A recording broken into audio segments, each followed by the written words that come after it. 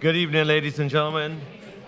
Welcome to our June 1st Planning Board meeting. We are so happy that you're here tonight. Thank you so much for being here.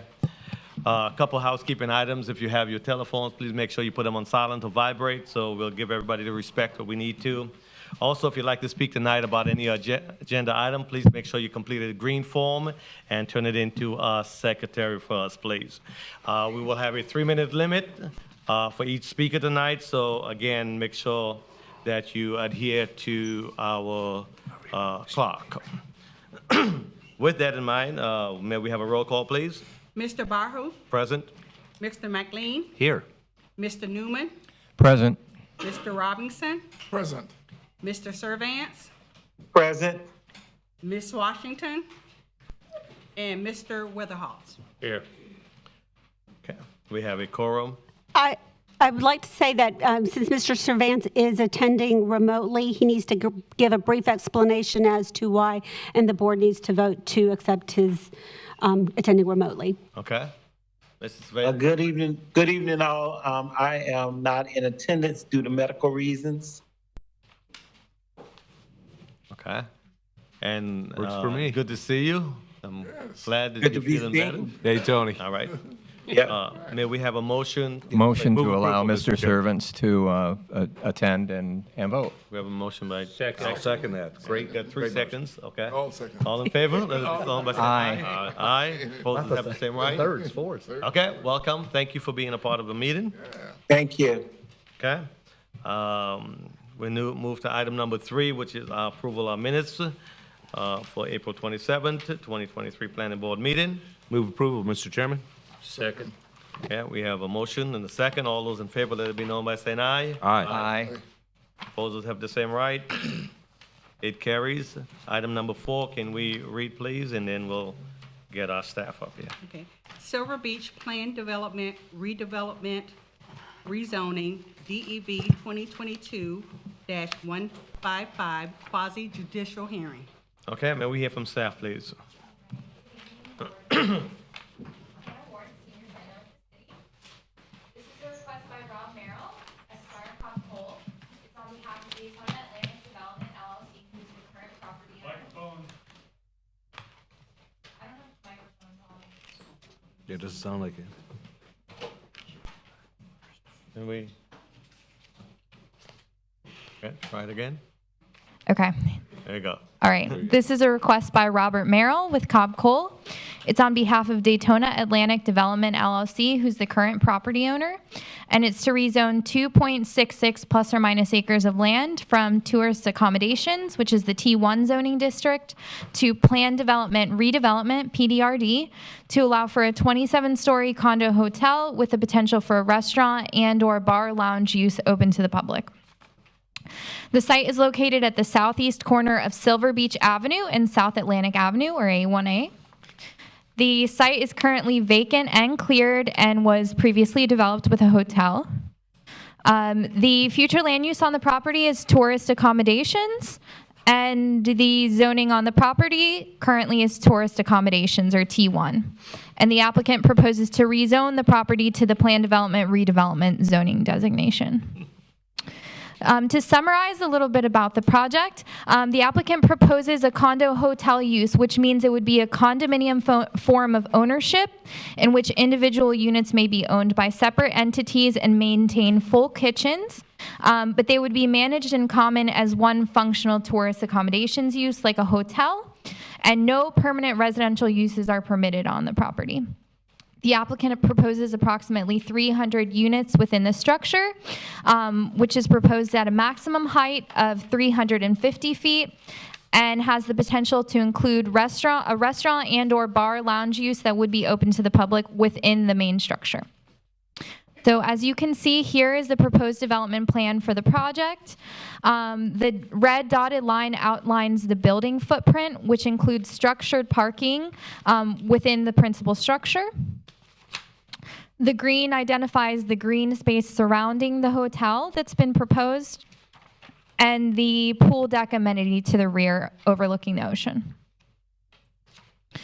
There are two main access points to the site, one primary access point that will be utilized to access the structured parking, and then there's one secondary access point that's primarily for loading operations. With regard to the accessory use proposed within the building, the applicant has requested to allow the restaurants and bars to be advertised on hotel signage so that they can be open to the public. They've also requested to increase the maximum gross floor area permitted by the Land Development Code for accessory uses. This would be associated with hotels with greater than 100 rooms, from 6 square feet per hotel unit to 15 square feet per hotel unit, or approximately 20% maximum of the building gross floor area. With regard to the building design, although the site is not required to comply with the design standards for major city thoroughfares due to its location in a redevelopment area, the applicant has proposed to comply with both the T1, or the Tourist Accommodation Zoning District, additional site design and architectural standards for oceanfront hotel developments, as well as the city's exterior color and design standards for major city thoroughfares that apply to all structures outside of the redevelopment areas along Atlantic Avenue. As you can see here, these are the proposed conceptual elevations for the tower.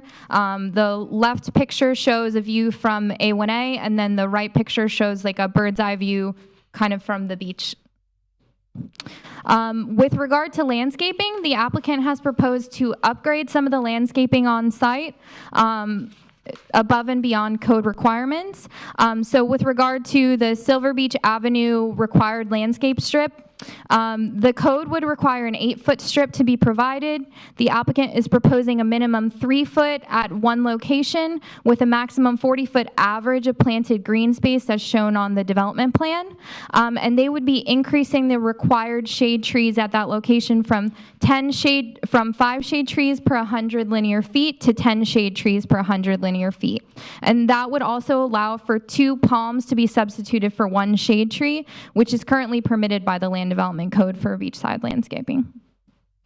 With regard to the south side of the project, the applicant proposes a minimum 3-foot perimeter landscape strip with an average depth of 20 feet, and they would be proposing 5 shade trees per 100 linear feet, which is compliant with the Land Development Code. And the minimum required landscape strip at this location is 3 feet. On the east side of the property, the Land Development Code requires a 10-foot strip, which is being provided. The Land Development Code would only require 1 shade tree per 40 linear feet and 1 small tree per 80 linear feet. The applicant has proposed to upgrade the landscaping at this location to 5 shade trees per 100 linear feet. And then with regard to the west side, or the A1A frontage, the minimum code required landscape strip is 8 feet, and the applicant has proposed a minimum 20-foot landscape strip with 10 shade trees per 100 linear feet, which is double the requirement of 5 shade trees per 100 linear feet.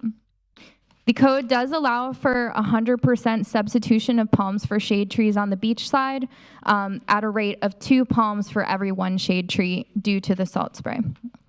The applicant has requested to waive the requirement for tree canopy coverage of 15% due to the anticipated utilization of palms to cover the site, which have a little bit of a different crown spread than typical shade trees. With regard to parking, it's been calculated for the hotel as well as the accessory uses as if they were principal uses. So that would include parking to accommodate the bar, the restaurant, and the hotel. The applicant proposes valet-only parking, and it would be structured within the structure. So it would be disguised within the design of the structure.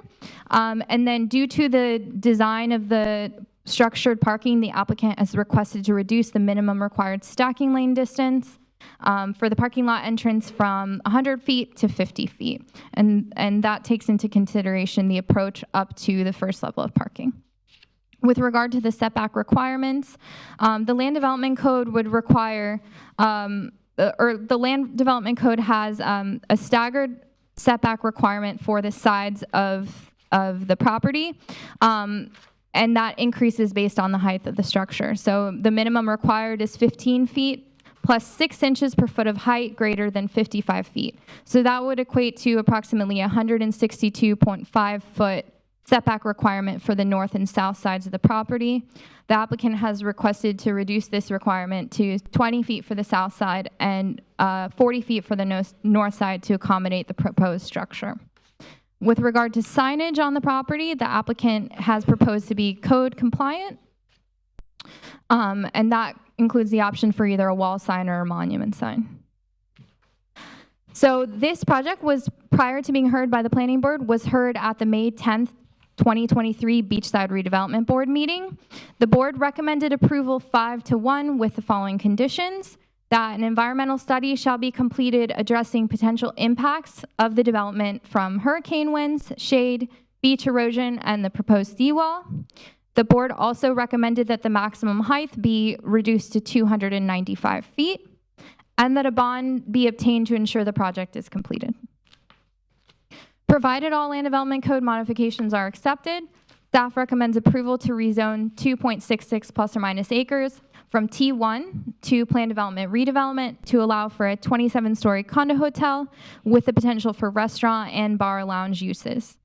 A majority vote by the planning board members present and voting is required to recommend approval to the planning board and city commission. And the item is tentatively scheduled to be heard by the city commission for first reading on June 21st and second reading on July 5th, 2023. And this concludes staff's presentation. Okay, thank you very much. Because of the number of forms and speakers for this item, I'm going to ask if Rob Merrill will come and go ahead and do his presentation. This is the applicant, and then the board will get a chance to ask questions, and then we'll open it up to everybody else. So Mr. Merrill? All right, thank you. Questions for him? One. No, no, Point of- no. I did have a question for staff. Okay, we will in just a second, yeah. Oh, okay. Let's hear the whole presentation. We want to go ahead and get Okay. the part. So Rob Merrill for the record with Cobb Coal, right here, 149 South Ridgewood. I'm going to try to do a little bit of a presentation, and then I think a lot of what I'm going to say is going to be in response to all the folks that are behind me that I'm sure here to talk about this project. You just referenced a number of people. So Yes, sir. thank you to the staff. Appreciate that. Both the written documents that you guys have that hopefully everybody's looked through and Hannah's thorough presentation. I think that, let me first introduce the owner of the property, Eddie Avalos here. And I have Joe Hopkins, our civil engineer, and Jessica Gao here with me, who I think is going to put up the architectural renderings. I tried to bring easels, but somebody doesn't like easels, so she's. At the end of the day, we're going to stand here and show them to you. But Hannah gave you both a written and verbal presentation that I hope you're looking at, both in terms of compliance with your criteria for the decision tonight. Most important, which is comprehensive plan consistency. You've got plenty of information there about that. I'm hoping that you looked at the redevelopment plan for this area, because this project speaks to that, and it is entirely responsive to what we've been looking for in the redevelopment area for a long time. I would challenge you, especially when you hear from the folks in the audience, which I think are going to tell you this is either a bad thing to do, or it's too big, or it's not the right time, or something. With how many hotels have been built of this quality in Daytona Beach, I guess you could say in my lifetime, but at least in the last 20 years. And there haven't been many. So if you visited the Daytona Grand Hotel at the end of Oak Ridge, it's about the same size as this. It's about the same overall number of rooms, the height, all the stuff that everybody's going to have something to say about tonight. And it's phenomenal. If you don't like it, and I think there will be people here who's, some snickering already, that don't like it and they think it's terrible. So if you share that view, I'm just not going to even convince you to try to say yes to this proposal tonight, because I think it's outstanding. I think it's great for our economy. I think understanding the nature of our economy in Daytona Beach is important to this decision tonight.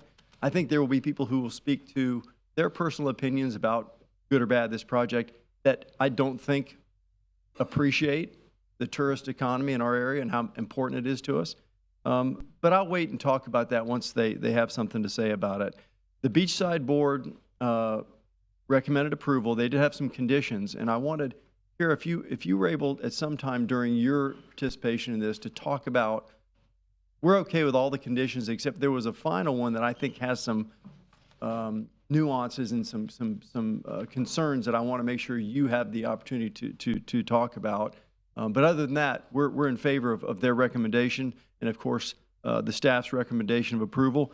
This is bringing you a wonderful $100+ million addition to your tax base with new hotel rooms, quality hotel rooms that we need in Daytona Beach, in my opinion. We're here with our team, with the owner, to answer any questions that you have. We want to be responsive to the people who get up and talk tonight. So if you'll reserve me more time at the back end than the front end, Mr. Chairman, I would appreciate that. Thank you very much. Yes, sir. Okay, now questions from our board for our staff or the applicant. Mr. Robinson. Thank you, Mr. Chair. Me or Hannah? I will go with Hannah first. Okay, good. Please. Usually smarter than I am. Yeah. I will ask the staff first, then I'll come back to you. Yeah. Don't go too far. Okay. Miss Anna, Yes. good presentation, good report. However, Mr. Robinson, excuse me. Just Can make you sure see your it? microphone is on for me, please. Thank you. Okay. can you hear me? Yes. They have to turn it up a little bit. Miss Anna, Miss Ward, in your report, you indicated that there was a 5-to-1 vote on the redevelopment board. However, you did not state what that one person objected to and what was that one vote objections. I don't recall exactly what their specific objections were. That was summarized in the memo that went to the planning board. But they did vote in objection of the project, and I believe that they are also here, so they also may be able to speak to their objections. So Mr. Thomas is here? Mr. Thomas should be here, yes. Yeah, he's here. You're the board? And also the board member that objected is here as well. Yeah, I would like to, if Mr. Chair, provide the board member with her objection to let us know what the objection was and how it would affect the project if she has a green form completed. If they have completed the green form, we'll certainly give them that opportunity to share. And if they're here, of course, we'll make sure, okay, they will share in just a little bit. So we'll go through in the order they have been given, and we'll give you an opportunity in just a minute. And one of my concerns is that, and I've stated it many times before, is that we have a LDC that gives us direction, guidance for us to follow through. And when I look at this project, it's almost as if we're going to rewrite.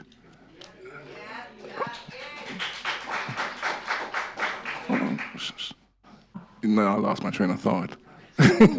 But it seems as if we are looking for some consistency, and the LDC gives us direction. And don't get me wrong, the property owner has a right to build on the property, etc. But the citizens of the city have a obligation to make sure that whatever is built provides for the future of the place that we live in. And I looked at all the waivers, okay? And it bothers me that we have so many waivers. Why do we have an LDC? The Land Development Code also allows the opportunity to go through the PD process to request modifications to the Land Development Code, and that's what the applicant is doing, per the Land Development Code. I understand that. Yeah. But when you look at the codes and you look at all the requests, like here's the code and here's the request. So it's almost as if we are rewriting the codes. And I know that sometime last year, we had discussed the possibility of, developers, attorneys, and the city getting together to review some of these boards.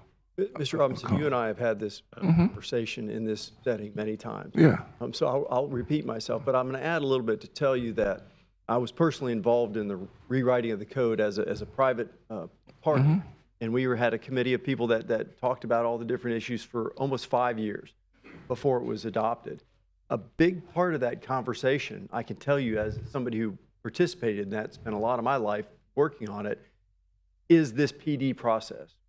And the ability for someone to come in and say, your code's great in certain situations, but here's things that we can bring you that are more than the code requires, and here's things that we need in terms of flexibility. And we have done that over and over and over in Daytona Beach, in lots of jurisdictions.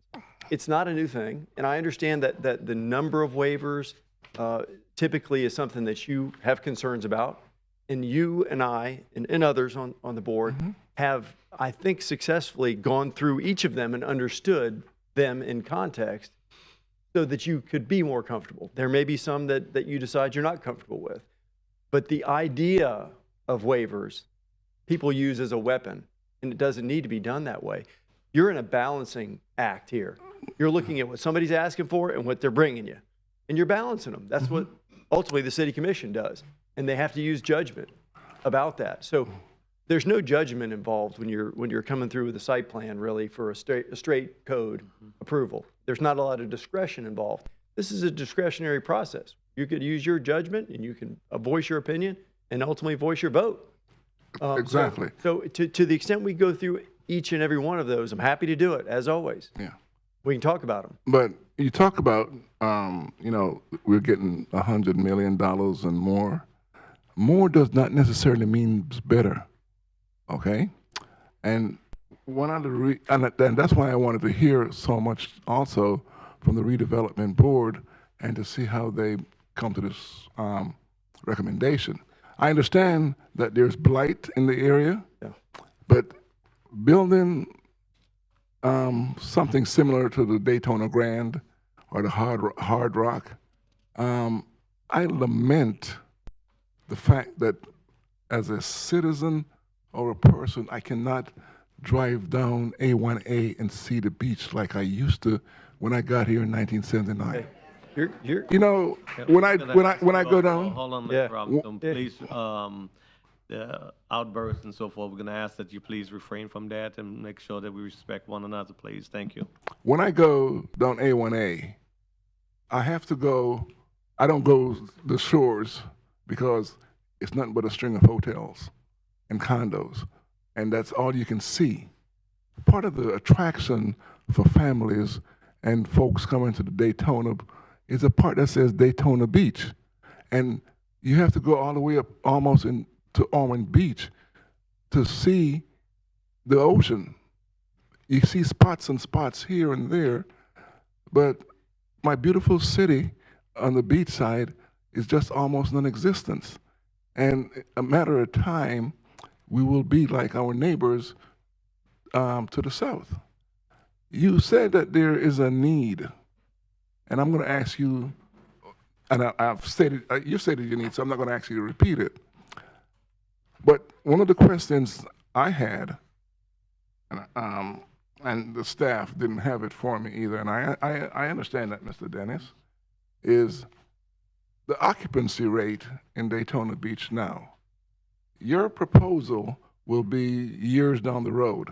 Currently, there are several hotels being built along A1A from Matthew, the hurricane damages, and they're rebuilding them now. And that will also, take care of a lot of the occupancy that's coming in a shorter term than your project here. Beautiful building, but I can't see my ocean, Okay. Hold on, I'm Is not. there a question at the end of that, Mr. Yes, it Robinson? is. I'm ready for it. Well, I know you are, Mr. Robert, but you're saying that there's a benefit to the city, and I'm trying to figure out where is the benefit. You talk about the blight, and is it this the best way to handle that blight? For me, when I look at blight, I can look at the barren land or the empty lots with nothing there. And then I can see, when I look at Blight again, I see all these tall buildings, okay? And we just went through a hurricane. For me, the Blight seems the quality of life for the folks. And yes, we're gonna get $100 million, but at what cost? Can we use our funding, our, wherewithal to make those blighted areas much more attractive? Maybe parking, maybe make them parks so that, families can enjoy the beach without having to drive on the beach. So interestingly, the cheering section is going to continue Yeah, I along the understand, lines yeah. of what you were going to say, which is let's build a park here. So Gary Libby did a very similar presentation, if you will, in the context of questions for the staff and the applicant during the redevelopment board meeting. He went on a little longer than you did, Mr. Robinson, to be honest with you, but there was no question. So you're advocating a position that I think you certainly have the right to, your opinion, and it lines up with something way less than what's being discussed here. If the idea is you don't like this, vote that way. So, and I can tell you that ultimately the city commission is going to look at this and decide there's a big decision here because, you guys, I'm not going to go too far down the road of what you've been looking at post-hurricane, but, you had a resiliency expert come talk to the cities in the county about, well, what do we need to do? Well, there's a lot of things that they're already starting to implement in terms of renourishment of the beach and lots of things that are happening. And the question comes up of, do you want to shut the place down east of A1A? Because everybody here does, I think. Or do you want to build it up so that it's going to be solid and allow the economy to continue on that between the beach and A1A? That's a big decision. But what he said, the expert, and his name is Mr. Jones, I believe, Mr. Young, is you either tear it all down and turn it back to Mother Nature, or you have to allow things to continue the way they are and make them better, make them stronger. You can't pick and choose which guy can and which guy can't, because everybody's already doing it on a lot of the beach now, Mr. Robinson, and I know some of that is not pleasing to you, but I can tell you that if you go to the shores, which you don't like the look of, that's where a lot of the buildings remain strong. They were properly constructed with good seawalls and good tiebacks, and everything seems to be okay there. People never missed a beat, So I will say that there's probably a lot to be said in response to things you're going to be hearing from the neighbors. But if you guys have any more questions for me about this, happy to do that, and then I'd like to come back up afterwards. Oh, yeah, questions? Okay. I have questions for staff. Can I finish, Mr.?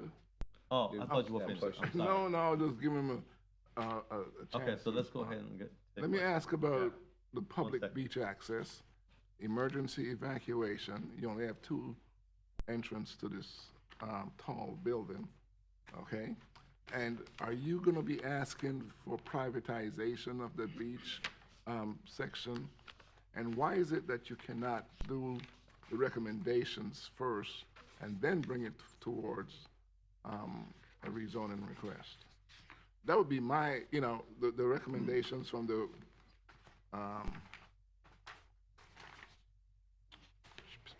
what's the recommendation? The three recommendations.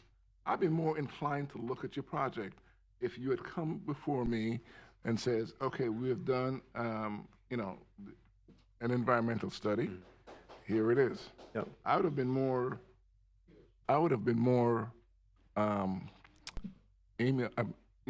likable to the project if you had not gone so high. Height is not, I drive over and all I can see is just buildings. That's not why people come to Daytona. If they want that, they can go to the shores. We want to see the beach. I want to see the beach. The citizens, I would think, want to see the beach. And then, I'm not so sure about the surety bond. That's a legal issue that you'd have to deal with. But the first two, I'd want to see that. Then I want to know what's going to happen when you come with a hurricane and your 27-story high 300-unit has to be evacuated. Where are they going to go? So you asked several questions so fast that I couldn't write them down. Let's go through them one at a time. Yes, sir. The last one was the conditions. So conditions that were placed on the recommendation of approval by the redevelopment board included the last one, which you said last, which is the idea of there being some sort of a private bonding of public, by the public, which is, I don't think that happens normally, and I don't know how it could happen.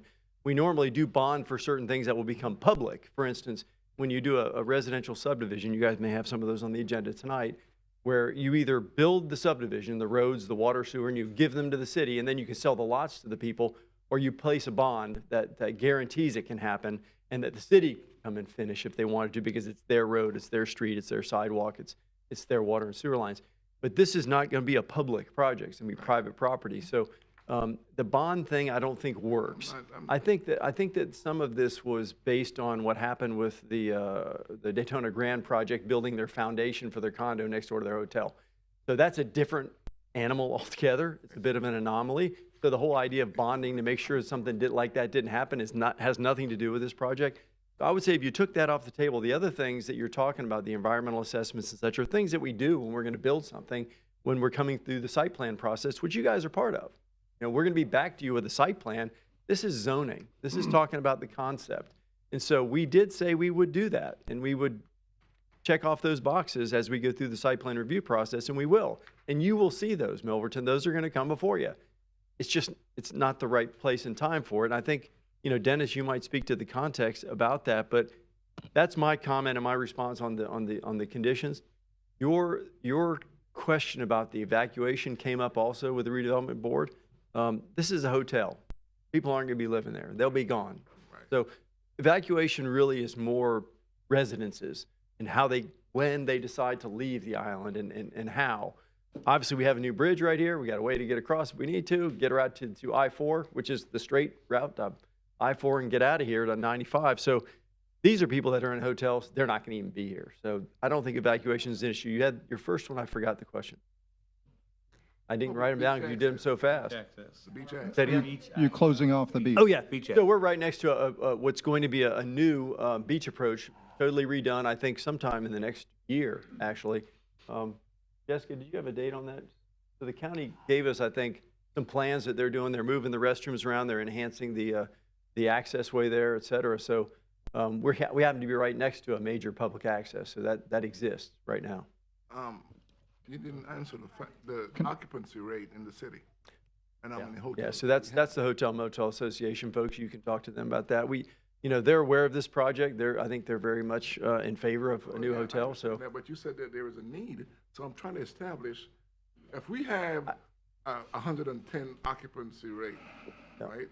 And that means we don't have enough beds for the tourists that's coming in. But if we have 60, 40, 50, I'm trying to determine the need for this condo hotel establishment, the project.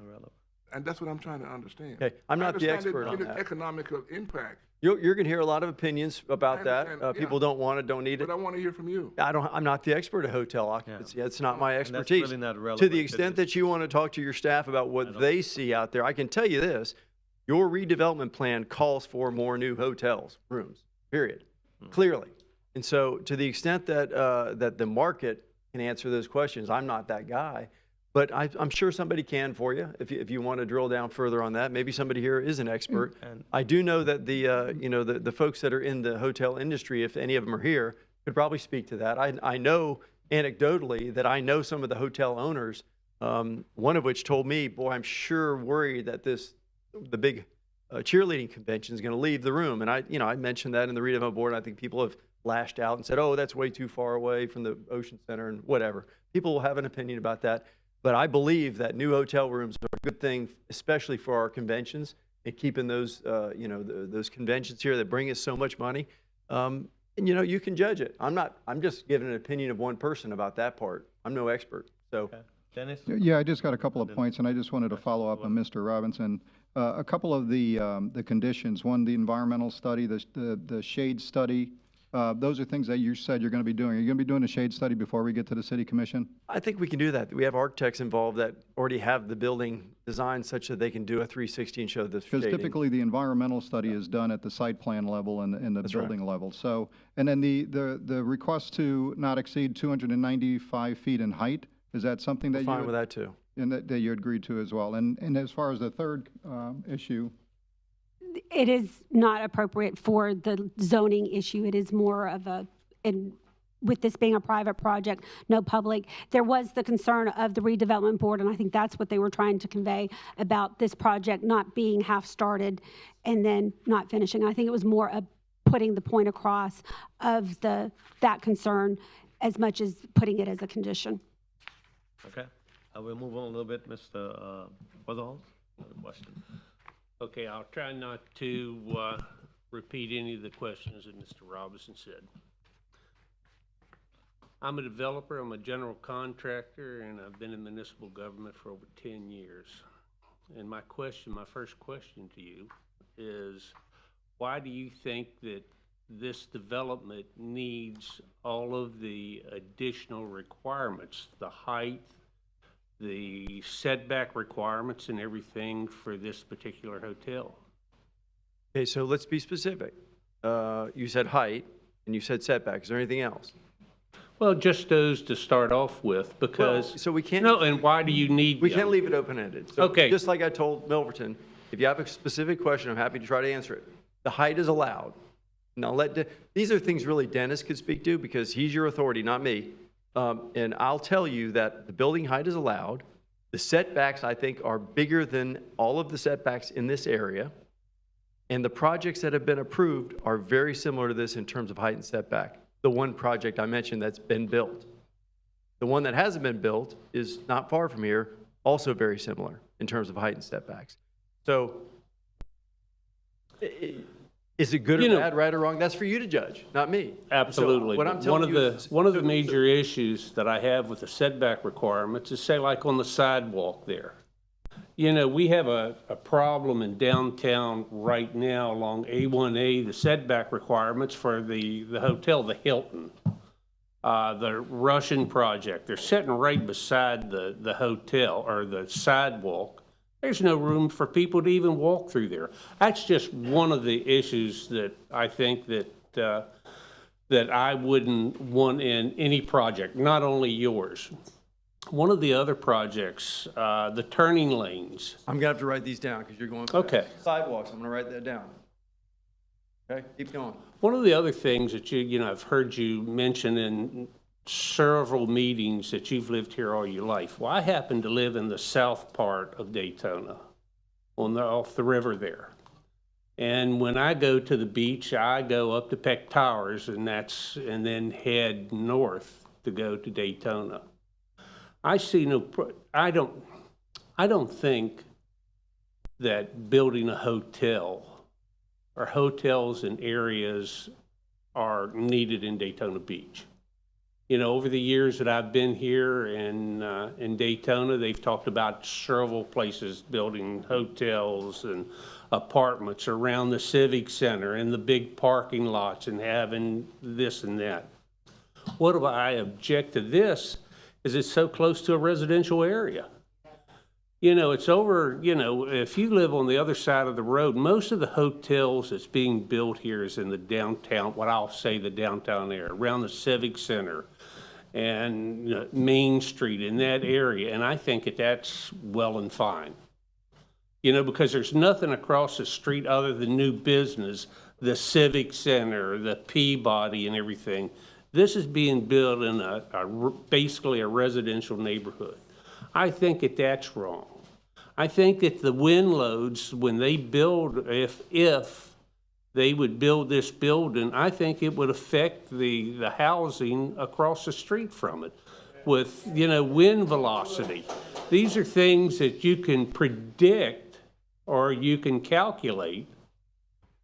But the unknown, the wind forces of a hurricane comes through. With this last one we had, that was a minor. Suppose you have a Category 4, or God forbid, a Category 5. This would affect all of the houses across the street. Another thing, the beach erosion. I walk the beach just about every day. I've seen the destruction a minor storm could do. I walk down by this project here, and I don't even see any improvements to his beach area, any reclamation. I see no permits set up for the county. I see nothing on the seawall. Maybe that'll be done during the construction. But I see nothing now, or no or anything on the books to do anything to protect of what he has. Another thing, you talked about, you know, the cheerleading. I was at the meeting, I heard the cheerleading, you said, well, we need hotels. They're gonna move because they can't find hotels. You're looking at a project at the very minimum, by the time you do the architectural and the finance and everything and being built and completed, it's pretty close to 5 years. I'll say, give you the, if everything goes well, and it's gonna be 3 years. So, you know, we need to build. They're building up north of this, heading towards Ormond, building hotels, condominiums. Hopefully one of these days we'll see the Russian project completed, since it's an eyesore sitting there for many years. And it's due to whatever reason, but it's been sitting there. And I think the city's been very amendable of not shutting it down and making them tear it down, with the structures that they have in the ground now. But getting back to the subject, I think that I have never, I've only been on the planning board a short period of time, but I've sat on many, probably as many planning boards as you have in different cities. I got 25 calls, personal calls, to my house objecting to this. I also have 27 emails objecting to this. And this is the part of town where I live in. I'll be coming by this every day that I go to the beach. And the request and I just don't see this happening. And you're right, it is my vote. But I think one of the things more important is to listen to the people in my area. And, you know, and putting that and weighing it on the building side of me. I want to see hotels, more hotels. But I don't want them cramped in on a small space and having to ask for a lot of variances all over the sides. I don't want to have a variance on the height. And this is, you know, I could keep going on and on and on, but these are some of the things that I think that reflects my judgment and the judgment of the people in my zone, and it is in my zone. So to the, you done? Go ahead. Yes, sir. So to the extent any of those have questions in them, I'll try to help with them. And Joe Hopkins might need to help too. So you talked about wind effects, you talked about erosion, you talked about when seawalls might be built. Joe, I'm going to need you for that. Sorry. I'll let him speak to those things. Okay. And the sidewalk as well. So these are all really intricate site plan, construction oriented things, which you're in the construction business. Those are good questions. Some of what you were giving was an opinion about whether this is good or bad. So I wish we weren't going there on a question, you know, the applicant time, but that's fine. For now, I'll tell you that I'm not the expert on whether it's a good place for a hotel or not in terms of the need. I feel that way personally. I'm giving my opinion. You just gave yours. I don't get to vote. You do. So, you know, you're a contractor. You're in the development business. You got an opinion about this. I think you can voice it as best you can. Joe, I'm going to let you try to walk through the questions that were asked about the sidewalk, the wind effects, the erosion timing for the seawall construction. But you went down the road about the cheerleaders and whether we really need them or not. Again, I'm not the expert on that. That was the one example that I wanted to give of how our Ocean Center is supported by good hotel rooms. People have a place to stay if they come here for their conventions. Maybe that was the wrong example. But I do think it's important, whether it should be in Ormond Beach or Daytona Beach. Maybe you like Ormond Beach better. I don't know. I think this is close enough to the Ocean Center for it to be viable. That's a personal opinion. And that's an opinion that you guys will get to vote about, you know, as will the city commission. Okay. And Joe, if you just state your name and address for the record. Yes, for the record, my name is Joe Hopkins. I'm an engineer with the Performance Group here in Daytona at 100 Marina Point Drive, Daytona Beach.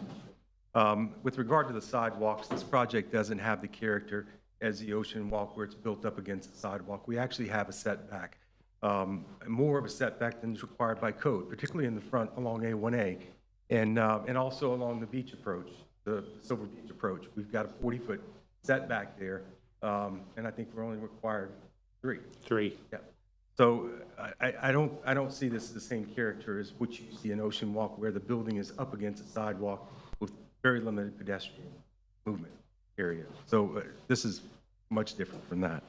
Talk about the construction of the seawall, what's going on with Yeah. the right now, as far as when you can build things. The executive order that was issued by the governor actually did not include vacant properties in the executive order. Rebuilding seawalls on vacant properties was actually prohibited. The executive order was amended, the third amendment that was done, I think, the last week of April. And that opened the door for not only this property, but several others to make application under the emergency order to apply for a new seawall, to rebuild the seawall. Very well So we're aware in of that it. process right now. We thought about doing some temporary improvements, but those are timed. There's a certain limitation on temporary improvements before you have to do a permanent improvement.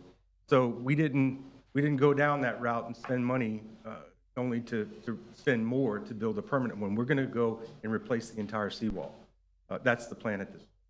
So we're going to permit that with the department, and we'll file that under the executive order emergency. I mean, I'm very well aware that, with the permit, the turtle season, everything's pretty much at a standstill, what you don't, what you can do and what you can't do, the equipment on it. It's not at a standstill.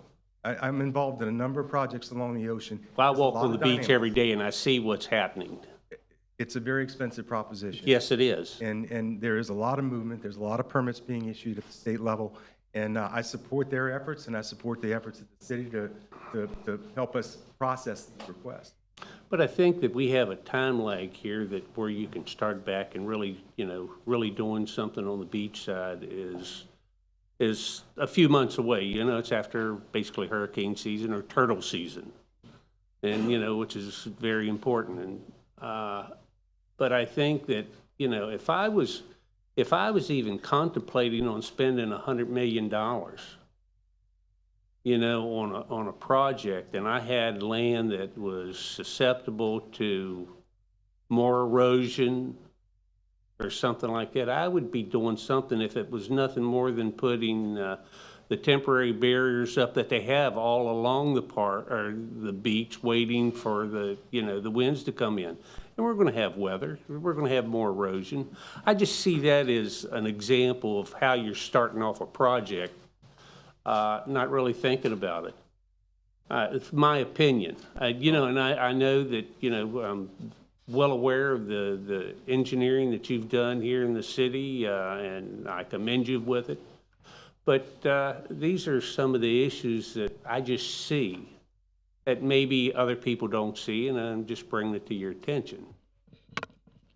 Yeah, can I just make a couple of points on technical issues? We were talking about the building height. This is a T1 zoning district. There is no building height, so they're allowed to build at whatever building height it is that they find appropriate. And as far as building setbacks, so we do have calculations in the T1 district for building setbacks. However, the Land Development Code also allows for a reduction of setbacks based on the average of the buildings that are built along that lot face. So if the development in that area has lesser setbacks, they can also have those same lesser setbacks on average to that lot face. So there are those two technicalities as far as the reductions for the, you were mentioning about the height. But in the zoning area, don't they have to request and then be approved? They can, I know that. Well, in the setback issue, if we were just going through a straight site plan and they were developing this, all they would have to do is come back and demonstrate that they were meeting that average setback requirement, and we'd be able to approve them. The building height itself, there is no building height, so, really what they're going to be restricted on building height is by the FAA. The FAA. So that's Absolutely. what's going to restrict the building height on them, so. We've I just approached wanted the to make those 2 FAA points. with regard to this project, and it's been put out with our height. I think that's it for the. One other thing you said that I want to respond to is the proximity to the neighborhood. And I can appreciate that. And we've heard from some of the folks that live in the neighborhood. In fact, I had a lot of conversation with the folks that live in this neighborhood when we built the convenience store right at the corner there. Most of them that go there now. I mean, I like you, I've been here a long time. I go to those places afterwards and ask people, hey, did the people come in that showed up at the planning board meeting and talked about how they didn't like a convenience store there? Yeah, they're here all the time. They shop here 3 days a week. So that's how things change, right? But at the end of the day, those folks have a voice here, for sure. I get it, 100%. I'm trying to bring them something really nice, including a public place that they can go to the restaurant or the tiki bar. So we put public pieces in this on purpose, knowing it was a neighborhood. I'll tell you that the project that I'm really excited about is the Marriott Renaissance, which is right across from one of the nicest neighborhoods on the beach side I know of, the Seabreeze area. Seabreeze. And we had a lot of conversation with them about that and how it was going to happen and how the parking structure near them became closer to them than most of the parking along A1A. And we worked out a way that it worked. And I had several of those folks who are friends of mine who live in that area and planning board members and former city commissioners say, wow, that worked out. We talked about it. We found ways to meet in the middle. And they're very excited about the fact that they built a nice structure for the parking. And they're in the process of building another, I stood in the rain while we were discussing that in the parking lot, talking about the hotel before it was built. I was standing in the rain there with you. There you go. So anyway, I think that's all solvable. We know we live in a neighborhood. We all do. This island is a narrow island. I live on it too. I've lived here my whole life. I walk to a shopping center that somebody might have said, hey, I don't want a shopping center so close to me, but part of life on the island. Okay. Thank you very much. I have Mr. Newman. You had a question? Well, I was gonna ask about how the 295-foot limit on the height would affect the side setback, but while you were out talking, I figured it out myself. So I figured it comes to 136 feet for the standard, and I just think the reduction to 20 feet and 40 feet is too much. I would really, my point is, the reason for going up, in my view, is so that you have more area on the sides. I would rather see a tall building with a lot of side area, green space, than a shorter building that goes end to end of the lot. This project does both. It both goes up and goes sideways, way too far out. I would really like you to reconsider the side setback modification. The other question I had was about the return, financial return to the redevelopment district on this project. Do you have the projection on that, or does staff have the projection? They might be able to tell you, but I think it's ballparking. I don't think the redevelopment folks are here. Oh, yeah. So you guys want to talk about it? Okay, no. You can extrapolate from the numbers we're estimating for the cost. I mean, so I don't know what Dennis, do you have the number when you start to run through the tax numbers on $100 million? That's conservative. It's a lot less than they actually spent for the Daytona Grand. And that's not only pumping a lot of tax money in, it's pumping a lot of secondary effects into the economy by the people that are staying in the hotel room, and that work there and that go to the restaurants. And I mean, it's some of this. Yeah, I'm not the expert on the numbers. You want to come up and give the numbers? If you're the expert, you get your 3 minutes. Okay. So you're going to get your 3 minutes to talk about it. Well, those are my questions. Yeah, so one of your questions had to do with the setback. Yeah. So you heard a couple things. Milverton doesn't like the view being blocked. And so we happen to be right next to a beach approach that's open. So you're going to have a lot of openness on the north side, plus the 40 feet, plus the 20 feet. And ultimately, it's way more than the average of this block, which is the standard that if we were in the straight zoning classification with no building height, we could come in and argue that this is what we should be doing. I understand that, I guess it's been 20 or so years that we came up with this scheme where you make skinny, tall buildings or you make short, fat buildings, because people didn't like the short, fat buildings. And once you got 3 stories up, you couldn't see over it anyway. And so we said, okay, let's squeeze them in and make them more side yard setback. Well, they started building the parking podiums, which were totally legal, in the setbacks anyway, so you still couldn't see. So at the end of the day, it never really worked. No hotel has been built here with those standards. It just hasn't been done. So James, should you change it? Hey, I don't write the rules. That's something we need to start looking at. Maybe you should. So, but the good news is we were very, I think we came together to come up with a good plan for how you do a plan development. That's why we're here. So you look at the things you do like and things that you don't like and balance them out. And if you think that there should be more side yard setback, there's your opinion. There's the way that you're going to condition your either support or denial of this. I would consider, though, the rule book that he just told you about with the averaging, and we've done some measuring of the block that's being considered here, and all the setbacks are very small. And our setbacks we're proposing are a lot more than the average for this block. There's no reason to go down the road because we're trying to do something that's custom to this. And so it's what you see is what you get. And the reason why we've been successful in Daytona Beach, some people say, oh my God, these people. Trees don't make up for 20 stories, buddy. Sorry. These PDs are terrible. Well, the things that have been built here that you like were built with planned development in Daytona Beach. And the reason why it was negotiated. You get to decide how much you get on your side versus how much you're given on your side. And in every case, you need 4 votes at the city commission. And those 4 votes are going to make sure they're measuring things and seeing what they're getting out of it. So a negotiated custom fit, that's one part of it. The other is what you see is what you get. So if I show you what we're doing, the plans, the architecture, all these things, that's what we're doing. That's what our zoning is. We're locked in on it. So I think it's been a good process. I think this is a good process. I know Milverton and others are worried that the number of waivers that are requested in that balance are too many. But when you drill down and look at what they are, for instance, the setback over here where you see that circle is providing a place where you have a lot of stacking and a place for the valet to go, so it works better. And on the right-hand side, you see where there's a service lane there and a place for trucks to come in and out, so they're not parking out there on A1A like we're all worried about. These are solutions we came up with that cause some impact in terms of the setback, but we also put more green than we're required, and we put more trees than are required, as Hannah went through, and showed you systematically.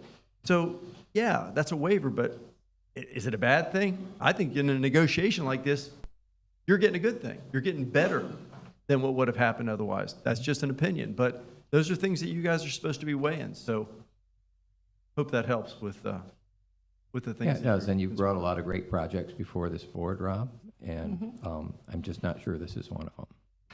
Everybody's got an opinion. You're going to hear from a bunch of people in a few minutes, so. Well, you have the community here Yeah, you'll hear to from kind of verify that. And again, for those of you that's in the audience, we ask that you please respect and keep all outbursts to yourself, please. If not, we're going to have to ask you to leave. Okay, so we make sure give everybody an opportunity to be heard and be respected. Okay, Mr. McLean? Yes, thank you, Mr. Chairman. Rob, I'm gonna make it easy on you for right now. Let's let the public have their say. I know you're gonna come back up and maybe we can talk a little bit about a couple things at that point. Question I do have, Hannah, if I could ask you to come up briefly.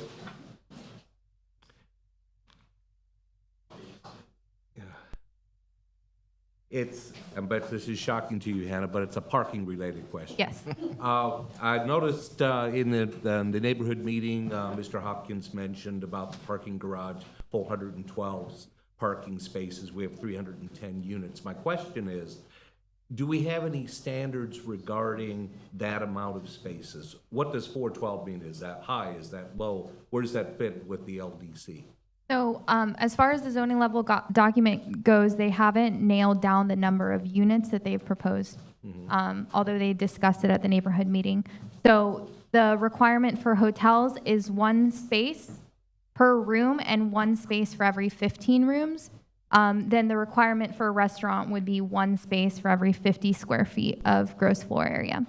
When a hotel is combined with a restaurant use, which is permitted for hotels that have over 100 rooms, they're required to accommodate parking for the restaurant as if it was going to be a principal use as well as the hotel.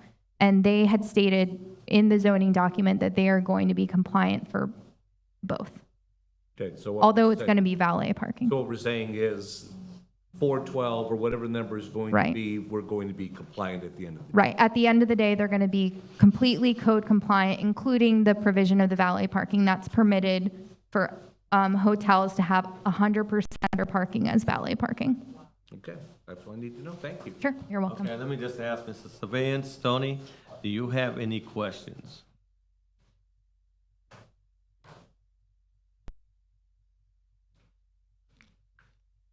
Oh. Turn your microphone up, Tony. I don't have any questions. Most of the concerns that my colleagues expressed was some of my concerns about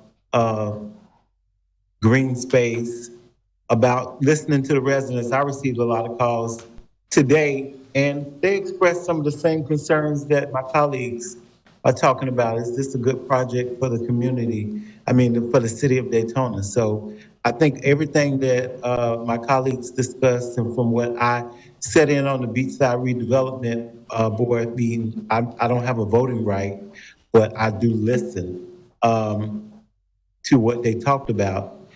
So I'm good on that. Good. I'm good on that part. So I know how I'm going to vote. So we're good on that. Thank you. Okay. Thank you very much. Mr. Chair? Okay, yes, sir. Before you start with the public, I do have an issue that has not been addressed yet Okay, what's that? by either the staff or Mr. Merrill. It has to do with the turtles. And I'm not don't use a Daytona Grand as an example, because for me it's just an expensive eyesore because they never finish the product. And it's like an empty promise. But what I want to talk about is the turtle and driving on the beach. It seems to me that when you go at such, height and so forth, what about the lightning and how does it affect the turtles? And how much activity is going to be coming along on the dune that affects the take that the federal government says that we're allowed so we can continue driving on the beach? How is it going to affect the turtles, how much we're allowed to take so we can continue the tradition of driving on the beach? And will your hotel eventually affect that, sacred tradition of driving on the beach? It seems to me that when Hard Rock came in, they took out 400 feet of public land and made it a private beach. And I hope that this one doesn't do that too. You asked a great question I didn't answer, and I apologize. No. Because you went down the questions real fast. One of them was whether we're going to try to do it Hard Rock again. We're not going to do that. We're not asking for a private beach. And so to the extent that there's any effect on the take permit, that's not really my expertise. Kira, you might be able to address that. I don't know. It's a county, it's a federal permitting process that the county's administered. And I know that we have to abide by both DEP and county's regulations as it affects turtle lighting and those sorts of things. We will. We're not there yet. When this is fully designed, we're going to have to deal with the county, with the DEP. And Joe, I don't know whether Behind you. whether you want to get into that. I know you've been doing a lot of it, but I mean, with regard to the impact on turtles, we're not taking vehicles off the beach. And the architecture of the hotel itself doesn't have any impact to the turtle nesting. All of our activities are landward of the seawall.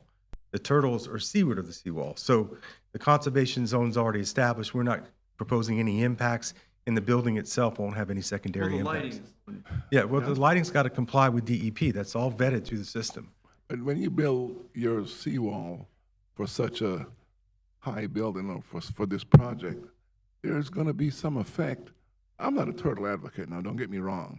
I'm an environmental advocate because this is where I plan to live for as long as Mr. Merrill has been here, and this is where my kids are going to grow up.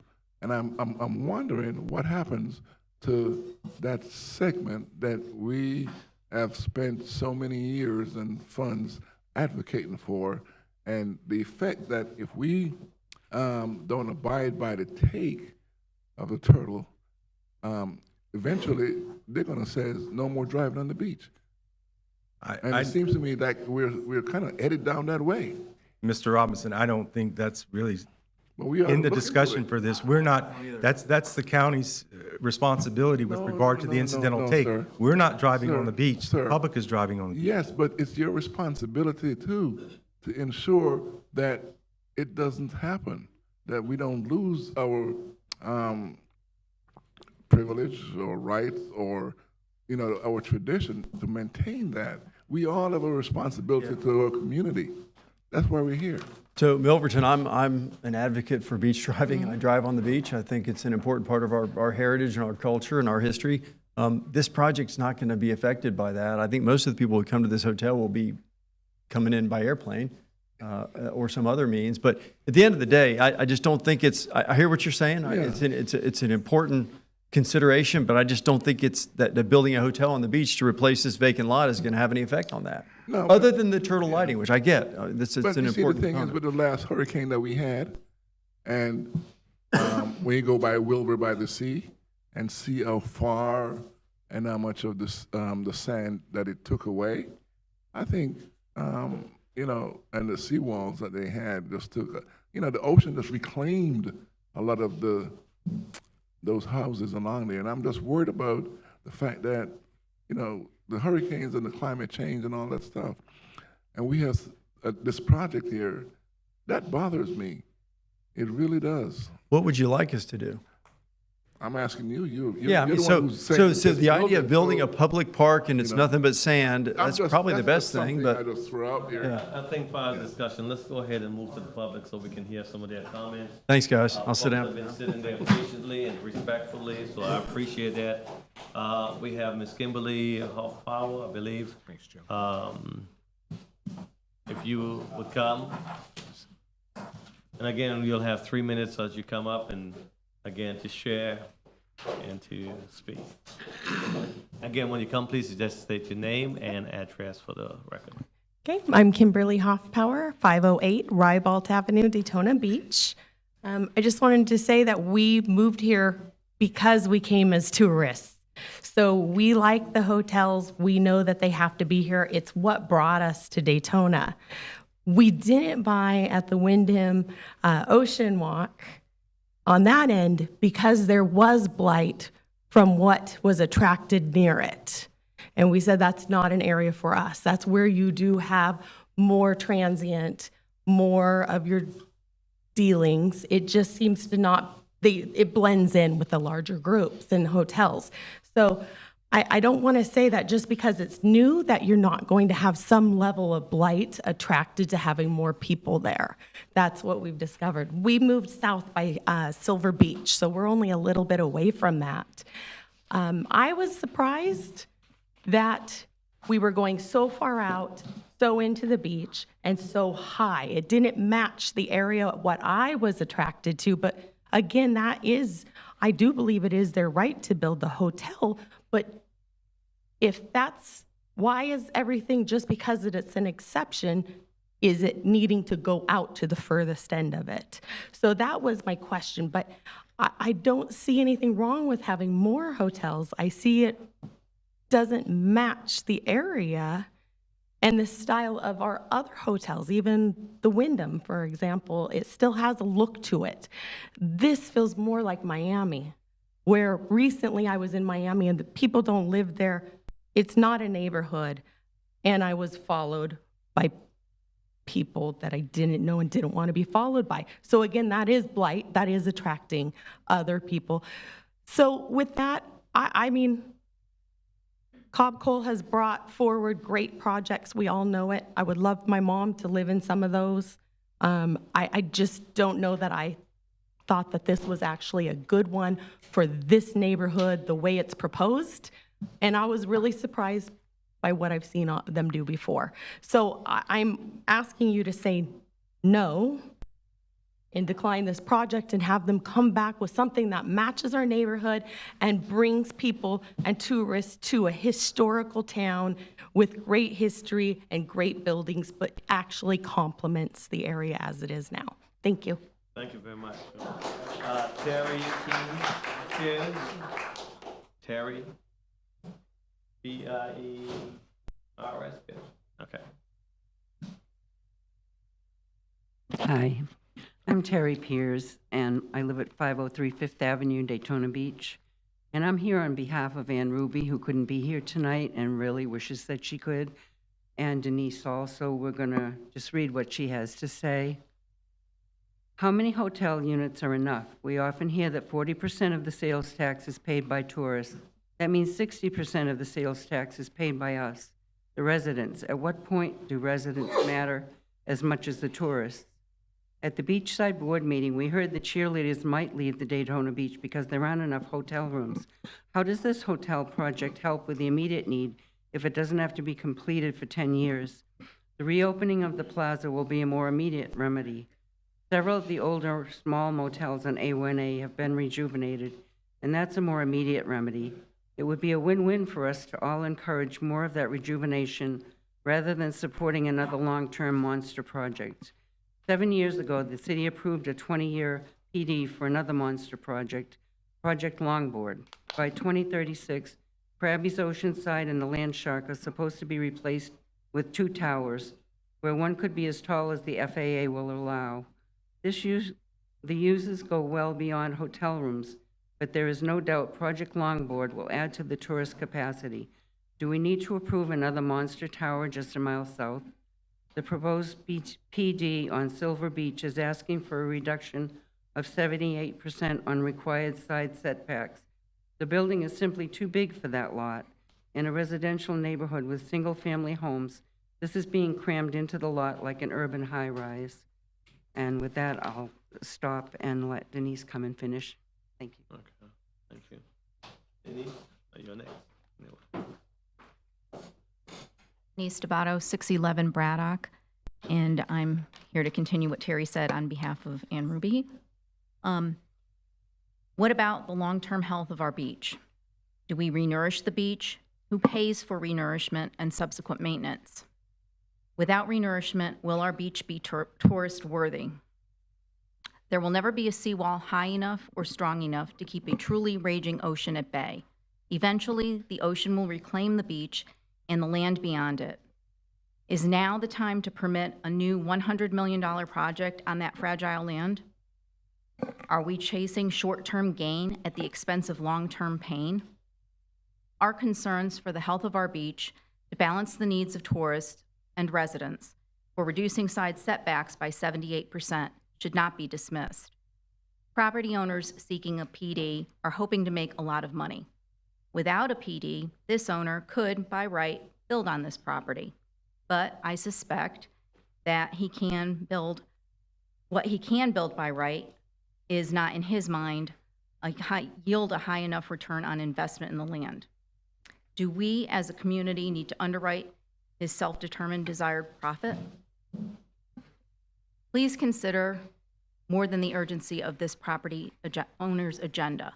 Please consider the impact of such a monstrous structure erupting on a fragile beach in a residential neighborhood.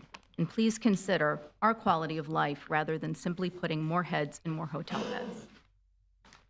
Okay, thank you very much. I believe Marty Kowalski. Forgive me if I mispronounce her. Marty.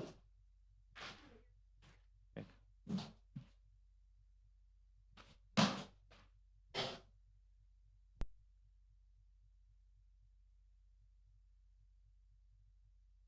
My name's Marty Smolinski, and I live at 318 Phoenix Avenue. Thank you for hearing us out. I've lived here since 1977. I'm the former property manager of the Diplomat when they were splitting the Seabreeze Bridge in two. Seabreeze was never the same after that. I was the liaison for the Seabreeze merchants, the rerouting of the traffic, and that's a whole nother ballpark.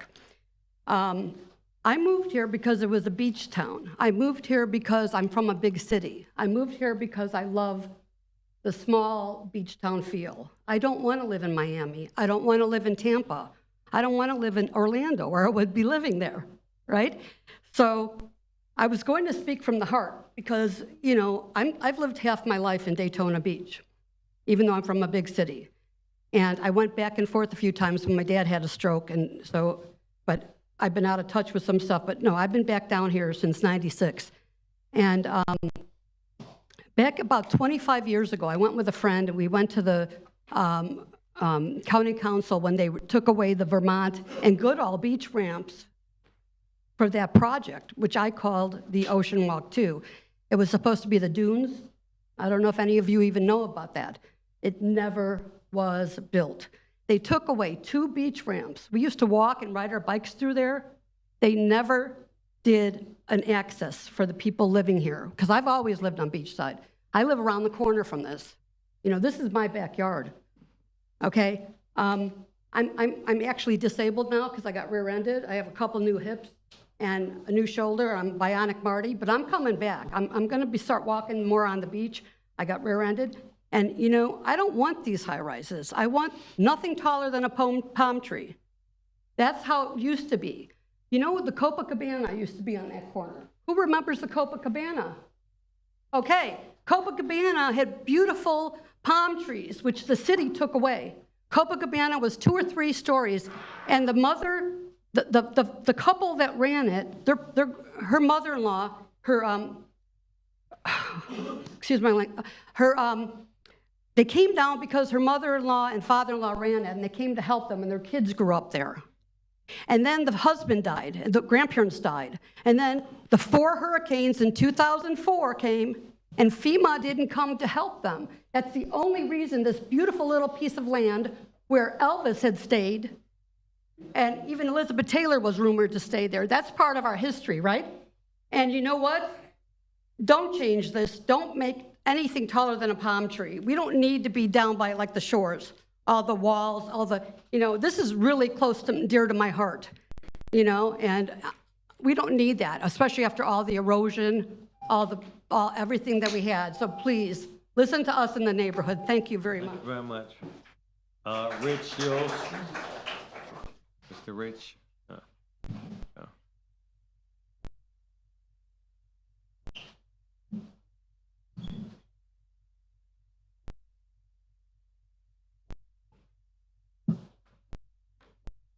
How you guys doing? Good. First of all, I found it kind of interesting. I was here at the Beachside redevelopment Would also. you just state your name and Sorry, address, Rich Yost. I live Beachside off of Hartford. When I was here last for the Beachside redevelopment, the map that staff presented was different. The planned zoning, the development area was different than what you guys just saw. It actually extended out over the beach, and it's no longer doing that in the map, and I wonder why. It might have something to do with an email I sent 2 days ago to planning, asking a simple question. Page 7 of the last staff report makes mention that there's no environmental concerns whatsoever, right? I just asked the question, on what basis are we making that assertion? And they said, well, there just isn't. You know, I emailed Ms. Ward here, who forwarded it to the assistant city manager, who replied to me. And he said, well, there just isn't. Okay, well, on what basis? Because there's plenty of experts out there that are going to tell you that there is concern. Okay? Take that, and then I challenge all of you guys, since apparently you guys wrote the land development code, look at 6.15.c, environmental concerns. Look at it. It actually states 6.15.c.1 scope states this provision of the subsection shall apply to any development that is wholly within or partially within any flood hazard area. Pull up the FEMA map of the flood zones. At least half of this planned development by the city's staff report is in a flood zone, which makes it subject to the land development code that all of you guys wrote. There is no wiggle room. There has been zero concern regarding erosion. I mean, 6.15.c.2 talks about flood damage and erosion potential. 6.15.c.15 buildings and structures seaward shall be in a flood hazard zone, buildings and structures shall be designed and constructed to comply with the more restrictive applicable requirements in a Florida building code. I haven't heard answers to anybody. I literally emailed the planning department asking these questions. Is this in compliance with the land development code, that 6.15.c? If it is, nobody's been able to articulate that it is or how it's going to be. Nobody's been able to articulate that there isn't, you know, an environmental concern. Look, I live off of Hartford. The Hartford beach ramp is still washed out from Ian. High tide comes up, it still comes up over it. There's an expert in this audience right now that gave a presentation about how these hardened seawalls against unarmored areas like a beach ramp cause more significant damage. The land development code is there to protect the citizens. As a matter of fact, 6.15.c talks about the fact that those requirements are a public safety concern. The public safety, everyone in here has a right to live in a place that's considered safe. And that's why this land development code was written, and it's not being followed. So is this rules for thee, but not for thee? You know what I mean? Thank you very much. I just want to make a comment on a couple of those things. First off, the staff report that you're seeing is the exact same staff report that went to the redevelopment board, so nothing was changed. It's all the same. 6.15.C deals with some environmental concerns, most of which are dealt with at the site plan and the building permit level, not at the rezoning level. That's why we haven't gone through that process, because we're not at the site plan level right now. So. Okay, thank you. Let's continue. I believe Mr. Gus Colarusso.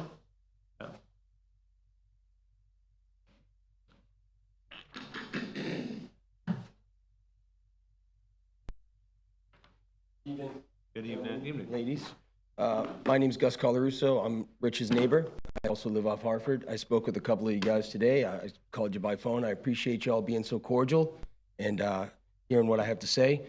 I had a bunch of stuff written down, but there's a million people in here that have already said it. Many of you guys have already said the things I want to say.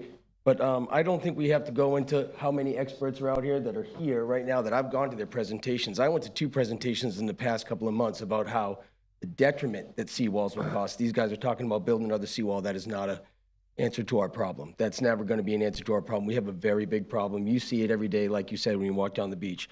I just ask you to see this. I think about pros and cons. It's really simple. We don't have to, he's right about the code. He's right about the flood maps. He's right about our safety and our quality of life. All you guys are right about that. But the question is how is this good for us? How is this good for the people who live here in Daytona Beach? I moved here for the same reasons that a lot of people moved here, the small beach town feel. A couple times a year, we get a lot of people, and we're structured for that so that we can take those people at those times. Well, we put those people, and then we put another neighborhood on top of the neighborhood. It's another whole neighborhood on top of the neighborhood with no other changes within the neighborhood besides that there's another neighborhood on top of it. It sounds ridiculous to me, but I just wrote down a couple things just when I was thinking about this. I have so many things that our lawyer friend here said that are... I just wrote it down. I just can't, there's just too much to get to, but just simple stuff. How is this good for our beach environment? It's not. It's going to shade the beach. It's going to shade the beach in the afternoon. It's going to shade all of our houses. It will literally change the weather patterns at the citizens' houses. Change the weather patterns. Think about how significant that is. It will kill their plants. It will grow algae on their house. This is not okay. It's not good for our infrastructure, the flooding that we already have, the sewerage that's backed up, all the problems that we have every storm. I watched the storm, it was not even a storm, it was just windy, and the ocean was, at high tide, was already slapping against the seawall near my house. And that's just digging out the sand from underneath the seawall. Again, the experts can tell you. This isn't good for our quality of life in any way. More cars on the roads that are already crammed with traffic when there's events in town. How is that good for our quality of life? The people who already live here, own homes here, and pay property taxes here, moved here for a reason. We don't need to be Orlando or Miami, whoever said that. And the last thing, it's not good for our tourist industry. They say it's for tourism. It's not for tourism. Tourists are not coming to lay in the shade of a building on the beach. They're not. They're coming to see the beach and enjoy the beach. They're not coming to lay in the shade. I promise you that. This is a beautiful building that should go in some other place, like Orlando, or maybe by the Speedway, where there's already an airport and a racetrack. Not on the beach. That's all I have to say. Thank you. Holly Beckwith. Miss Holly Beckwith.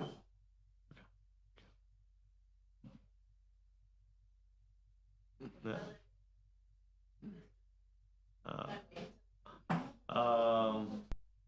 I can put you at the end. Okay, just before. Okay, we'll move on. Amy Pyle. Hello, everybody. Amy Pyle, 136 South Grandview Avenue. I am the one dissenting vote on the redevelopment board. I made a 3-minute statement, so I'm going to breeze through these things quickly by number, and if you have any specific questions, I'd be more than happy to speak a little more on it. Okay, number 1, transition between large and adjacent small buildings is too great in this request. The setback requirement in the LDC would be 162 feet, reduced to 20 feet is too much and not balanced by the benefits. Number 2, loading and unloading is going to occur on A1A and block traffic just like it does at Ocean Walk, and you know it. Number 3, regarding environmental impacts, staff made no efforts and deferred to the state, which to me means if the state allows it, we'll allow it. I believe the city of Daytona Beach is obliged to its citizen to step back and recognize the state may know what's best for us. And I have a lot to say about the environmental. The number one recommendation about the environmental study was not fully elaborated in that report you got.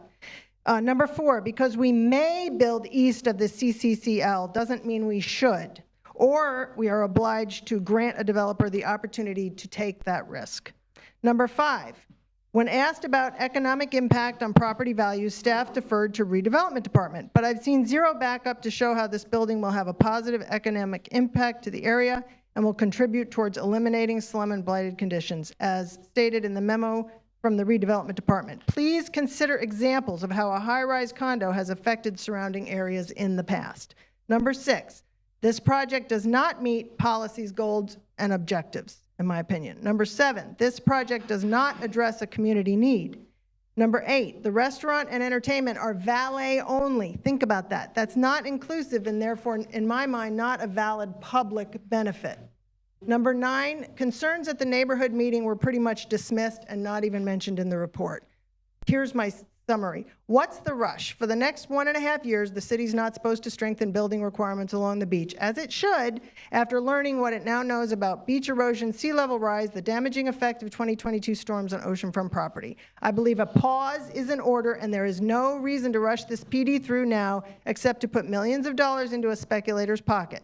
He purchased for about $11 million in the mid-2000s when the market was at a ridiculous high. Assessed value is now about $3 million. Approving this PD will bump the market value of the property, whether or not it ever gets built. But any increase in taxable value could take 10 years, and it won't happen until the thing is built. So our benefits wait until the project is done. Any questions? We'll have Sandy Happy to Murphy. elaborate on any of that. Yeah, thank you. Okay, the one thing I had hoped to say was that the environmental study was not just about, it was erosion, wind, and shade on the beach. Yeah. And I don't think that those 3 things were mentioned in the report. Thank you. Okay, thank you very much. Sandy Murphy?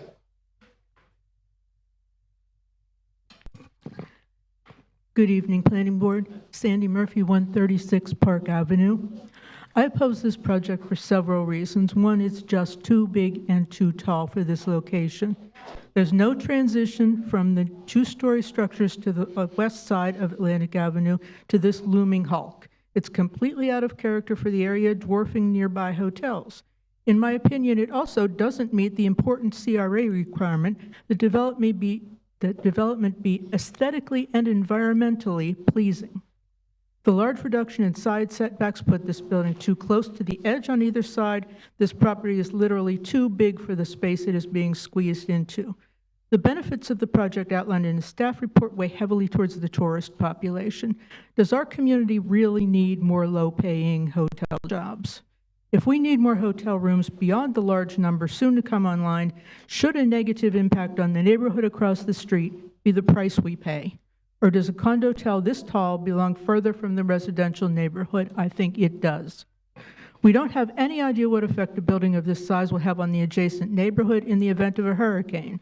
Shouldn't we know this before the project is even considered? The redevelopment board wisely recommended an environmental study that addresses potential hurricane wind effects, the impact of shade cast by the property, beach erosion concerns, and the impact on adjacent seawalls as a condition for approval. Are we setting the city or county up for very expensive restoration efforts in the future to protect this private property? We should know before you authorize this PD. If you approve it as is, you have okayed this build regardless of the findings from that study. What is the reason to be rushing through a PD when they're not anticipating the start of construction for 5 years? This board and the commission have been pushed into previous PDs where the approved changes were simply a mechanism to create more value for the current owner to sell. And the difference between the start by and construction completion times here could leave this building under construction for as long as 5 years. That's a long time to have a very busy beach ramp impacted by the dirt and noise of construction. The reason this building is so big is to maximize the revenue potential for the developer. That is not your job to see that that happens. You're charged with maintaining the quality of life for our residents. Let the developer build a condo hotel on this parcel, but one that fits the neighborhood and our existing land development code. To do otherwise without understanding the impacts of the potential development and what is proposed is irresponsible and wrong. Mr. Paul Zimmerman? Mr. Paul? Okay.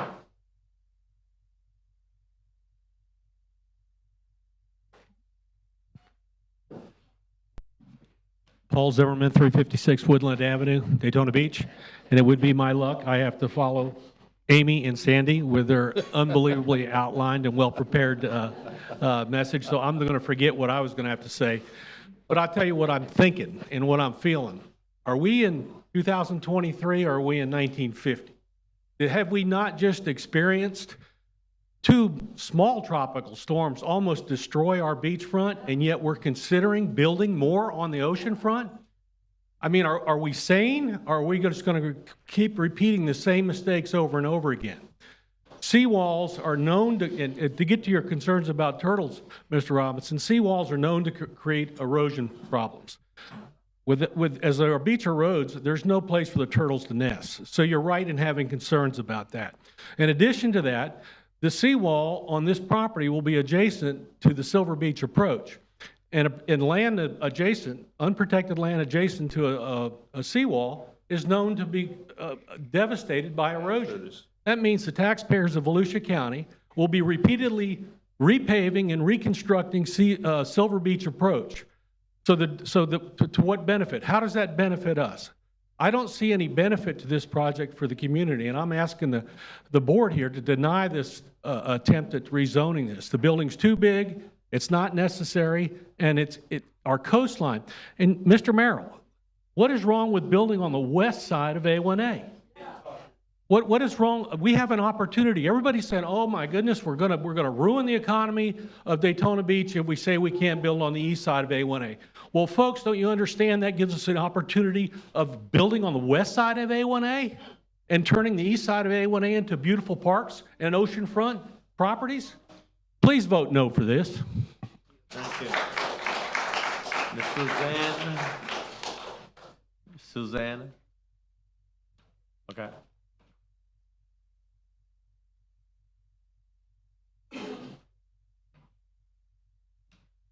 Thank you. Yeah. So I am not Suzanne Schreiber. She had to leave, but she asked me to read her remarks for her. Okay, so did you fill out a... I am. I'm Wendy Anderson, and I'm in the stack. So, so my name is Dr. Wendy Anderson. I live in DeLand, and I also happen to be one of the experts that has been referenced by several of the other speakers, but I am actually reading Suzanne Schreiber's remarks. Suzanne Schreiber represents the Dream Green Volusia organization, which is a countywide environmental organization. She lives in Ormond Beach. As a planning board, the decision you make on the development at Silver Beach impacts residents countywide, not only your city. On April 12th, the City of Daytona Beach government hosted the event at the Yvonne Scarlett Golden Center with Dr. Rob Young. As public servants making planning and development decisions impacting Volusia County residents, did you attend the Shorelines and Climate Change presentation? By attending it, it would have meant that you were doing your due diligence. Does anyone here have more expertise than Dr. Robert Young pertaining to beach erosion, rising oceans, building damage, and infrastructure damage? What about expertise pertaining to options on how to proceed pertaining to public safety, reducing economic impact, or infrastructure damage? If that is not your expertise, then why would you have not attended this event? As the planning board, decisions of this magnitude must be made asking, am I sure beyond a reasonable doubt that this decision is not going to cause beach damage, infrastructure damage, environmental damage, public safety issues, or other property damage? Based on the events that unfolded last year and the presentation that the City of Daytona Beach hosted, the answer should be no. You are not sure beyond a reasonable doubt that these things could happen. And I will spend the last minute speaking as myself, as Dr. Wendy Anderson. She's right. And Mr. Merrill earlier mischaracterized Dr. Young's remarks from that evening and an earlier presentation that he had made at Stetson University, which I helped host back in February. He said with a bit of snark, we aren't really going to remove the buildings from the east side of A1A. Of course we're not. We're not asking for that. But we do know that seawalls enhance erosion. And what Mr. Zimmerman just said, we do know that when there's a seawall, the unprotected properties to the north and south of it do erode faster in these big storms. We are putting those other properties at risk, whether they're public properties or private. And Mr. Young's conclusion was, we urge you to not build new buildings on the east side, and to restore dunes. Thank you. Thank you. Ms. Teresa Porter. What's she? Taki. Thank you.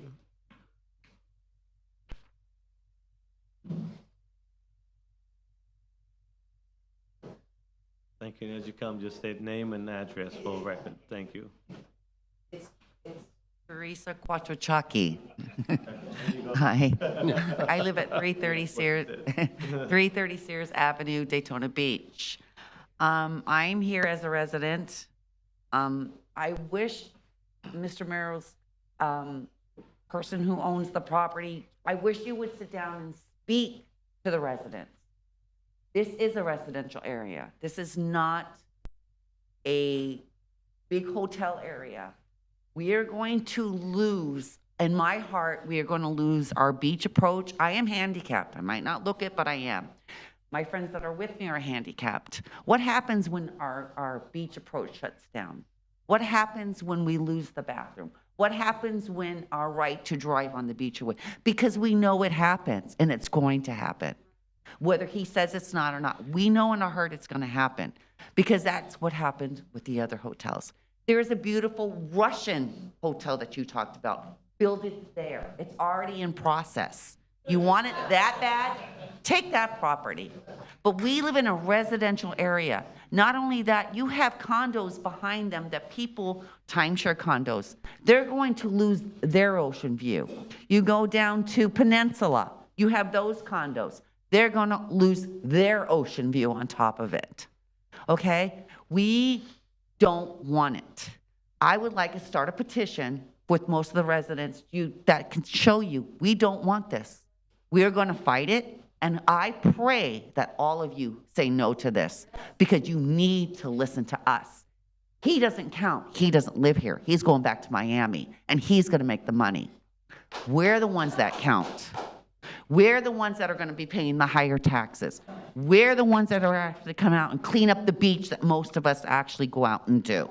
We're the ones that have to go through the hurricanes. And I hate to tell you, when there is a hurricane, none of those hotels had people in them. They all left.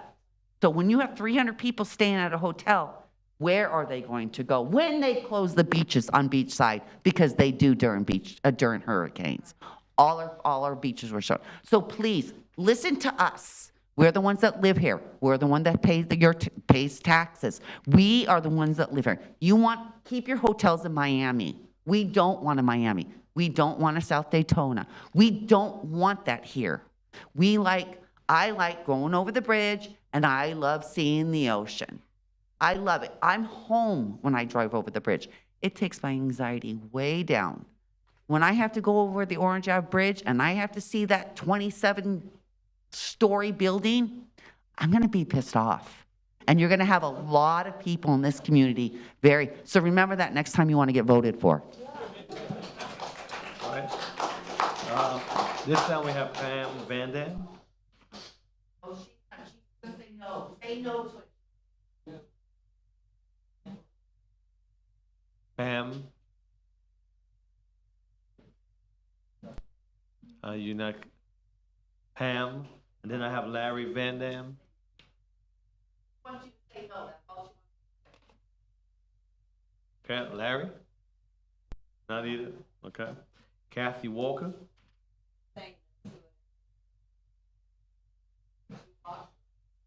Okay. one. Catherine?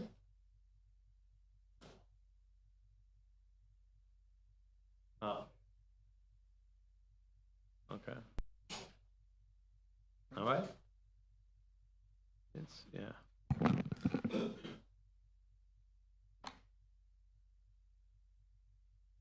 My name is Catherine Pante. I live at 338 Brookline Avenue. Been a Daytona Beach resident almost all my life. Moved here when I was a child with my parents. I'm against this project, mostly for environmental reasons. The turtles are not going to be able, I don't even want to say the turtle, but anyway, there's just a lot of, I would like to see no condominiums, period. No hotels, no condominiums, but we've already passed that in some areas. I think with our vacant properties, we can do better. We can do better with living shorelines and put native trees and barriers there. They help prevent beach erosion. The other thing is with these tall hotels, I don't think anybody's mentioned this. When we have if there happens to be a fire, we don't even have a ladder truck that goes that high, the city of Daytona Beach. The most they go is 100 feet, and we don't, well, the biggest one made is a CR 137, which goes 137 feet, and we don't even have one in the city of Daytona Beach. So just, I don't even want to reiterate everything that everybody said, but I'm against it, just for many environmental reasons, and I've lived here. I ride this beach every single day on my bicycle, or I walk it. And I've looked at the damage between different cities. The city of Daytona Beach, all the way down to Wilbur by the Sea, has more damage than Ormond Beach. If you look at some of the homes up in Ormond Beach, they don't even have seawalls as soon as you get into Ormond by the Sea, especially as you get towards the Neptune area. They're mostly the natural seascape with sea grapes, saw palmetto, the sand dunes, the sea oats, thank you, sea oats, and they have some coquina rock. Those are the homes that didn't lose their yard because they have that vegetation build up. And it also gives the sea turtles a place to nest when they have that vegetation, because they go up against a concrete wall, which is a seawall, and there's no place for them to nest. They use that vegetation to nest. That's pretty much all I have to say. I'm against this project. Thank you very much. Holly Beckwith. Holly Beckwith. All right, your turn.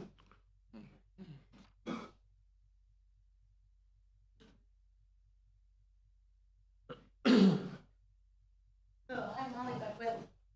My house is 1223 Kruger Place, directly across the street. And I wish I was Zorro, because I would just slash it.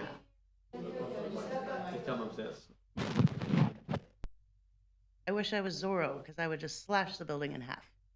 Too big, it's obnoxious, it's not planned correctly, and it's not, like I said before, the Coca Cabana that I have envisioned. It's not going to bring anything to our community. Some cheap jobs. I've only heard of this twice now. We had a local city meeting, and we said no. We said no to the idea of a restaurant. Specifically, neighbors that aren't here brought up the fact about grease and rodents and anything on the back end of a hotel or a restaurant. And it's just not what I want in my backyard. And it's literally across the street from my house. And I have to consider, I had a good chuckle today with a roofer because I'm getting a roof. And to realize the wind that we deal with on the regular. My house is built in the 30s. So the person that referenced this is not 1950. There was a huge hurricane in 1955 where our houses have survived that. And I think there is a historical standpoint for our community that what we want moving forward is more of what we've had in the past. And I say and have said, this building is twice as big as it needs to be.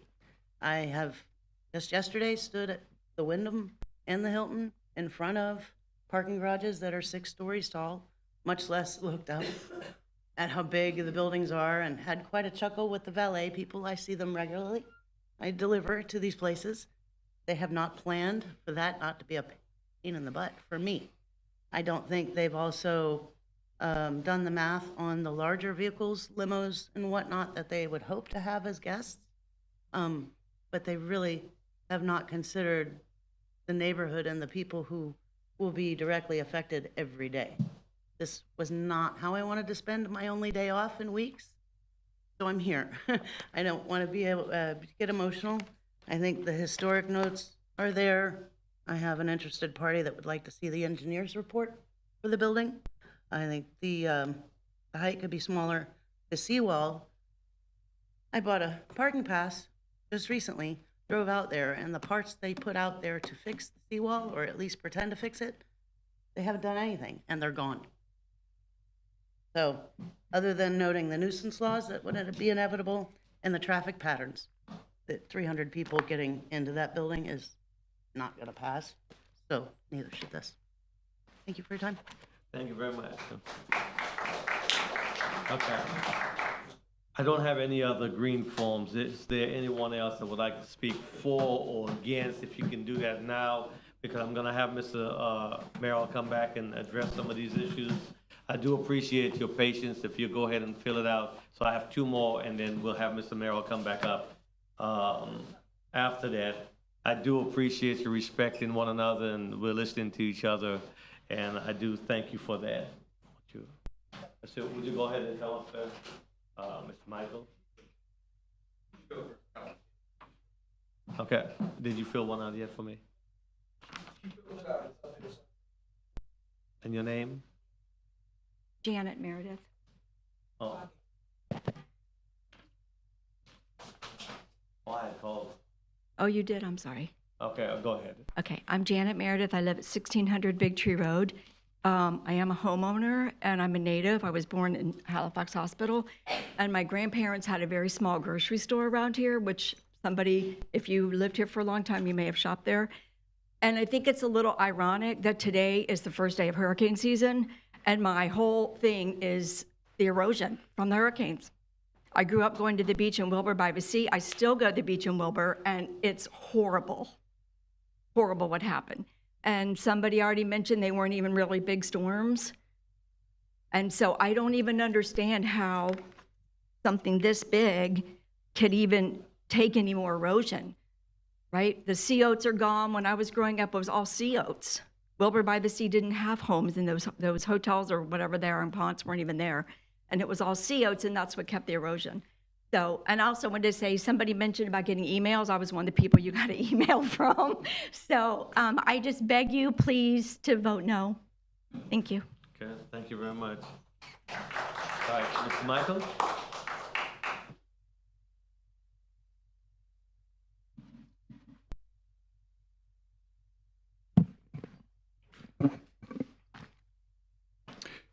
Good afternoon, good evening. My name is Michael Aaron Chifchi, also on Hartford Avenue. Very opposed to this project. Mr. Robinson, I heard you ask some poignant and important questions. Mr. Weatherholt, I heard excellent perspective from your point of view as a general contractor and a person who's been on the board for a long time. Our board member at home, I liked his perspective as well. Mr. Newman, I thought you brought up some excellent points. But in reply, from the Silver Beach project representative, I heard defensive obfuscation, bad attitude, and non-answers. You done? He retorted to Mr. Weatherholtz at the end of your project. Did anybody else hear that? Anybody else hear that? I'm not an expert on this matter. You can't talk to me, Zeke, but I'm not an expert on this matter. I heard a lot of that. I heard questions asked to the representative, and I heard, I'm not an expert on this matter. It's your job to vote. Yet you're representing the project. You're here to sell it to the community. Yet when queried by board members, you retreat to answers that deflect all responsibility? Personally, I'd fire you if you're representing my project. Secondly, a second rhetorical, dishonest retreat has been the insistence that the detailed questions posed here are not somehow appropriate for this venue. Somehow not appropriate for this venue. That will be handled later, they say, behind closed doors, where there aren't pesky citizens to ask questions. So, members, these paid lawyers and these Miami developers are insisting you approve their zoning change now, details later. They're trying to neuter us. They're trying to neuter this board. They're trying to neuter the community. Don't let them. Thank you. Thank you, guys. Meanwhile, I heard an amazing idea for some community leaders like Paul Zimmerman, Ann Ruby, Catherine Ponte, to convert all of these empty lots to natural living shores and parks, to restore the natural balance. There must be a route to get there. You know, what that, I'm not an expert, but I suspect that this community come up with a way to make sure that these folks are reimbursed for the money they've invested. Wow, appraised at 3, they bought it for 11. That's gotta hurt, guys. I understand why you're trying to extract every bit of dollar you can out of our community from afar, paying off these guys here. I mean, I've got my kids here, you know? I was out there. Anyway, we have an opportunity to create the prettiest, most natural and healthy urban coastline in all of Florida, if not all of the eastern seaboard. When will there be enough rusty Thank you very much. hot asphalt, and Thank you. concrete? Thank you. Appreciate it.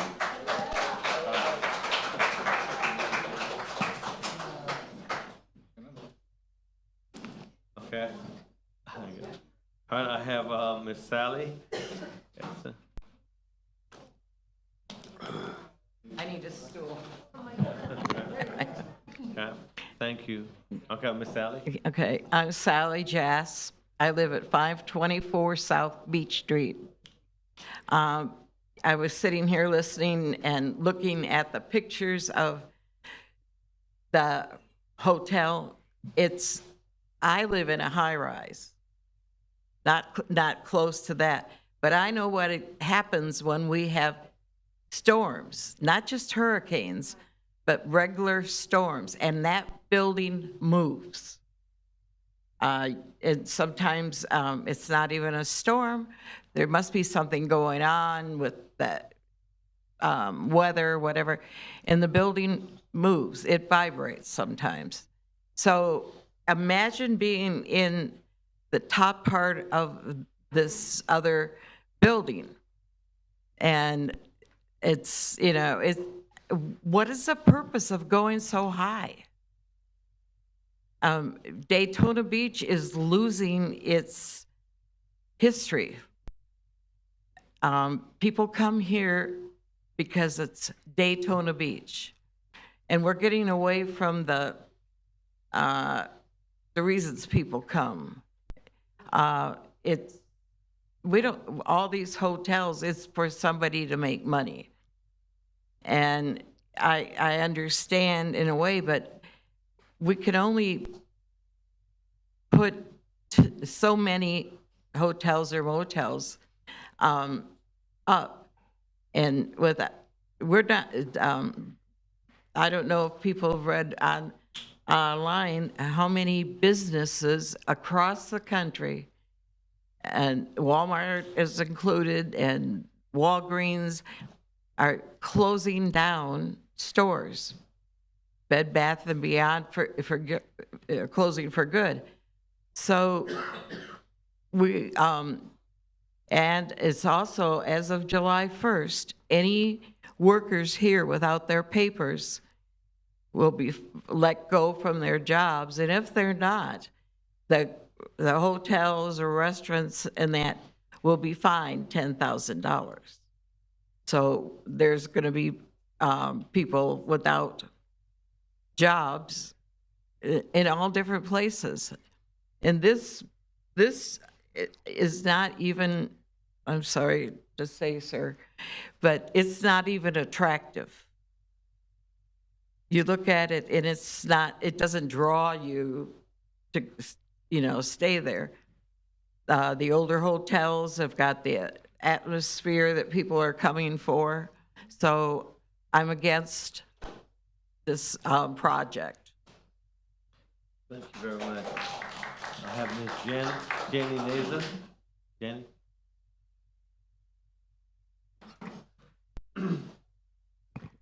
Good evening, everybody. Jenny Nazak, 501 Harvey. You know, I tend to be fairly pro-development. I'm a city girl, and there are lots of developments that I would like to see in my neighborhood. I'd like to see more apartments. I would like to see some basic shops like right in my neighborhood. I thoroughly enjoy the tourism. I enjoy Bike Week. I enjoy the motorsports. Oh, it's going to be crowded this week. Okay, we just won't walk there, or we won't go. We'll go on foot or whatever. I'm totally into all that. I do think we, as a city, collectively, we have to decide how far we want to go. Like, when I've traveled and lived in other parts of the world, like around Europe and Japan and so on, one thing that impressed me was that companies and people and towns seem to have like a sense of, this is enough. This is enough. Some brewery that existed since the 15th century, they don't need to grow anymore. This is enough. It's like just a sense of enough. So how far do we always need more money? Do we always need more money? Not necessarily. Maybe not. Maybe we've got enough. Maybe, I love seeing the gatherings. I love meeting the different people that come to the Ocean Center. I live like 5 minutes walk from there, and I get a kick out of it. But we're also a natural ecosystem. We are at the raw edge of the Atlantic Ocean, and we are right on a major waterway, river. So we do have to be sensitive about nature. And my profession, permaculture design, is specifically about integrating human settlements with nature to better meet human needs, but also restore the ecosystem health. So as much as I've seen a lot of fantastic projects come through here, and I've often spoken in favor of projects, so I hate to speak against one, but I'm just not in favor of this one.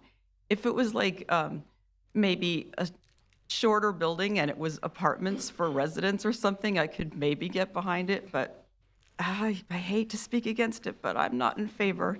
Thank you all. Thank you.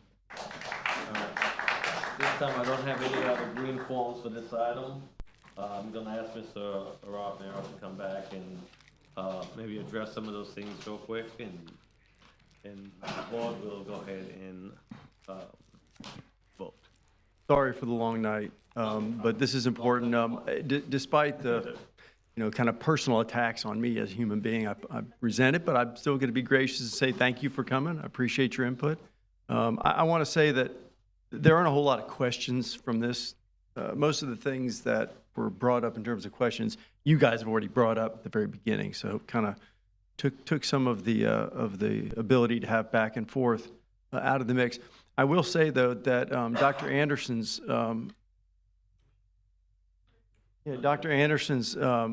as an expert, I think, in biology, about what we're going through here, is probably the most important consideration for you guys, which is, what are we going to do about this storm and what might happen in the future?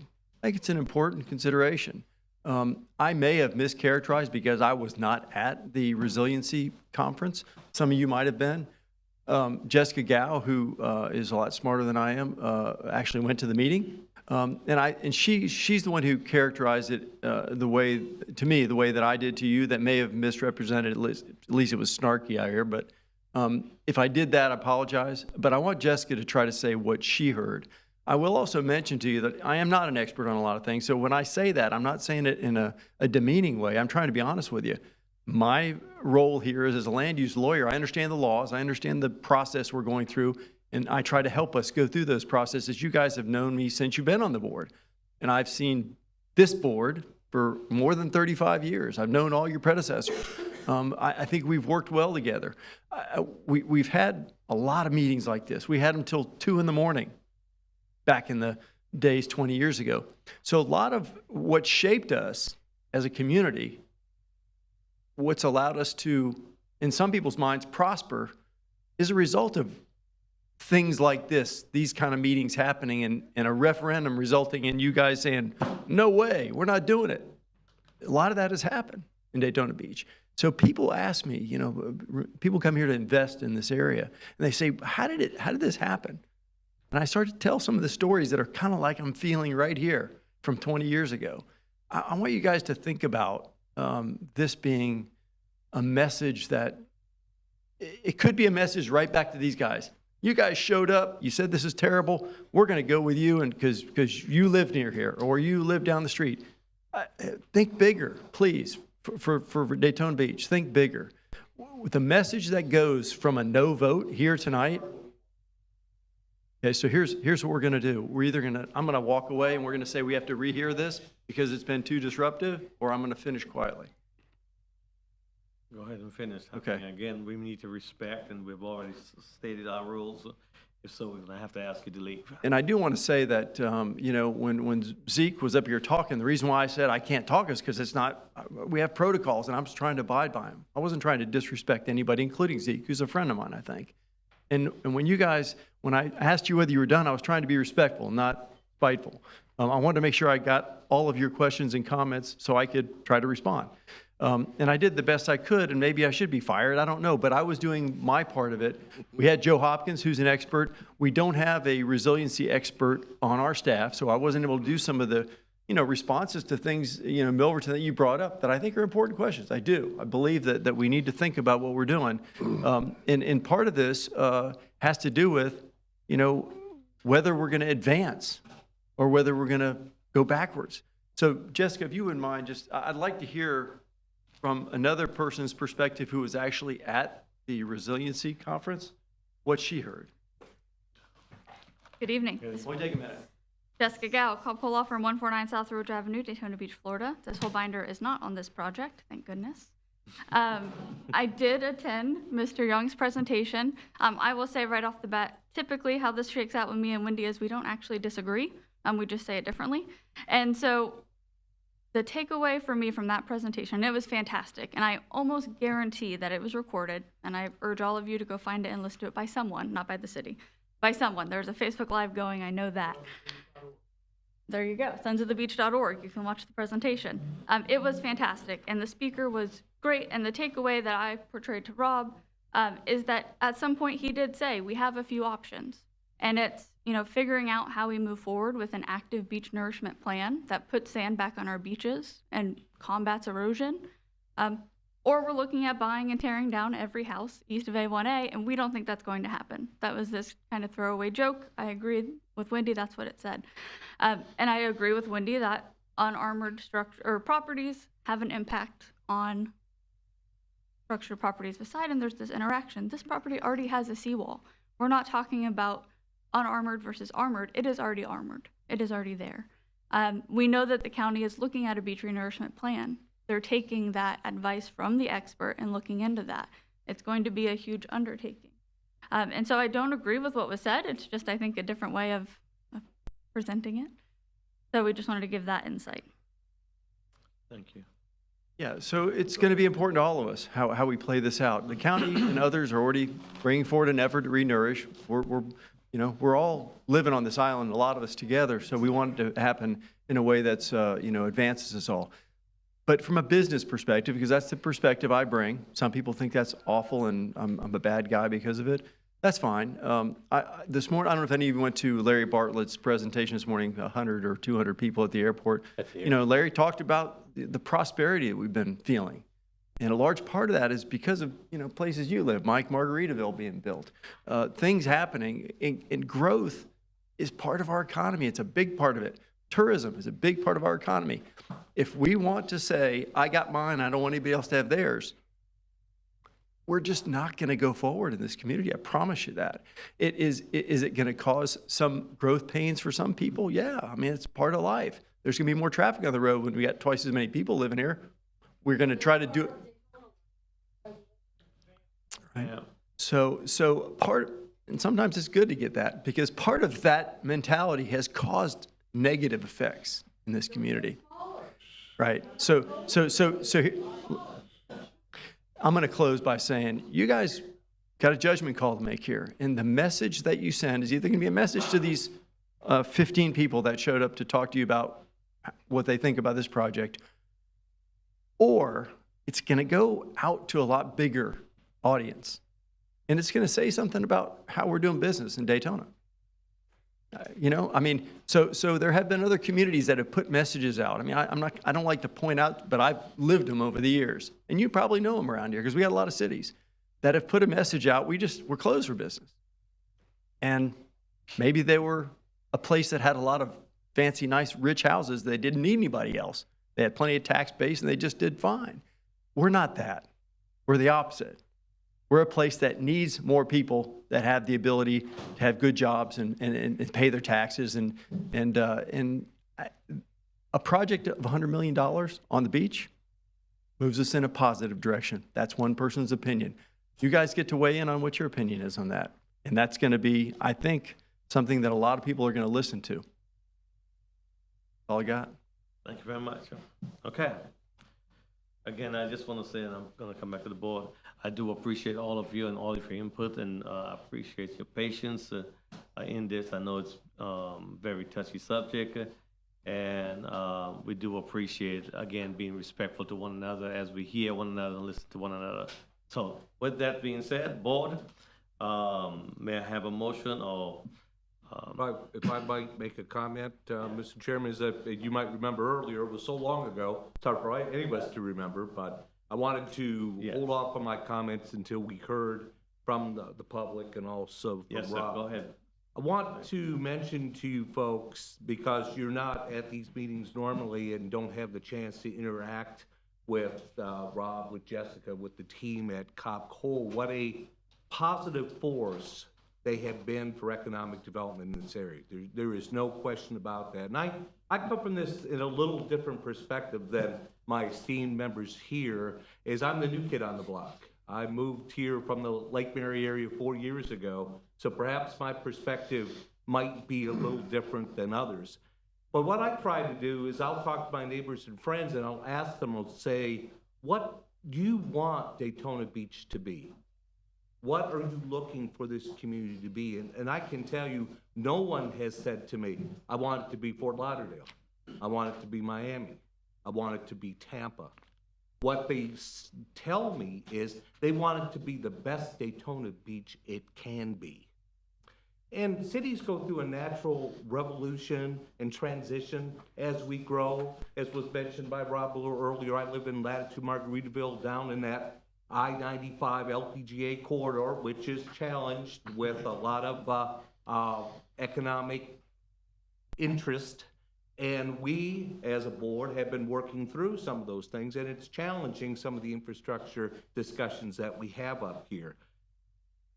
I was in the insurance business for 30 years, so I know a couple of you, when you were talking about today being the first day of hurricane season. Believe me, from someone who's dealt with that, that certainly gets my attention, dealing with storms, seawalls, flood zones, environmental concerns, erosion, wind, the list goes on. I think what we're looking at here is a beautiful design. I think the aesthetics are very, very nice, but not in the area that we're talking about now. The size and scope, 27 stories, 295 feet, 310 units, it's just too much. I think it's too much. And I really think that we can come to a place where we're comfortable, but I think in doing that, the applicant needs to take another bite at the apple. And Mr. Chair, my fellow board members, I will be voting no on this item for right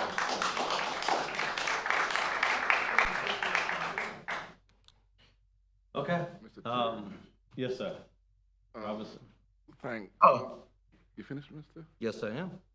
You know, first of all, I would like to thank the audience for their participation. And each time, by the way, we're volunteers and we don't get paid.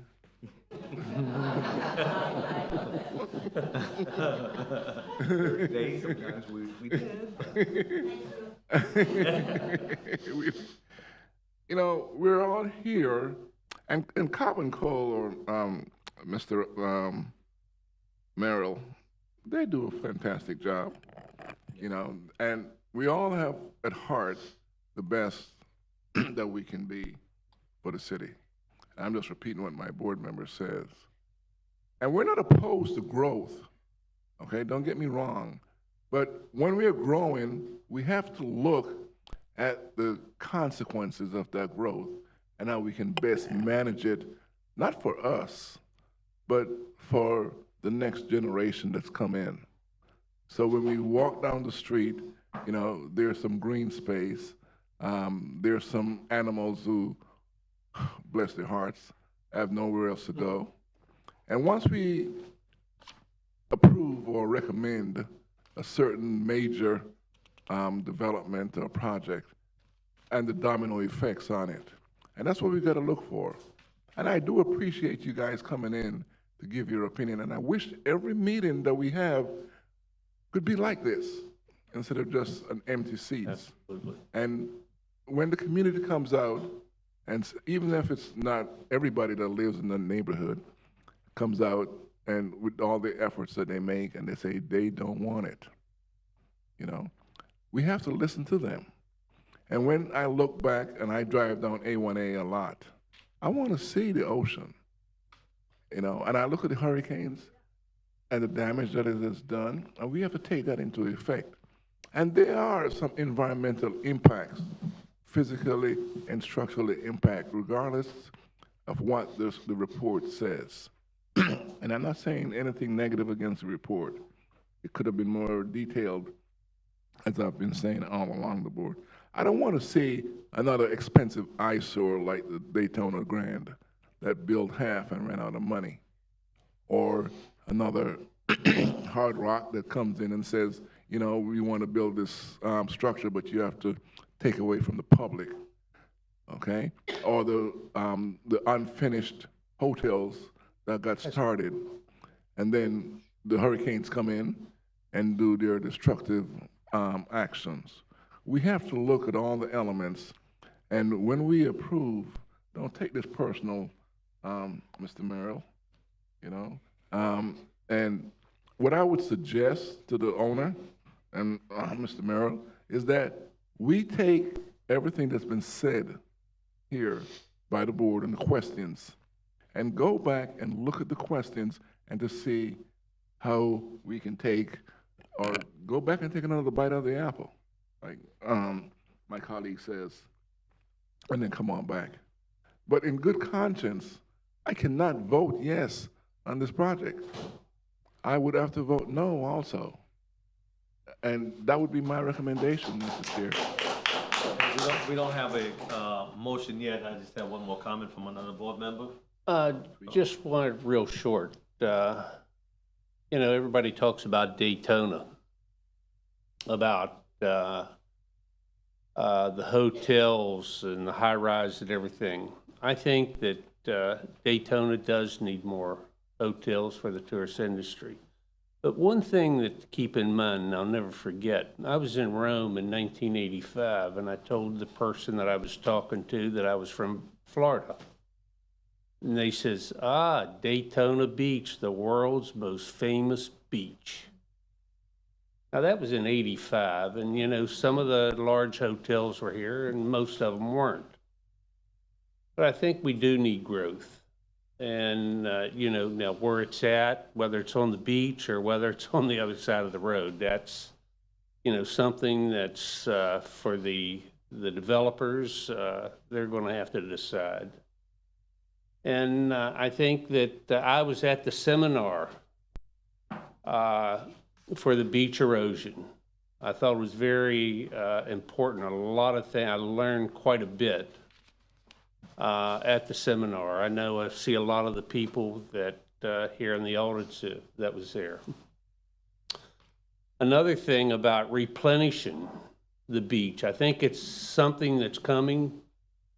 You know, whether we're, you know, who's going to pay for it, whether the hotels are going to, you know, should carry a larger portion of that. These are going to be decided by the government, the county and the city and whatever. But I think this particular project, it's just not the right place or the right size. And I'll be voting no also. Again, before I call for the vote, I just want to say a special thank you to all our staff and all the work that they have done, including all our applicants and so forth. Oh, yeah, I haven't forgot Tony. And again, appreciate all of you that came out tonight. So we're gonna hear from Tony. Tony, do you have Any comments? Well, the only thing that I will comment on and say is that I think that the staff did an excellent job with the presentation. I think the project developer who wants to come to Daytona, thanks for the consideration. But I think sometimes, somewhere along the lines, you just really have to look at your community, your surrounding areas, and really determine what is best for the community. And that community is a residential family area. Does it fit the model of what we want in that area? I don't think so. Do the residents want it in that area based on the number of calls and emails I received? The answer would be no, they don't want it. And we do need hotels to accommodate our events, but I don't think we need such a large scale hotel like this. So I will be voting no as well. Okay, so may I have a? So I'm seeing no, but you guys are usually up for a challenge, and that might include, and sometimes does include, trying to allow us to fall back, as was suggested, I think, by some of your members. Yes, sir. I just spoke with my client. He doesn't like to be in a situation where he's getting turned down by something because a lot of people didn't like it, and would like to have the opportunity to talk to them about what we can do to make people happy. So we've done that many times. You guys have seen it. I would offer it as a kind of an olive branch for you guys to give us the opportunity to try to make as many people happy as we can. I don't think everybody will be, but if you're so if you're willing to do that, fine. If not, that's also fine. So we've always done it that way to the extent somebody was willing. Okay. Would this need a motion? Maybe, Mr. Chair, do we need a motion to table it and reconsider? No. No table? But you can make a request for the item to be. Okay.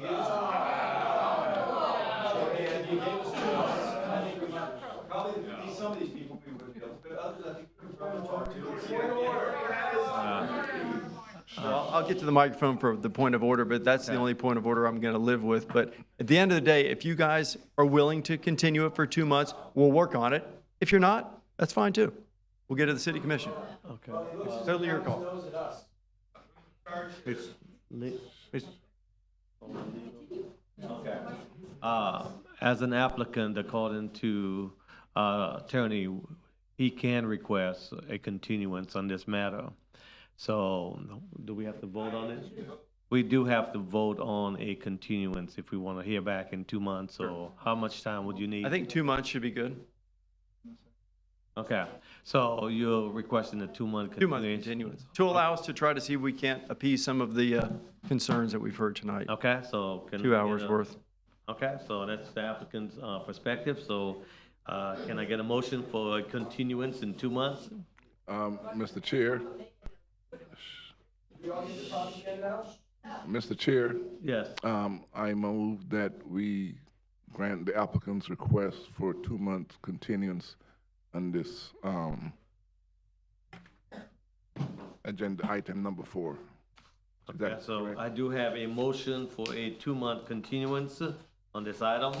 Do I have a second? I'll second. Okay, I got 3 seconds. Third and fourth. So this is for the continuance. This is not whether we approve or disapprove the item. This is for a 2-month continuance on this item on our agenda. I have a motion and it's properly been second. All those in favor, let it be known by saying aye. Aye. Public comment. Opposers have the same right? No. No. Comment. No. So I have, hold up, we need to do a roll call. Okay, so, go ahead. Yes. Mr. McLean? Yes. Mr. Newman? No.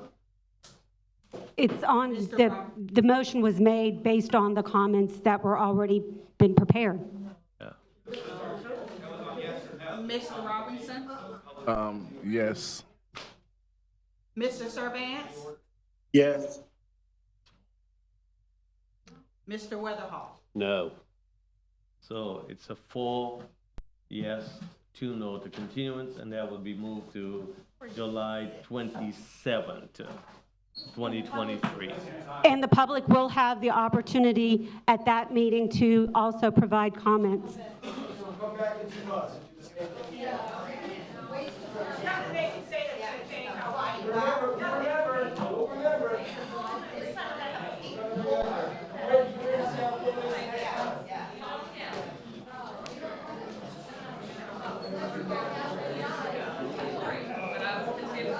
We need to get the property owner.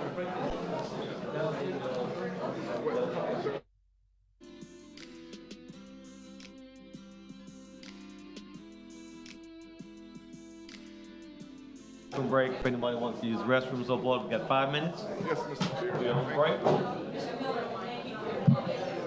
You're welcome.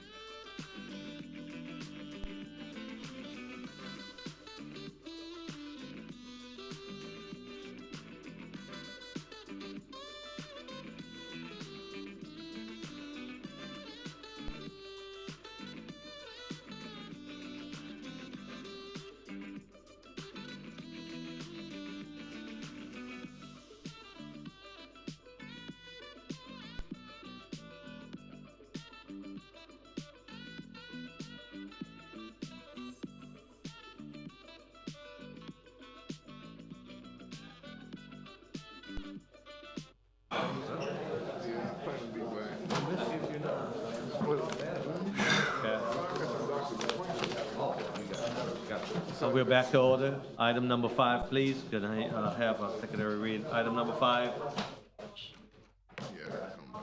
Ready? Yep, I'm ready.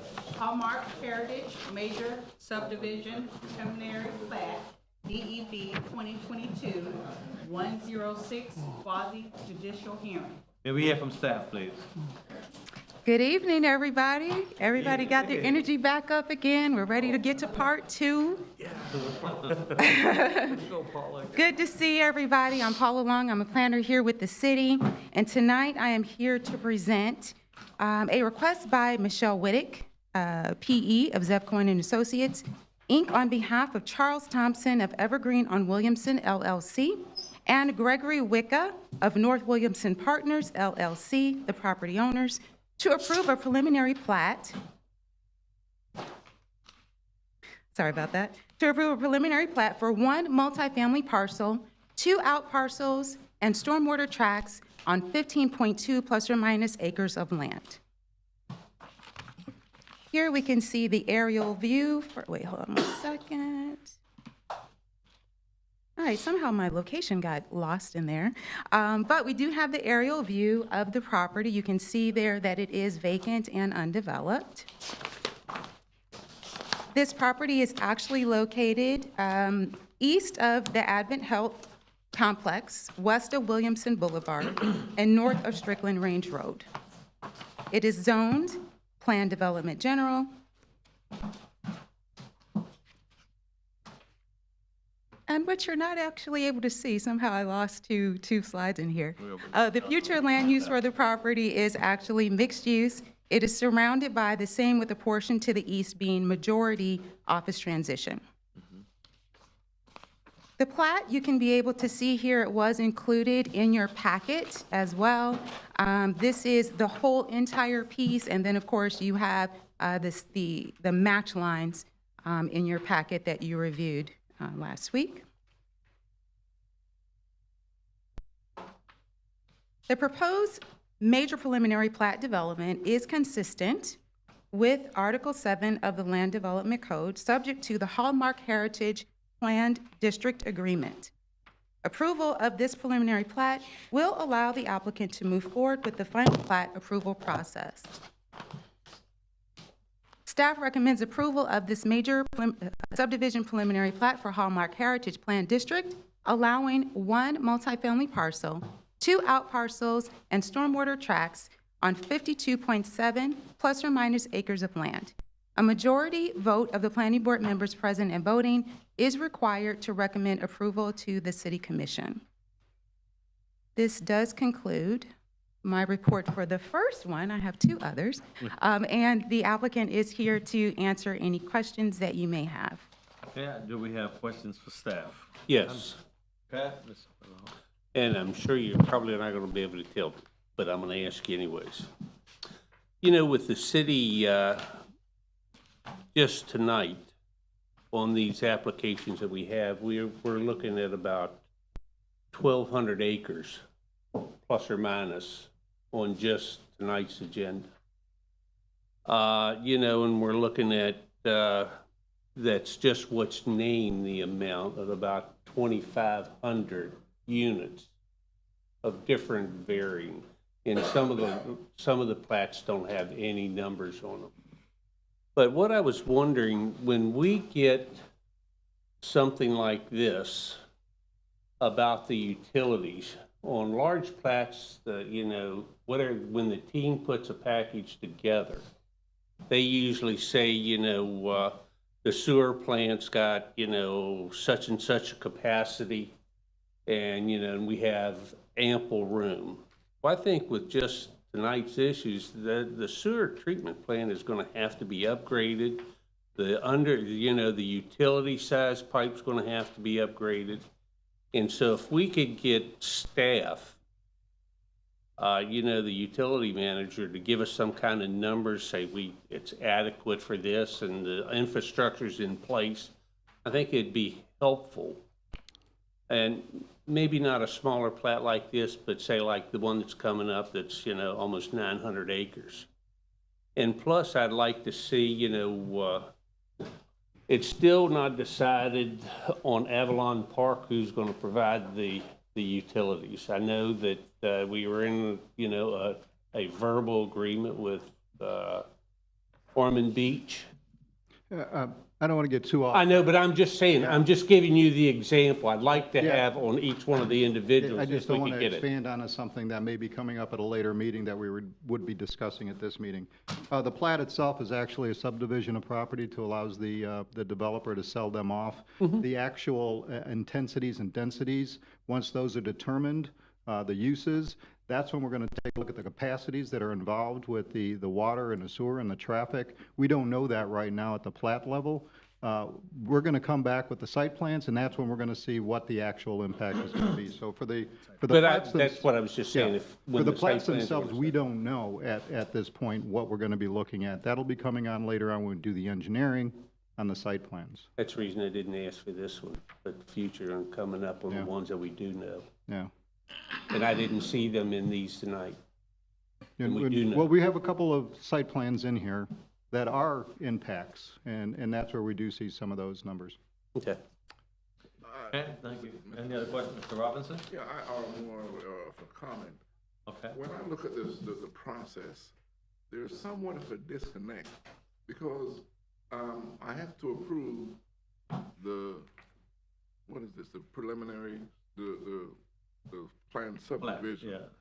before I get to this piece or that piece. And it's like if I approve this, I might not like what's coming up. So somewhere along the way, there has to be some connection from the start. And when we build these foundations, we need to have a lot more indication as to where it's going. And I believe that's what my colleague is looking at. Real quickly, in a process like this, the way it starts, it went to the city commission. City commission granted the plan development rezoning to allow these uses and these intensities. After that, the applicant comes forward and he says, okay, this is what we have. We're going to follow your land development code right over there for everything we need to do for our plat. This is what we're going to do. We have a contract with them that says, if you follow these rules, you can come in and you can develop a certain way. This plat right here says we followed these rules. That's what we're saying right over here. There's nothing else other than meeting the requirements of the land development code. Later on, after the plat occurs and we've got the property separated, the applicants are going to be coming in for their site plan. They're going to be following that same land development code for the site plan, and they're going to say, this is how much water we need, this is how much sewer we need, this is how many parks actually need to go in, this is how much traffic is generated. That all happens at the site plan level. This is the preliminary plat. This is not even the final plat stage. The preliminary plat only allows them to submit an application for a final plat, which will be coming later on. But it seems to me that there's a disconnect and we have to wait too long before, if I approve the preliminary, Yeah, you're just doing the separation. It's a Yeah. process. It is a very much a process. The plan development. Yeah. Right? Like the first one we were arguing about or listening to. And if we had approved, say we approve A, before A can get to Z, we don't know it, but we approve it almost in being blind as to what the site plan is. And it seems to me we need a lot more information up front.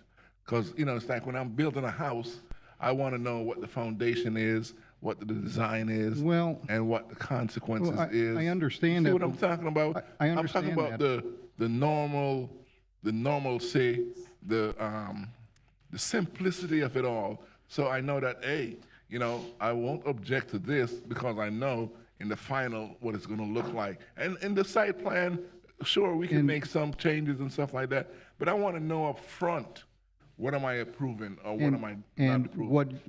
And I think that's what... Well, and what you have in front of you is somebody submitting an application saying, I'm following all of the rules that were associated with the PD that were approved and all of the rules that are associated with your land development code, and that's what I have here right now. So... what I'm saying is maybe we ought to, there need to be a workshop or a sit down and to see how we can connect them up front. You know, the land development code, there's a disconnect or a too far a connection. So when we You make mean a the timing? Like how long before you see one to the next? Yeah, that's what I'm. That's Yeah, let's what have I'm- a, yeah. and he's gonna come and he's gonna, hopefully help us. Maybe shed a little light. Joey Posey, 420 South Nova, attorney for the property owner. For the record, too, we also have the engineer of record and the representative from the property owner. And I think to echo what Dennis is getting to is that I know it does seem a little frustrating, but the process is the process. And, you know, it's not for lack of trying. You usually go through PD process, you represent your uses, you represent your intensities, your densities, and say, this is the development plan. Many times you do include a preliminary plat with your PD. This one just so happened not to. And that preliminary plat is simply stating, these are the lines on the piece of paper that I like these shapes of the parcels. There's no approval beyond that. It's not saying that you've approved a development of a certain size, a certain shape, which I think is the frustration you're feeling because that's I think the goal of where you're trying to get to. But as Dennis indicated, that's the site plan, that's the final plat. Those are what you seek that happen in tandem. So this is nothing more than saying that the shape of these parcels is consistent with the code. That is the exercise tonight.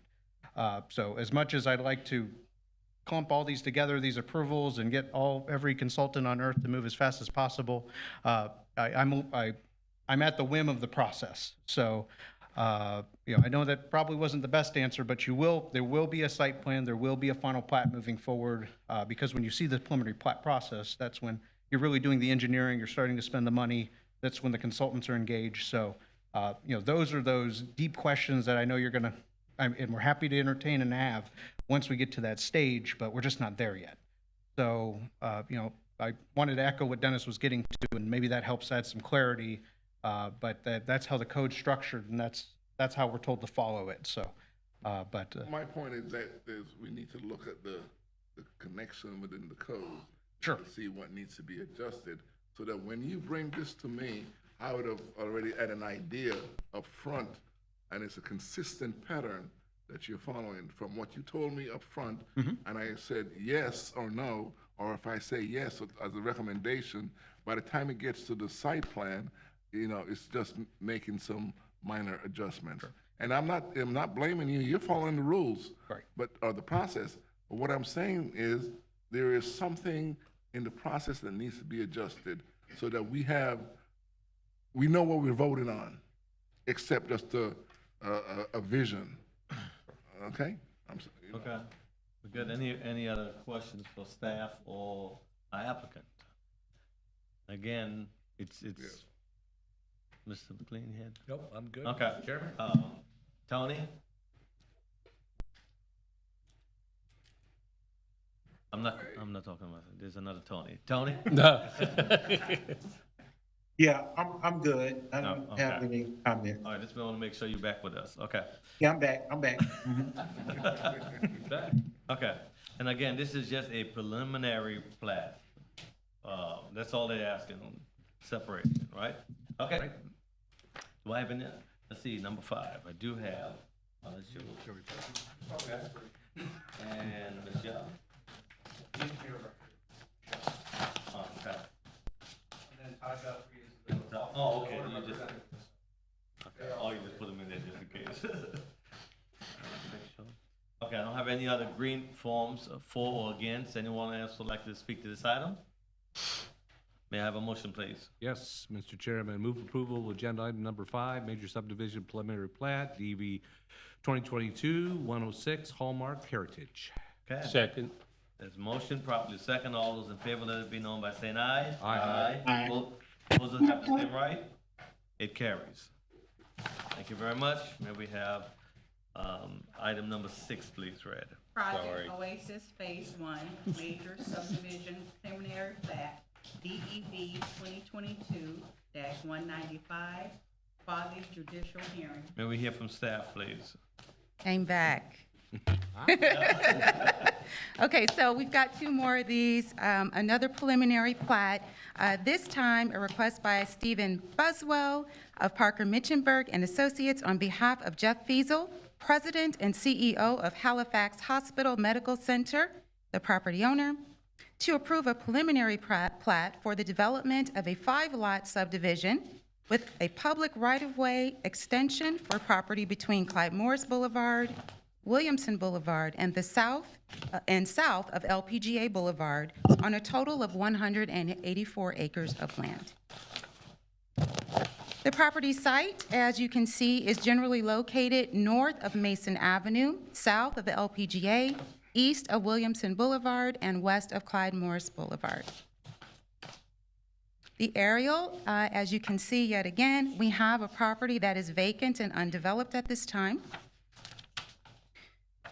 The future land use for this development is majority mixed use, and then, and I do apologize in my staff report, I missed this small little portion on the southeast corner of the development that actually is general industrial to the southeast there. It is zoned planned development. It is surrounded by the same, with the exception of a piece to the south, which is actually also general, well, not the same thing exactly, but general industry. Your preliminary plat map, again, I included the front page of that as opposed to including all the 4 pages, additional pages that include the match lines. You do have that full plat included in your staff report. And of course, this proposed major preliminary plat development is consistent with Article 7 of the Land Development Code, subject to the Project Oasis Planned District Agreement. Approval of this preliminary plat will allow the applicant to move forward in the final plat approval process. Staff does recommend approval of the major subdivision preliminary plat for the Project Oasis Planned District, allowing the development of a 5-lot subdivision with a public right-of-way extension for the property between Clyde Morris Boulevard, Williamson Boulevard, and south of LPGA on approximately 184 acres of land. The majority vote of the planning board members present and voting is required to recommend approval to the City Commission. This concludes staff's report. Applicant is here to answer any questions, unless there are some questions that I can answer for you. Questions for staff? No, let's hear from our applicant.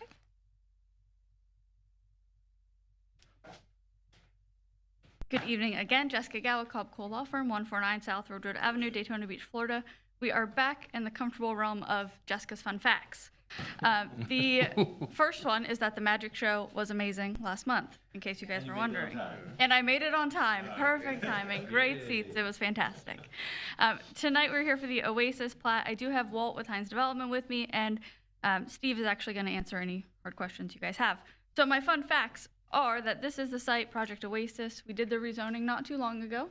It's owned by Halifax, the hospital system. It's the one that has the great interconnectivity with the extension of Cornerstone Boulevard, the east-west connector roads that we've talked about. For you, a refresher on Hines Development. They've been in business for 65 years. They've had over 1,000 projects. Their local teams in St. Augustine. Palencia, the master plan community in St. Augustine, if you're familiar with it, that was their kind of golden child. It's fantastic. In line with the approved PD, there is 28 acres of tree preservation and overall 33 acres of natural preserve area in the site, about 30% open space. And to the point of master planning, this project, as we know, is big. It's almost 200 acres. And so as they have gone through the plat process and the final plat will move forward, they do have, utility plans and construction drawings that Steve's put together to make sure that we have the right lines in the ground and things like that for a planned development program that isn't solidified yet. That'll go through with the individual site plans, but we're making sure that worst case, we have the right size water lines and sewer lines and things like that. So if you have any questions, happy to answer them. I have one. Sure. On the area that you're preserving the trees and everything, is that a wetlands? There are wetland strips within the development. I think that 28 acres is mostly wetland. It's mostly. I would say there's some upland buffer in there I'm getting from. Okay. That's what I just wanted to find out. How does that, the Supreme Court made a ruling the other day. On Wotus, yes. Yeah, that was kind of devastating. Yes. So does that mean you're gonna, fill in all those wetlands?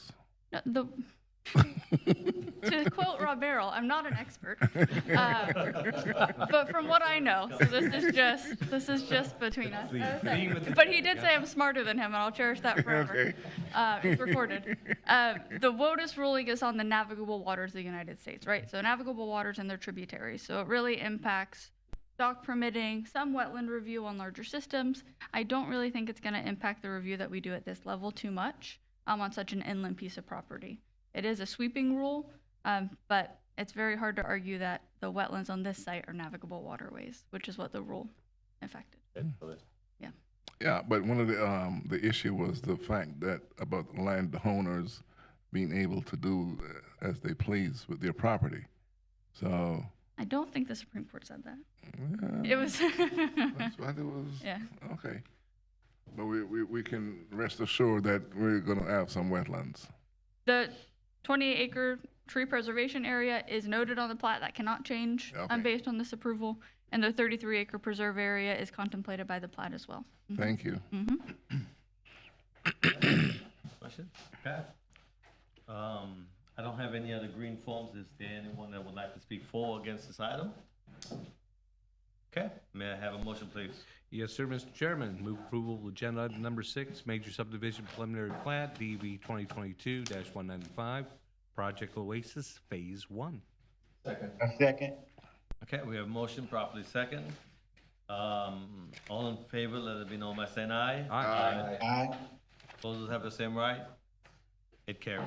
Thank you very much. Item number 7, please, Mrs. Secretary. Sungate Logistics Park Phase 1 and 2, major subdivision preliminary plat, DEV 2022-145, quasi judicial hearing. And may we hear from staff, please? It's my last one, y'all. We can see the smile getting bigger. Yes, yes.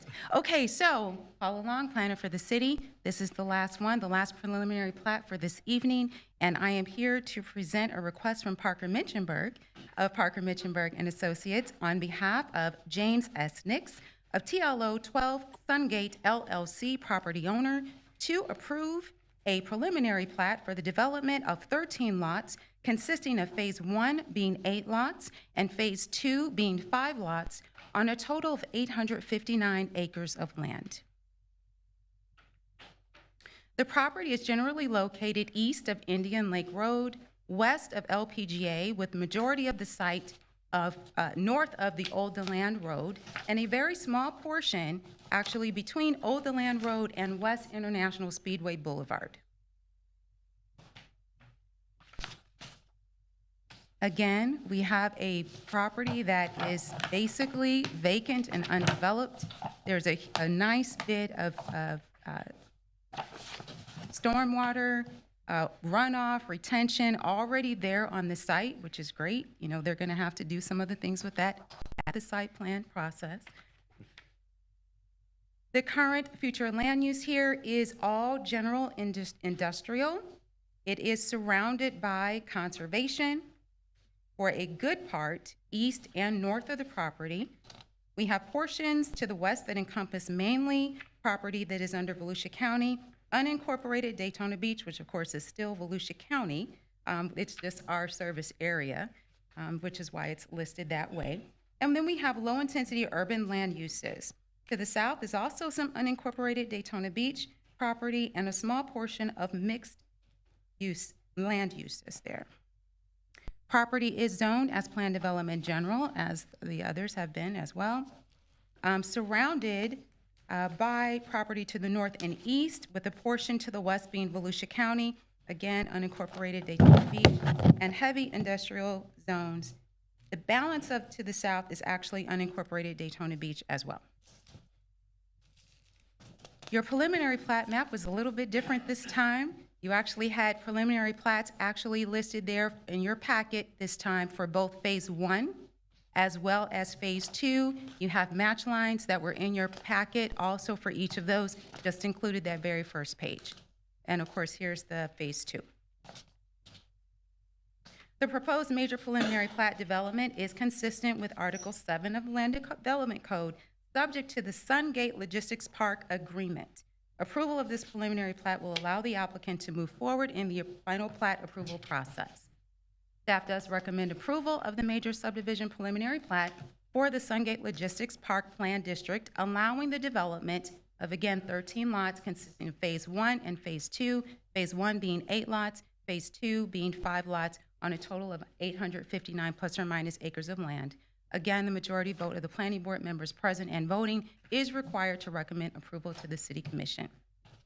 This concludes staff's final report. And unless you have any questions for me, Parker is here to answer any questions that you may have, or his designee. I wouldn't dare ask a question, staff. Okay. Oh. All right. Can we hear from the applicant?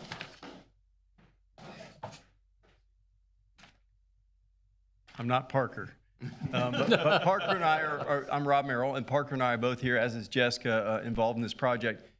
Here to answer any questions. I did bring some things that are, facts that I can actually read. This is from an expert. I'm not the expert, but I thought you'd like this. Parker and I have been doing this a long time, and you know that when we stand up and say this is a parade lap, you understand what that means, and that's what this is, guys. This is a huge success and a huge parade lap for Daytona Beach. This is the 800-acre parcel that you guys are familiar with. It was originally approved by you guys in the zoning phase of things back in 2016. We were fortunate enough to be able to acquire some additional property, make it a better project. And so we came back through in 22, and you guys, I think some of you were there then. You approved the additional pieces. And now we're here with the plat, finally. So Parker's got us an engineered plat. As you know, at this point, Dennis did a great job of explaining the context of plat versus some of the other things that we do. So we're here with really this kind of, technical process.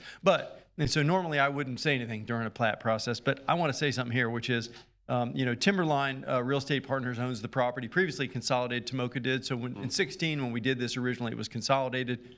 Scott Bullock was with the company then, and he and I came over and talked to you guys about the project. And then Scott has since moved to Timberline, who bought a lot of Consolidated's remaining holdings.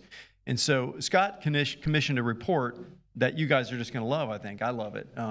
And it was done by Economic Impact Analysis from GII Consultants. So I want to read a couple of quotes. So this is not me talking. This is the folks at GII Consultants. It's got some quotes I want to tell you about, because we talk about economic impacts. So when we build projects, and I like this stuff. You guys, sometimes you do, sometimes you don't. But when we're building things, there's an initial hit that comes from the construction jobs and the things that happen and all the people who are working here and how they go to the restaurants and how they stay in the hotels if they don't live here, et cetera, et cetera. And then there's this ongoing flow that just happens from a project that's this size and this magnitude. So I'm going to read this to you because it was done by an economist, and it talks about numbers that just floored me.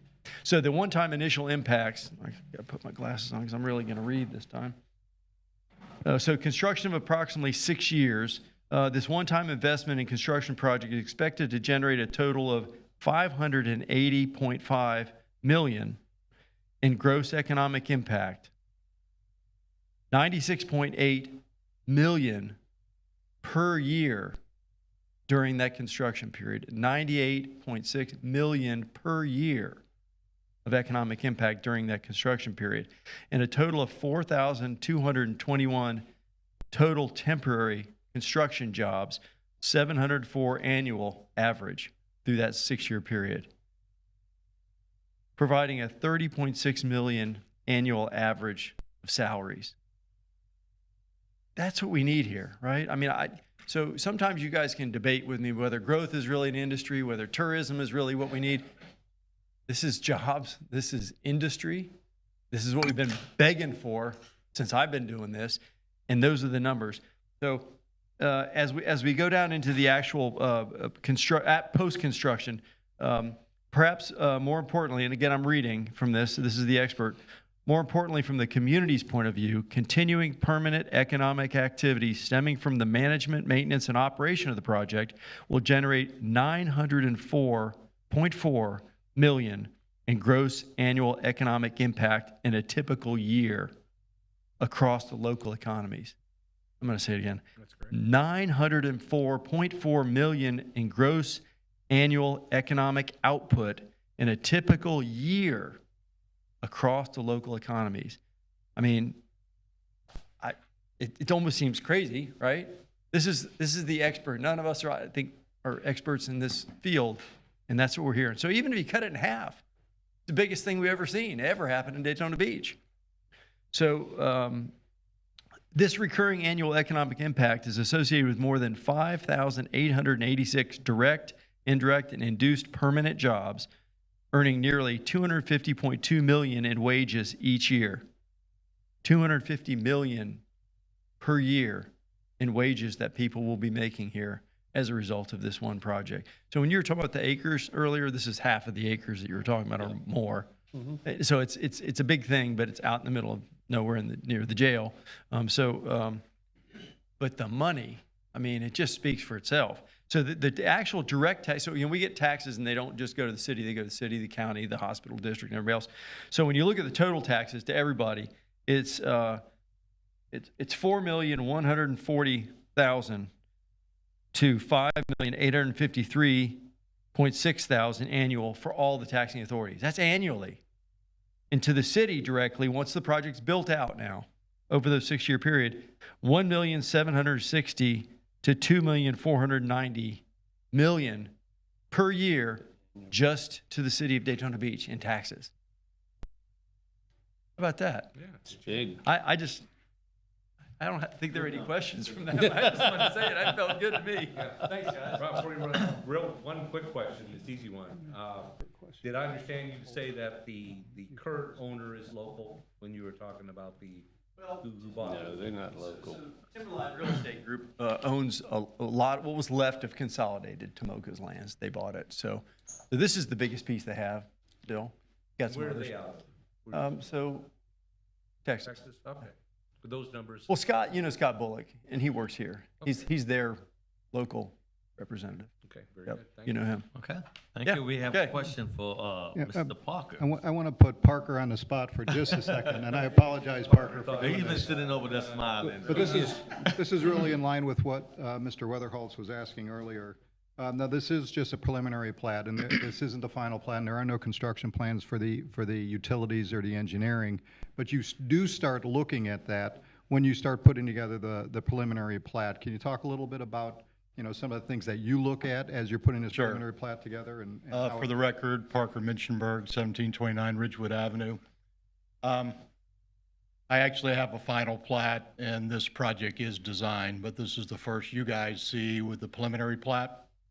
So as part of this project, there was enough potable water and enough sewage available with the force mains to serve this project, but there wasn't enough for fire flow. So as part of this project, to bring it online, we're extending, and the city is helping with this, a 20-inch water main from 92 LPGA all the way out here. And that's going to boost the jail's problems with their hydrants. Subdivisions across ISB don't really meet fire flow. So the plant has plenty of capacity. When we did the PD, we do water and sewer demand for the highest use you could possibly have.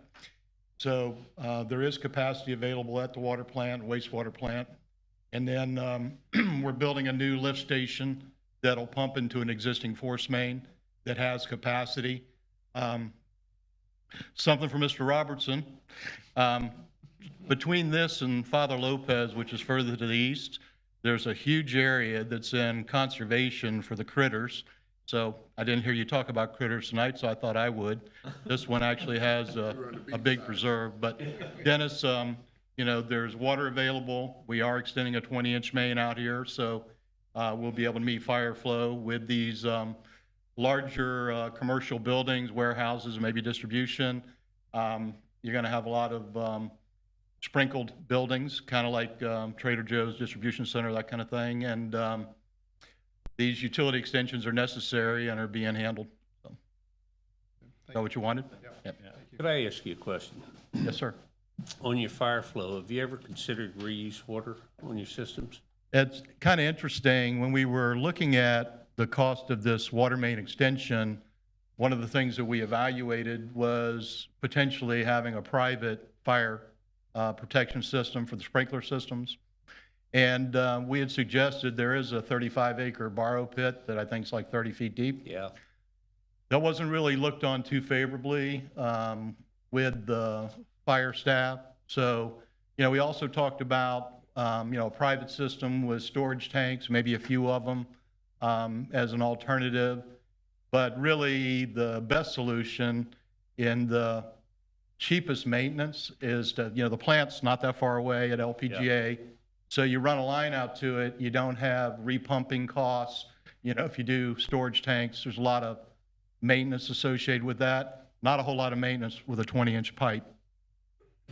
But a lot of the systems now, I don't want to drag this out, but a lot of systems in cities that are looking for reuse, we got to get rid of it, and putting fire systems in for all new total fire systems, sprinkler, fire hydrants, everything, and just using reuse water. And to my knowledge in this area, I know it was discussed in Orlando, Orange County, and some of the smaller cities. One of the issues with the reuse, and certain times of the year, you don't have the rainfall that you need and what have you. So reuse, unfortunately, is not as reliable unless you have the same big storage tank that you would for potable water. So that's why you don't see reuse being used, because it's not a reliable source.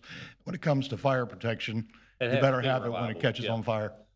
But, on the reuse, they use it, and they can also tap in. They have tap-ins from potable water that in just that scenario. But I think the way that the cities are growing. At this location, kind of to make that point, you still have to have that 20-inch main Yeah, from the you still potable have water. to have it, yeah. Okay, thank you. All right. All right. Let's see. You got Mr. Rob Merrill, Mr. Parker, Mr. Jess. Those are two. I don't have any other green forms. Is there anyone else that would like to speak for or against this item? No? May I have a motion, please? Yes, sir. Move approval of agenda item number 7, major subdivision preliminary plat, DV 2022-125, Sungate Logistics Park Phases 1 and 2. Okay. Second. Okay, motion properly second. All those in favor, let it be known by saying aye. Aye. Aye. Opposers have the same right? All right, motion carries. Item number 8, please. JLM Cottages at Strickland, site plan, DEB 2022-148, quasi judicial hearing. Okay, may we hear from staff? Hannah Ward, Senior Planner with the city. This is a request by Steve Buswell with Parker Minchenberg and Associates. It's on behalf of JLM Living Daytona LLC, who's the current property owner. It's to approve a major site plan to develop 266 for-rent attached and detached multifamily units with a 3,779 plus or minus square foot clubhouse and associated site improvements on 37.1 plus or minus acres of land. The site is located at the southeast corner of Strickland Range Road and the Williamson Boulevard intersection. The site's currently vacant and undeveloped. The future land use on the property is mixed use, and the zoning on the property is planned development general. In 2021, the City Commission approved the Project Theta PD to allow for the development of residential, commercial, and institutional uses, including compensatory storage on 37.1 plus or minus acres. In 2022, they came back for the first amendment to the Project Theta PD. In anticipation of this project, it was to allow single-family landscaping for multifamily uses that were developed as a cottage-style residential product, similar to a single-family home. To summarize a little bit about the project, it's 266 of the 519 units permitted by the Project Theta PD. It includes 367,326 plus or minus square feet of gross floor area, exceeding the 20,000 square foot of gross floor area required and necessary for planning board approval of site plan. It includes a 3,779 plus or minus square foot clubhouse and is designed as a detached and attached cottage-style multifamily community.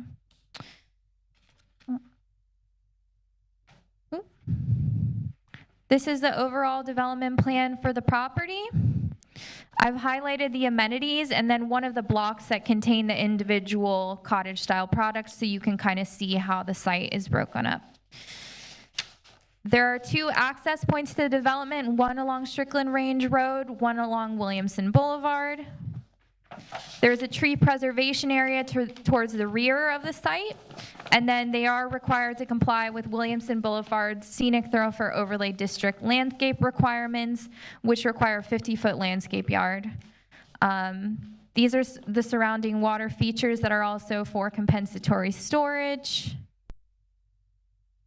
The proposed architectural elevations show a mix of styles of products, including cottages with garages and without garages, attached cottages and detached cottages. And I just took a snapshot of a couple of those products, but there's a 16, I believe it's 16 pages of architectural elevations in the report. To summarize some of the details, they are proposing 538 parking spaces, a little over the 2 parking spaces per dwelling unit requirement of 532 parking spaces. They are compliant with the Williamson Boulevard Scenic Thoroughfare Overlay District landscaping requirements. And they're proposing 2 32-square-foot monument signs that are incorporated into a landscape feature at both entrances to the property. To summarize the project conditions prior to site plan approval, the proportionate fair share agreement related to traffic impacts will need to be approved, and the payment of the identified proportionate fair share amount will need to be made.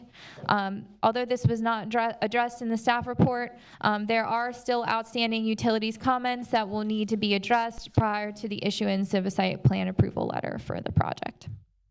Provided all traffic and utility conditions are met, staff recommends approval of the JLM Cottages major site plan for the construction of a 266-unit for rent, attached and detached multifamily complex and all associated site improvements. And a majority vote of the planning board members present and voting is required to approve the application. And this concludes staff's presentation. Yeah, are there questions for staff? Ms. Ward? Is this an extension of the cottages next to ATC? No, this is a separate project. A separate PD, separate project. Okay. Yes. And these are for rent? For rent product, yes, correct. Do you have any idea how much the rent would gonna be? I do not know that, but the applicant may be able to speak to that. Thank you. Thank Maybe you. hear from the applicant. Here she goes. Good evening again. Jessica Gao, 149 South Ridgewood Avenue, Daytona Beach, Florida. I don't know that I can do it faster every time. I always say that, but it's difficult. Hannah took some of my fun facts. Honestly, planning staff does amazing work with their PowerPoints. I have actually called them and asked them how I overlay things onto presentations for other projects. So great resource. We do have representatives of the ownership group here tonight, as well as Steve, our technical expert from the engineering side. This is one of the projects, you heard the Project Theta Plan District. Unfortunately, back when Consolidated owned this property, Scott Bullock let me name a lot of rezonings. And so we got a lot of Zeta, Theta, Sigma. You'll see Sigma later. So it's like my children are growing up and leaving me. I hope we noted that there's excess parking, a little bit over code here on the site. It's 65% open space on the current layout, which I think is wonderful. We're a little under the unit cap. The rezoning allowed for conventional multifamily or cottage style. So you can see the cottage style coming in at a lower unit count. The prop share that Hannah noted is under review. And what I think is nice about this project, which is separate from Capstone, the cottages right across Williamson, is this one has more of the detached product. So the kind of standalone. Capstone has a lot of paired or even triple units in that mix. And so it's the same cottage build to rent product, different layout, different elevations, kind of putting greater supply in the market. So if you have any questions, we're happy to answer them. What are your proposed rent? It's going to be market rate, probably using comps in the area like the cottages that exist. They don't have that set yet, but But then there's nothing set aside for workforce housing or workforce housing? not at this time. Not at this time. Is that in the future? The site plan doesn't preclude it, but there's no plan for it. It's market rate product. Yep. You know what the market rate is? That can vary. Based on Who knows? comparable Yeah. sales in the area Yeah. and rentals, yeah. So do you have an idea? One. I don't have an idea. Oh. Well, you know, when for a one bedroom, it's like $1,200-$1,500, and it's, At the other cottages product? yeah, Mhm. and it's like over $2,000 for a two bedroom. Mhm. That's kind of expensive. Yeah, and I will say, I'm not going to use them, I'm not an expert, I did it again. We had a presentation this morning for VCARD, for Volusia County Association for Responsible Development, from the property appraiser about values. And the second half of it was on apartment rates and rental rates and things like that. And year over year for the past at least 3 years, I think they said, there's been like an 18% hike in rent. The projections for almost everyone show that leveling off. Rent projections for this year are estimated at 2%. And so I think you're really going to see that market level out with the supply that's coming online, or so I'm told by the people smarter than me. We'll see. Could I ask you something about the conference? It's not really pertaining to it. Sure. But what about, they said if the projects aren't underway and financed by now, that there's a good chance that they won't be financed in the future? One of the speakers did say that. Why not? I would say I think that our group here is confident that this project is moving forward. So I did hear that as well. It was an interesting topic. That sure was. Yeah. Thank you. Okay. Thank you very much. Thank you. That's the only green form I have. Anyone else would like to speak for or against this item? Not. Let's have a motion. Okay, Mr. Chairman, provided all traffic utility conditions are met, move approval, agenda item number 8, major site plan approval, DV 2022-148, GLM cottages at Strickland and Williamson. Second it. Okay, it's been motioned properly second. All those in favor, let it be known by saying aye. Aye. Those have the same right. I was trying to listen for Tony also. Okay, carries. Thank you. Item number 9, please. Tomoka Village South Lot 1 Site Plan, DEB 2022-139, quasi-judicial hearing. Hannah Ward, Senior Planner with the city. This is also a request by Steve Buswell with Parker Mitchenberg and Associates. It's on behalf of CREGS, Tomoka Village South JV LLC, property owner, to approve a major site plan for the construction of a 360-unit multifamily complex and all associated site improvements on 28.95 plus or minus acres of property. The site is located in the northwest quadrant of Clyde Morris and the LPGA intersection. As you can see, it's shaded in the darker black color. The aerial view of the property reflects that the site's currently vacant and undeveloped. The zoning on the property is mixed use, or sorry, the future land use on the property is mixed use. The zoning on the property is planned development general. In 2021, the City Commission approved the project Sigma PD, which authorized the development of residential, commercial, institutional, and light industrial uses, including compensatory storage on 118 plus or minus acres. In December of 2022, the Planning Board recommended approval of the preliminary plat for the Tomoka Village South subdivision, which includes 2 multifamily parcels, 6 commercial outparcels, and 1 parcel for drainage, utilities, and conservation. The item is scheduled to be heard with the final plat for final approval by the City Commission on June 7th, 2023. This project consists of 360 residential units of the 700 total residential units permitted by the Tomoka Village South PD. The gross floor area totals 431,078 plus or minus square feet, requiring planning board approval of the site plan. The project contains 12 multifamily buildings at approximately 35,269 plus or minus square feet. 5 garage buildings at approximately 7,599 square feet, and 1 clubhouse at approximately 6,984 square feet. I'm showing to the left the overall kind of like how the project fits into the overall site, and then a blow up of the project. So I've highlighted in yellow the location of all the buildings and the amenities at the center of the project or towards the main entrance. There's two main access points. There's a roundabout that's proposed as part of the subdivision. So two of the access points will lead out of the subdivision towards LPGA. And then there's another access point at the roundabout that goes towards Lot 2, which we'll be hearing about later on tonight. I'm highlighting the stormwater retention areas as well, so you can see where those will all be located. The proposed architectural elevations for the site include the buildings, clubhouse, and garages. The site proposes 751 total parking spaces, where the Land Development Code would require 720 parking spaces. There is one corner of the site that touches Clyde Morris Boulevard, so they are required to comply with the city's scenic thoroughfare overlay district landscape requirements. And they are proposing one 62 square foot monument site incorporated into a landscaped entrance feature towards the front of the project. So prior to site plan approval, the following conditions will need to be met. The City Commission will need to approve the preliminary and final plats. They're scheduled to be heard on June 7, 2023. The final plat will need to be recorded. The plans will need to reflect the updated parcel ID number for the recorded parcel within the subdivision. The infrastructure to support that subdivision will need to be bonded or in place in a manner satisfactory to city staff. And the proportionate fair share agreement related to traffic impacts will need to be approved, and payment of that proportionate fair share will need to be made. Provided all subdivision and traffic conditions are met, staff recommends approval of the major site plan to allow for the 360-unit multifamily complex on Lot 1 of the Tomoka Village South subdivision.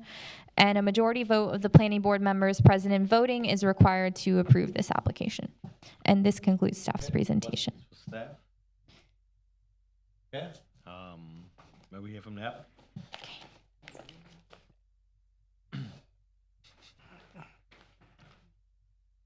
Jessica Gale, Coco Law Firm, 149 South Ridgewood Avenue. We are making it through the binder, guys, so we're doing good. I will probably not make comments on the next one unless you have different questions, because they are tied together. This is another one of the Greek letter children. It was Sigma for South. It was the south portion, Tomoka Village South. This plat came before you guys in December, a few months ago, to give you the layout. It's interesting because this lot 1 is shaped a little strange. And if you remember, the 50-acre tract above it is intended to just be left in a natural area. So there's no development plan for that. There's some mixed retail along the frontage to give you that internal capture kind of view. But right now we're looking at the multifamily. We're above code on parking by 31 spaces. The project team is all from Central Florida. They have 7 projects between Polk County and the city of Daytona Beach. My favorite fun fact about this, because we talk about traffic impacts a lot, and Hannah noted that the prop share has to be paid. It is set for City Commission on 6/7. County Council also has to approve it because there are county facilities on 6/20. And technically, only this lot 1 and lot 2 need to be paid at this time because those are the impacts coming online.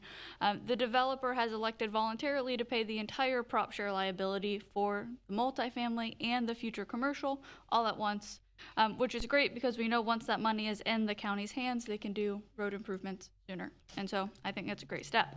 I'm here for any questions. Questions? Non-refundable. It is not refundable, that is correct.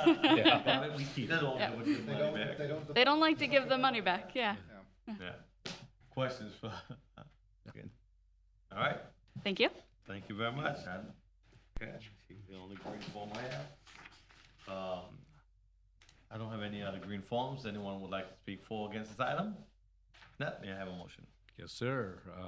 Provide all subdivision and traffic conditions are met, move approval of agenda item number 9, major site plan approval, DV 2022-039, Tomoka Village South, Lot 1. Okay, have a second? Second. Been motion properly second. All those in favor, let it be known by saying aye. Aye. Opposers have the same right. Carries. Thank you very much. Item number 10, please. Tomoka Village South, Lot 2, Site Plan, DEV 2022-040, quasi judicial hearing. Do we have a staff, please? Hannah Ward, Senior Planner. This is the second part of the multifamily parcels within the project Sigma PD. This is also a request by Steve Buswell, Parker Mingenberg and Associates. It's on behalf of CREGS, Tomoka Village South, JV LLC, property owner to approve the major site plan for 330 units of a multifamily complex and all associated site improvements on 23.2 plus or minus acres. The site's located in the northwest quadrant of Clyde Morris Boulevard and the LPGA Boulevard intersection.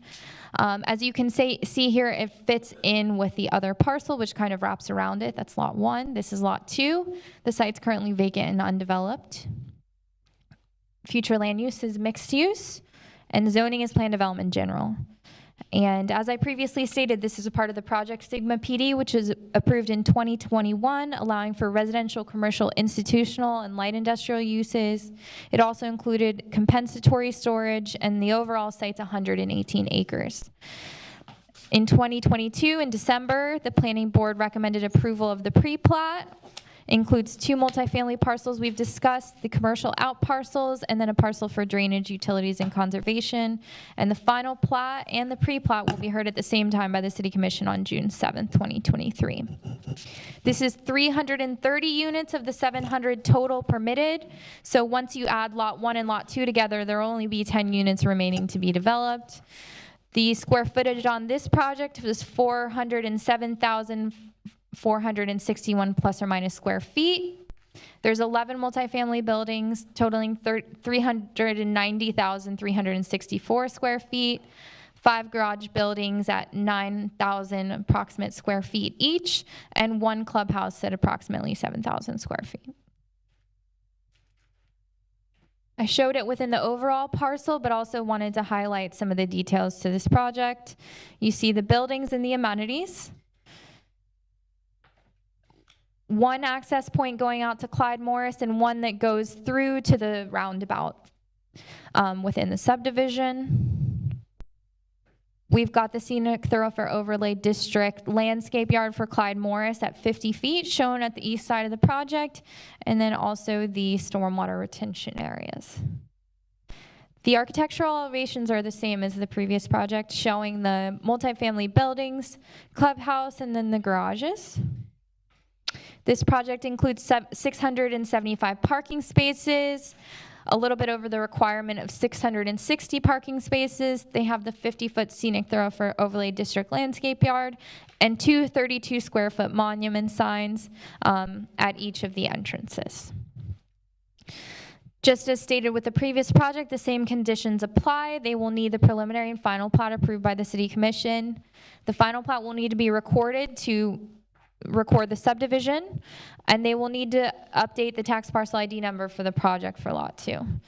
The infrastructure to support this subdivision will need to be bonded or in place, bonded or constructed in a manner satisfactory to city staff, and the approval of the proportionate fair share agreement and payment of that proportionate fair share amount for traffic impacts will need to be made prior to the issuance of a site plan approval letter for the project. So provided the subdivision and traffic conditions are met, staff recommends approval of the major site plan to allow for 360 units on Lot 1 of the Tomoka Village South subdivision. A majority vote of the planning board members present and voting is required to approve the application, and this concludes staff's presentation.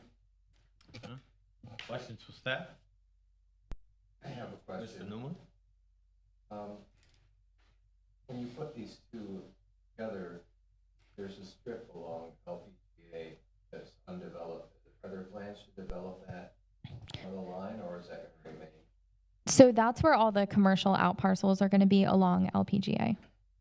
So they have like a main road going in, and you see the traffic circle, and then there's like 1 entrance to one multifamily, 1 entrance to another, but along the frontage, that will all be commercial out parcels. You're welcome. All right. Maybe hear from. She says she's good. She's good. I don't have any other green forms for or against this item. Anyone else would like to speak at this time? No? All right. May I have a motion, please? Yes, sir, Mr. Chairman. Provided all subdivision and traffic conditions are met, move to approve agenda item number 10, major site plan approval, DV 2022-040, Tomoka Village South Lot 2. Second. Okay, we have a motion, proper second, and just before we get a vote, I just want to check on with Tony Savance. Are you still with us? No. Oh, he's not? He had to, okay. All right, so he's no longer with us. Thank you. All right. I'm still here. I'm still here. Oh, there you go. Yeah, I'm still here. I was just checking on you. Came Thank out of you. nowhere. All right. Yeah. So he's with us, okay? So, we have a motion, properly second. All those in favor, let it be known by saying aye. Aye. Opposers have the same right. It carries. Thank you. Item number 11, please. Hill Point Small Scale Comprehensive Plan Amendment, DEV 2022-167, legislative hearing. Okay, could you also read item number 12? Okay. Thank you, We'll Tony. get them together and we'll vote on them separate. Thank you, Tony. Hill Point, job, Big Mr. Tree Chairman. Road Apartments, PD, Plan Development General, rezoning, DEV 2022-168, quasi judicial hearing. Okay? Staff. Hannah Ward, Senior Planner with the city. This is a request by Jessica Gow with Cobb Cole on behalf of Nick Everly, Hill Point LLC, for approval of a small-scale comprehensive plan amendment from Level 1 residential and retail to Level 2 residential. As you can see above, the site split into two parcels. It's located on the north and south sides of Big Tree Road. Parcel 1 is at the northwest intersection of Big Tree Road and Old Big Tree Road. Parcel 2 is at the southwest intersection of Big Tree Road and Nova Road. The site is vacant, undeveloped. Sorry for that typo. The current future land use is Level 1 residential and retail, and the proposed future land use is Level 2 residential, which is consistent with the surrounding area. Current zoning is multifamily residential 12 and business retail 2, and the proposed zoning is plan development general, and we'll get into that shortly. To summarize the project details, parcel 1 is 8.127 plus or minus acres. They're changing the land use from level 1 residential to level 2 residential. That's the westerly piece. Parcel 2 is 12.701 plus or minus acres, and the land use will be changing from retail to level 2 residential. The level 2 residential future land use permits a maximum density of 20 dwelling units per acre, which represents an overall reduction in permitted density from the existing future land use from 508 dwelling units to 416 dwelling units. The traffic represents a net decrease in average daily trips of 836 trips and a net decrease in PM peak hour trips of 54 trips. Water and sewer reflects that there is available capacity for the project and the land use change. Staff finds that the small-scale comprehensive plan amendment is consistent with the comp plan. It does not represent urban sprawl, and the city has available capacity to serve the demand of available water and sewer. As such, the proposed future land use amendment from level 1 residential and retail to level 2 residential appears to meet the comp plan criteria for the proposed amendment.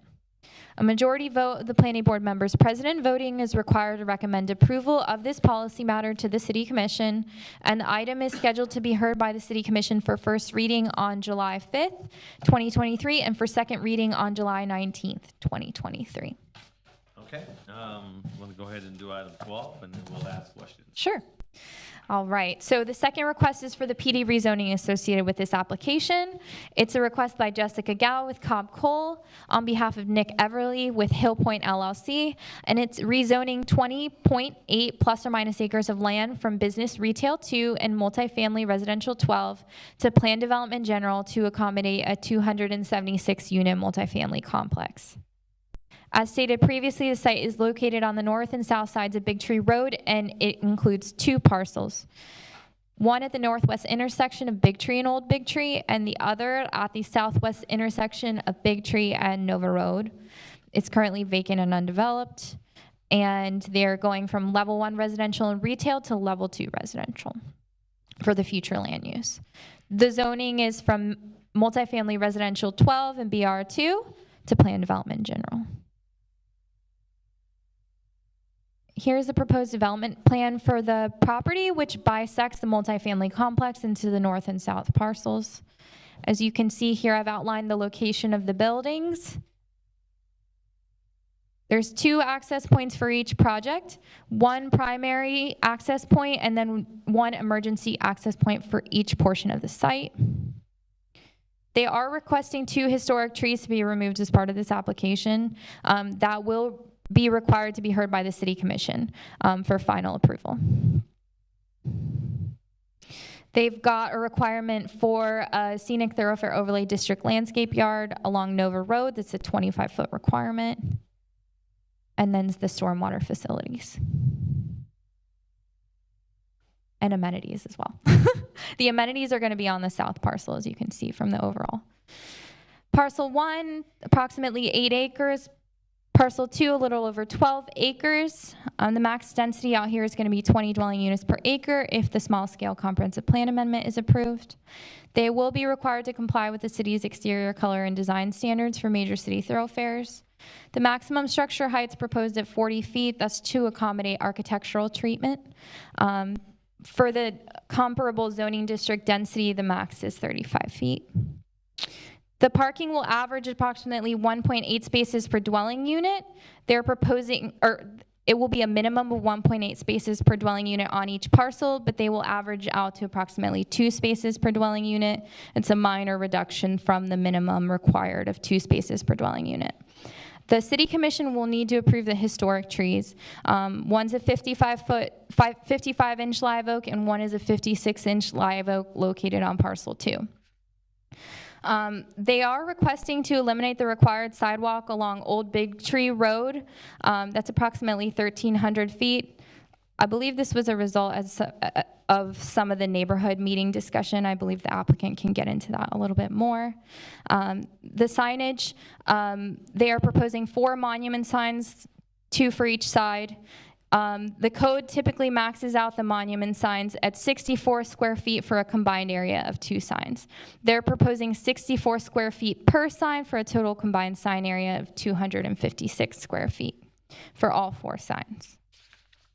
So provided all land development code modifications are accepted, staff recommends approval to rezone 20.8 plus or minus acres of land from business retail 2 and multifamily residential 12 to plan development general to allow for a 276 unit multifamily complex. A majority vote by the planning board members present voting is required to recommend approval to the City Commission. And the item is tentatively scheduled to be heard by the City Commission for first reading on July 5th, 2023, and for second reading on July 19th, 2023. And this concludes staff's presentation. Okay, give staff a minute. Any questions for staff? I just want to state for the record that I prefer they did it without. Okay, and that would be a decision that the City Commission will have to make. Yes, the City Commission. I want to say it for the record because I want. Okay. Point taken. Any other questions? I was wondering why, or maybe you can't answer why they would not put the sidewalks in. I can take that. The sidewalk on Old Big Tree Road, the north side of it is kind of fronting some larger single-family, almost rural-type lots. The property owners over there really didn't even want a sidewalk in that location. On the other side, the south side of that street, there's a culvert and there's some physical limitations on putting a sidewalk over there.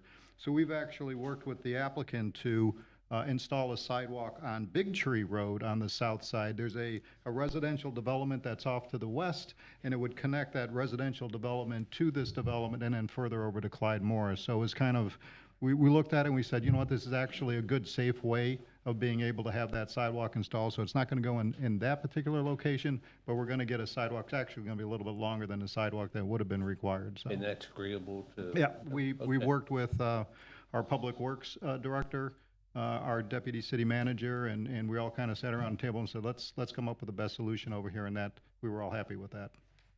So. Thank you. And we hear from our applicant, please. This is item 11 and 12. We're getting through the book. You'll let us state your name twice.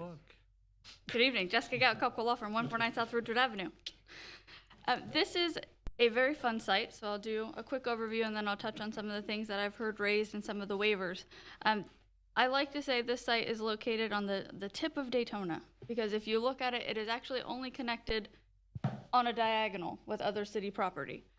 So right on Old Big Tree and the top corner, that, connection across to that neighborhood is city. Everything else around us is either county or South Daytona. So we don't actually touch Daytona except for a little corner, which is fun. Has to be contiguous. Yes, I say it's contiguous, but it's pushing the rules.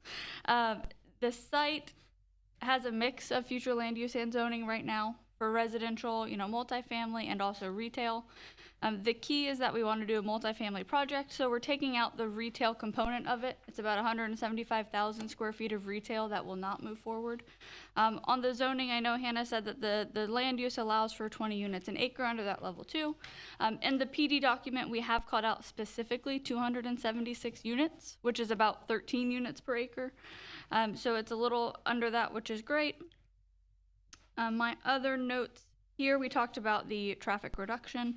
On the sidewalk, we did work with the city. I've called this Big Tree and Old Big Tree, for lack of a better term for the real Big Tree. They're both county facilities. In our neighborhood meeting, the residents along Old Big Tree said, we don't want your traffic, we don't really want interaction. Can you leave a natural strip there and just kind of leave it alone? They were generally supportive of something happening here because they said there is a lot of transient activity in those woods right now. So we have there is an emergency access only on Old Big Tree. So there's an arrow on the plan shown here that is emergency only. So there will not be cars accessing Old Big Tree. That was important to the residents. And we've relocated the sidewalk partly because it would be a sidewalk that doesn't really go anywhere to the west. And that was about 1,300 linear feet. Instead, we're going to extend it about 1,900 linear feet to the La Costa entry, so that that neighborhood has a functioning sidewalk. We're gonna, cross over. The school board owns the land in the middle, so extend there, connect down to us, so that you have that function between Big Tree and Nova, and residents can use it. We not only worked that out with the city, we also went through it. And they also like that as part of the use permit conditions. They're in favor of relocating that sidewalk along Big Tree Road for the extension, so that was great. On the historic trees, there are 6 on site. We are saving 4 of them. There's 2 that we have to remove. One is in the middle of the building structure that's proposed, and the other, in order to line up with the roadway median, it's right in the middle of the access drive. And so those are the 2 requests there. On parking, and I love this from a practical standpoint, the site is split across Big Tree Road, as you can see. The amenity center is on the larger side of Big Tree. And so the way the parking is split up is that on that northern end, you've got a ratio of about 1.8. On the southern end, you've got a ratio of about 2.2, because we know people from the top are going to drive instead of walk the 500 feet to the amenity center across the road, because I would do the exact same. And so on the average, we are meeting the code standard of 2 spaces per dwelling unit. We've just allocated more to the amenity on the southern side. I understand. And those are my high points. The development team is here with me. Sorry, the developer and our engineer are here if you have specific questions on other projects. Point Grand Apartments, kind of by the Speedway, is an apartment complex that they worked on. And so that's a good comparable for the level of product here that we're looking at. We're here to answer any questions.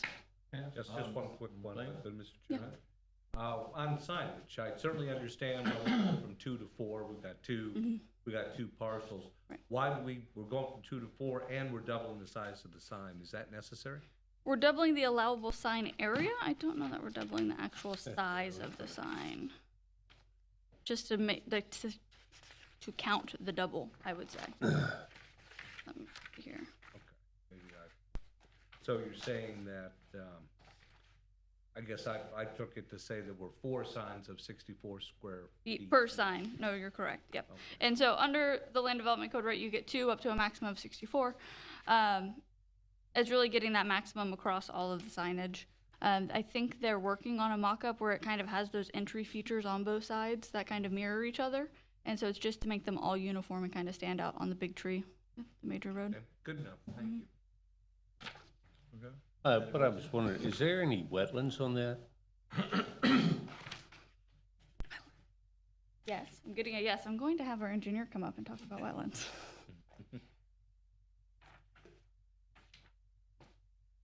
And we'll fill out a green. Great, thank you. David Evans, Evans Engineering, 719 Irma Avenue, Orlando, 32803. Yes, there's approximately 1.39 acres of wetlands on the property.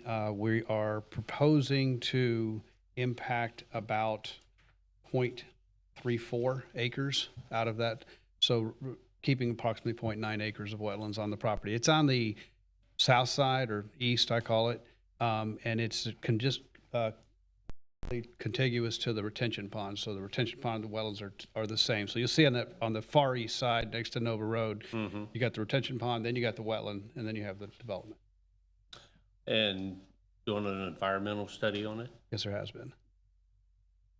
Yeah, and I like my fun facts. No, sorry. Will you finish please. filling this out, Dave? Oh, We're yeah, done? sure. Thank you.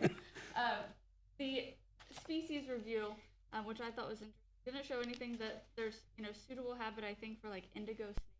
They put out signage for the construction workers, but there's no adverse impact. It's too wet for gopher chargers, so you don't have to worry about that. Okay, thank you very much. Thank you. Thank you. I don't have any other green forms. Is there anyone that would like to speak for or against this item? Or these two items, actually, item number 11, item number 12? None? Thank you very much. May we have a motion for item number 11, please? Yes, sir, Mr. Chairman. Move approval of agenda item number 11, small-scale comprehensive plan amendment, DV 2022-167, Hill Point Big Tree Apartments. Second. Okay, we have a motion properly second. All those in favor, let it be known by saying aye. Aye. Aye. Opposers have the same right. It carries. Thank you. Item number 12, may I have a motion, please? Yes, sir. Provided all LDC modifications are accepted, move to approve agenda item number 12, plan development general rezoning, DB 2022-168, Hill Point Big Tree Road Apartments, PD. Second. Have a motion properly second. All those in favor, let it be known by saying aye. Aye. Aye. Opposers have the same right. It carries. Thank you so much. Item number 13, please. Volusia Square, Plan Development General, rezoning, DEV 2022-053, quasi judicial hearing. Do we hear from staff, please? This is the last time you'll hear from me tonight. Hannah Ward, Senior Planner. This is a request by Rob Merrill with Cobb Cole on behalf of Volusia Retail SAIK LLC to rezone 22.4 plus or minus acres of land from Business Retail 2 to Plan Development General to allow additional uses, upgrade landscaping, subdivide the property, and incorporate a uniform sign plan to support redevelopment of Volusia Square Shopping Center. The site is located on the south side of West International Speedway Boulevard on a portion of the block bounded by Thames Road and South Williamson Boulevard. The site is currently developed with the Volusia Square Shopping Center. The land use is retail. The current zoning is Business Retail 2. The proposed zoning is Plan Development General. The applicant is proposing to subdivide the property as part of this request. Really no other changes proposed to the buildings at this time, so I just wanted to show the overall plan here. The red shows the limits of the proposed Plan Development General. It does not include the Home Depot, and it does not include the indoor cart facility. And then I've shown some darker lines with the proposed lots within the subdivision.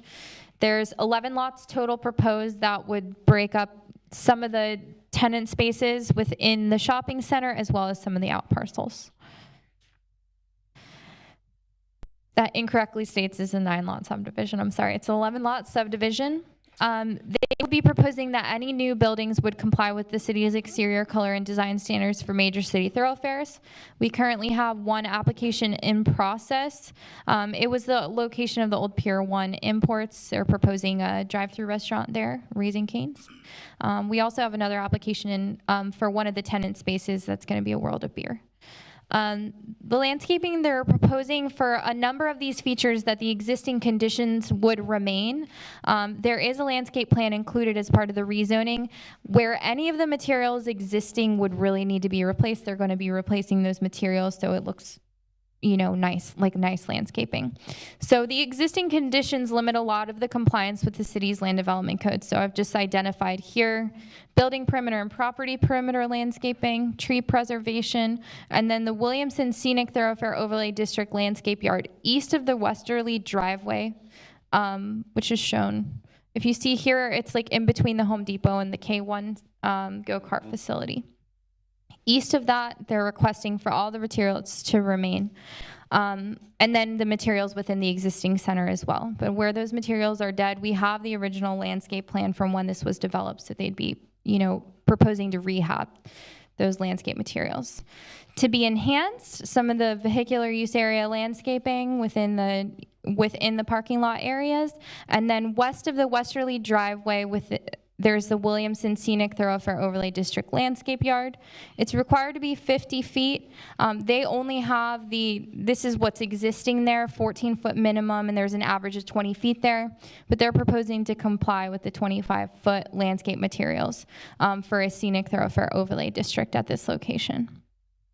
With regard to the parking, the center is already developed with 4 parking spaces per 1,000 square feet. They're anticipating that some additional restaurants may be moving into this location to increase the viability of the center. The code requires that if you're exceeding a maximum gross floor area within a shopping center of 10%, you would need to calculate the parking for the restaurants separately from all the other uses within the center. They're requesting to increase that amount to 20% of the shopping center. Simply because oftentimes shopping centers just have a sea of parking that goes unused. They're also requesting to allow for compact spaces at a max of 25% of the total parking. That would come into play if they needed to reconfigure some of the parking spaces for additional tenants. And the minimum dimensions for those spaces would be 8.5 feet by 16 feet. They've requested a uniform and very detailed sign program as part of this rezoning, hoping that this will help to bring life back to the center. So they're requesting 4 pole signs total. 1 is existing that they're proposing to rehab. They're proposing to remove some signs, and then they're going to add 3.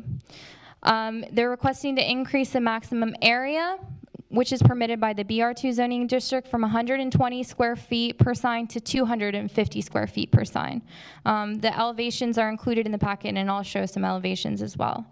They will be keeping the maximum height at 35 feet, and they're requesting that one of those 4 pole signs be an EMC sign or an electronic message center that would be permitted to display colored graphics and static background images.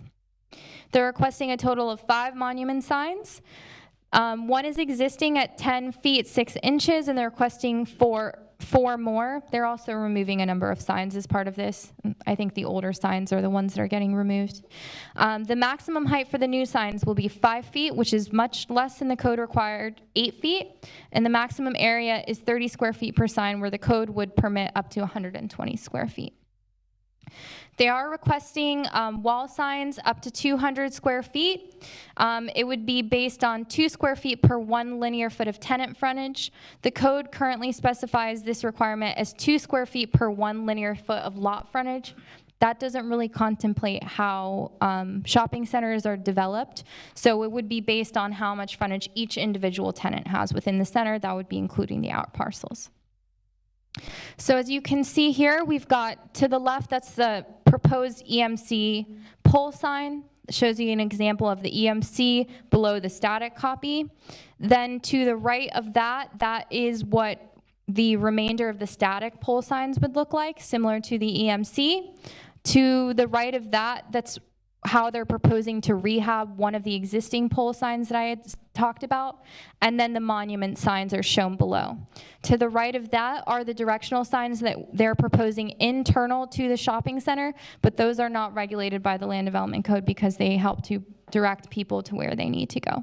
Those are just included as part of the packet so you all could see the visuals that they're proposing. So provided the requested land development code modifications are accepted, staff recommends approval to rezone 22.4 plus or minus acres of land from business retail 2 to plan development general to allow additional uses, upgrade landscaping, subdivide the property, and incorporate a uniform sign plan to support redevelopment of the Volusia Square Shopping Center. A majority vote by the planning board members present and voting is required to recommend approval to the city commission, and the item is tentatively scheduled to be heard by the city commission for first reading on July 5th and for second reading on July 19th, 2023. And this concludes staff's presentation. Any questions for staff? Yes. Is there any limit on Dollar Tree or anything in the city on the stores itself? I know Not city presently that I'm aware of, no. putting limits on them, and there's none in the city. Okay. No. Okay. May we hear from the applicant, please?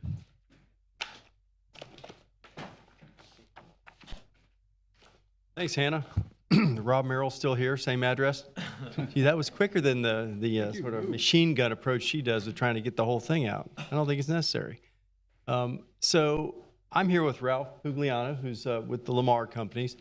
He is in the business of taking old centers like this that need a breath of fresh air and putting it in there. So you guys, I mean, you've seen these life cycles of retail centers, and that's his business. Thankfully, we have him here trying to fix the place up, get some good tenants in there. We have a couple that have come in. We need more. So if you know anybody who wants to be in a nice center that's sort of hidden right now, you may know the history on this one. First of all, I think you all know, because you're involved, some of you, in what happened with Tanger Outlets and Tomoka Town Center and One Daytona. We love them. They're great new centers. But what it caused is the exodus of some of these others. I'm also working with the folks that own the Daytona Mall at Nova and US 1 at ISB. I'm getting punch drunk, sorry. And these things need a little encouragement. So Ralph's putting some new landscaping in. We're getting some new signage, as you saw. This thing was actually built, and Mark Dowse is with me too, in case you guys have any technical questions. But Mark was involved at the onset of this project with a company called Owen Brown. So he knows a lot of the intricacies of the history of this. But what happened was the center got built, and everybody was thinking that where Tim's Road is, that's where Williamson was going to be extended. And it ended up going on the other side. So now the bigger road, the big artery, is on the back side of the shopping center. So it kind of made this shopping center hidden. So Home Depot created a destination, so it did well. We had, I think, Ross left and went out to one of the newer centers. Toys R Us, of course, went under, et cetera. So these things evolve. And so Ralph's bringing some life back. We're basically, the biggest piece of what we're doing here is the subdivision part to allow some of the parcelization of it, as well as the new signage and the new landscaping. So I think this is all upside, guys. We're hoping, praying that it's going to end up getting good occupancy. And frankly, I've got two friends who have relocated their businesses, one of which is Stereotypes, which is on Nova Road, to this site, which is exciting, as well as the Fish Tank, which was out there where the Mason Nova shopping center. They just relocated. So two great local businesses are out here now. And then we have the Urban Air, if you guys want to go see something really cool, and mostly for people younger than me, but trampolines and stuff. But so anyway, there's a lot of successes already starting as a result of Ralph's work and his marketing of the project. So if you have any questions for me, Mark or Ralph, happy to answer them for you. I have a quick question for you. How many signs are they proposing to take down? And it's quite a few monument signs you're trying to put up. It's all in the sign schedule. We have vetted those fully with your technical staff. What it comes down to, Tony, is how does it look, right? Is it proportional? Is it in good perspective? You take a look at it yourself. You see the pictures. This is beautiful signs. We need these signs. We need to be able to be seen because we aren't seen now. Yeah. So this is one where signage is really important, and it's tastefully done, not too big, not too gaudy. That's my question. Yeah. So many monument signs, and coming down to the ISB, there's so many signs. So many everybody signs. wants Yeah. to see, and everybody. And I understand it's business. I understand that. I'm just wondering how many were you taking down? So as Hannah had mentioned, I think the older ones are getting replaced for the most part. Okay, just the businesses that's coming out of there. And we're adding some signage. So Dennis, you can get into the details, but you guys looked at it, I think, for, Well, I was going to just say that there's, a little unusual with this site, there's 7 access points to this development. So, they do need a little bit more monument signs because you have more access points to begin, at the entrance. and again, it's hidden, and it wasn't our design for it to be hidden. We're just trying to catch back up to what happened with the county deciding to put the road in a different place, so. So the monument sign, just from my knowledge, will be at the entrances, at least. Well, typically, Yeah, you can- that's where you want to put them. You can see them in the sign plan, Tony, if you look through the packet.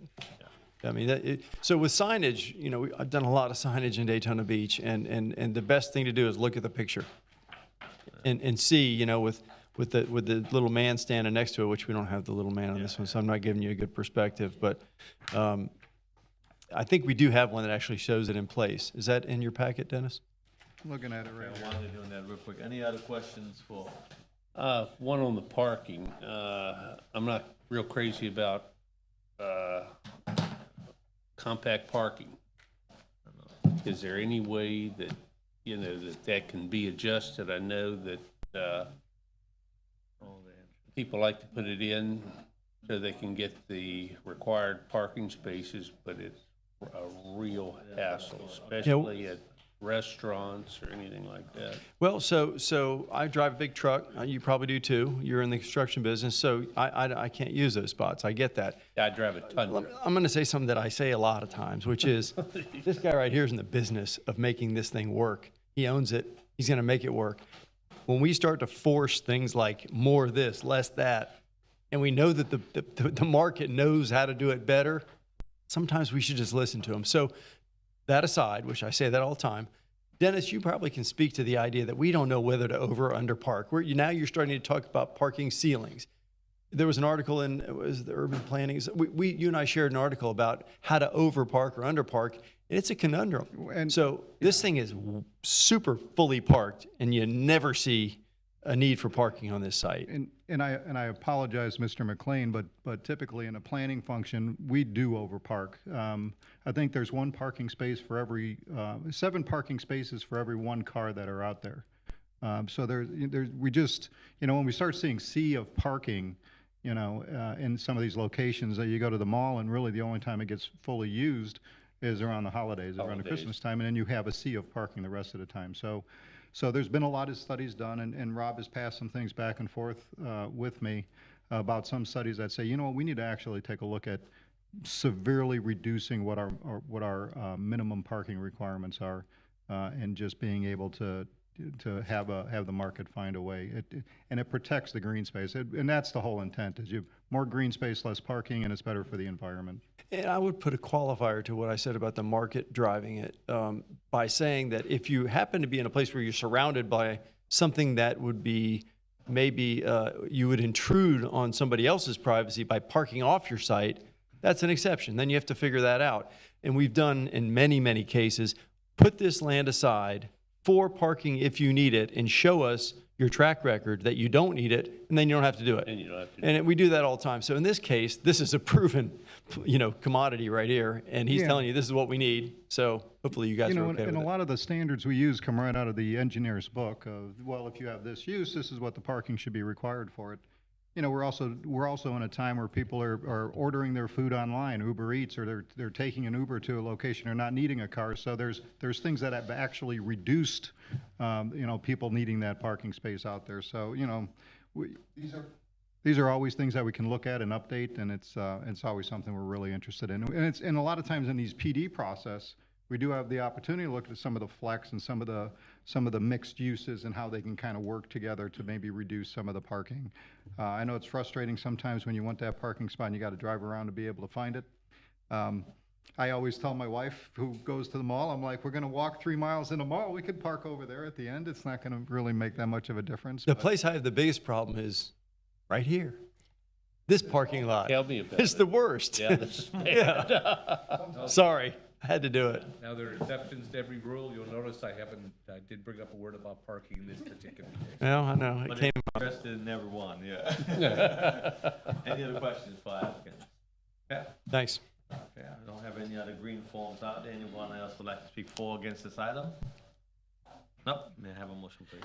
Yes, sir. Provided all LDC modifications are accepted, move to approve agenda item number 13, plan development, general rezoning, DV 2022-053, Volusia Square PD.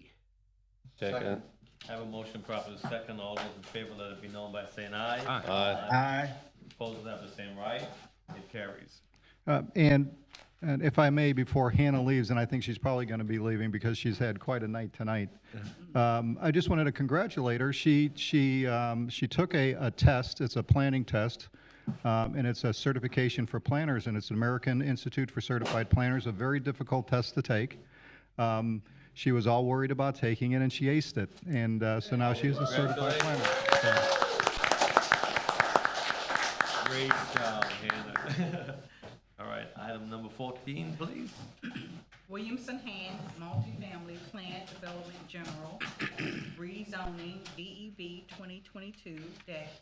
2022-200 quasi judicial hearing. Over here for staff, please. Good evening, Rose Askew, Project Manager, Growth Management and Planning. I also want to say before I start, Dennis told about Hannah's, but he didn't tell that he also received an award for Planner of the Year. Thank you. Dr. Gundy, get Good job. Great job. Congratulations. Good evening. Item number 14, rezoning to Plan Development General, Williamson Hand Multifamily. This is a request by Jessica Gow with Cobb Cole Law Firm on behalf of TLO6 Hand ALF LLC to rezone 34.9 acres of land from multifamily residential 12 to Plan Development General to allow for a 325-unit multifamily residential development with associated parking, landscaping, and infrastructure. The property is generally located on the northeast corner of Williamson Boulevard and Hand Avenue. And so this is a photo of the site location. And I'm sorry, tonight I have on flats, so I'm having to stand on my tiptoes for the microphone. Excuse me. There we go, better. This is an aerial view of the current property. It is undeveloped. The current future land use is level 2 residential. The current zoning is MFR 12, and the proposed zoning is Plan Development General. This is a photo of the proposed project. The multifamily dwellings are in blue. The parking lot, the parking information is in yellow. The amenities is in purple, and the green spaces are actually in green. Project details, it's a 325 unit multifamily residential development, and they are actually only doing 9.5 dwelling units per acre. They are actually allowed up to 12 dwelling units, but they chose to go lower. There's an amenity center for access. There's one primary full access point and one secondary emergency access point. Building design will comply with the LDC exterior color and design standards for major city thoroughfares. And for connectivity purposes, they are also proposing connectivity for the adjacent development to the south. That's on the other side of Hand. Parking. For parking, they're asking for a modification to reduce the required parking from 2 spaces per unit to 1.5 spaces per unit. And they used reduction that are allowed in our land development code. One is you can reduce parking by 20% to save specimen or historic trees, and the other is if you are located within 1,000 feet of a bus stop or somewhere like that, transportation area. They are compliant with the scenic thoroughfare overlay for landscaping and for regular landscaping, and signage will be compliant with the land development code. Modifications and waivers. They're asking for modification from Article 4, Section 4.2 for building height. They're asking to increase the height for multifamily development projects from 35 feet to 60 feet. The second modification is for parking, is to reduce the minimum off-street parking requirement for multifamily dwellings from 2 parking spaces per dwelling unit to 1.75 dwelling spaces per unit and to allow the use of tandem spaces within development so long as the spaces are dedicated to the same unit, meaning the same dwelling unit that they're talking about. As a recommendation, provided all LDC modifications are approved, staff recommends approval to rezone 34.9 plus or minus acres of land from multifamily residential 12 to planned development general to allow for the development of a 325-unit multifamily residential development with associated parking, landscaping, and infrastructure. The item is tentatively scheduled to be heard by the City Commission for first reading on July 5th, 2023, and for the public hearing on July 19th, 2023. A majority vote of planning board members present and voting is required to recommend approval to the City Commission. This concludes staff's presentation. Any questions for staff? Nope, may we hear from the applicant, please?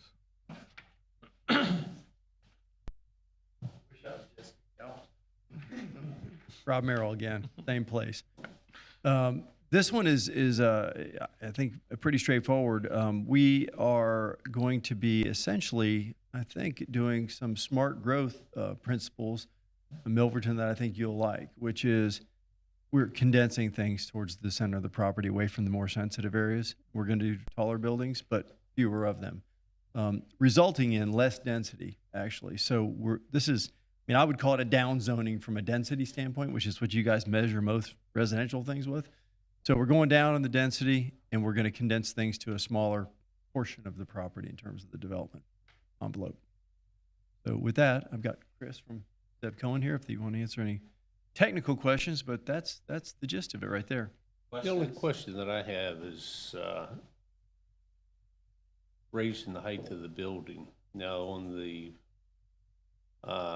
preliminary, you're talking about 3 stories. I'm assuming that there would be steps, elevators. Yeah. Definitely. So to the extent there need to be elevated, I think it's 4, right, is the threshold. So, yeah. Again, some of the times when we're doing a PD, you try to figure out what you're measuring from to figure out what you're doing differently. And there are other multifamily zoning classifications that let you go 75 feet. So this is the one that is categorized as the 35 feet for whatever reason. Mm-hmm. So that's the reason for the height variation on this one. It's not varying from all heights in the multifamily. It's just the one that we had at the moment, right? And, and I've always got a problem with parking. Yeah, so you won on this one. As long as there's adequate parking and, the building, the condensing like it, I have no problem with it. Thank you. Any more? Since we're talking about parking, I just want to put on the record that I went out and took a look to see if indeed there was a Boston Rapid Transit stop within 1,000 feet, and not only was there were 3 of them, so. Yeah, so it checks off that box. Yeah. Thank you very much. Okay, thanks, guys. All right, I don't have any other green. I don't have any other green forms. Anyone else would like to speak for or against this item? Huh? May I have a motion, please? Yes, sir.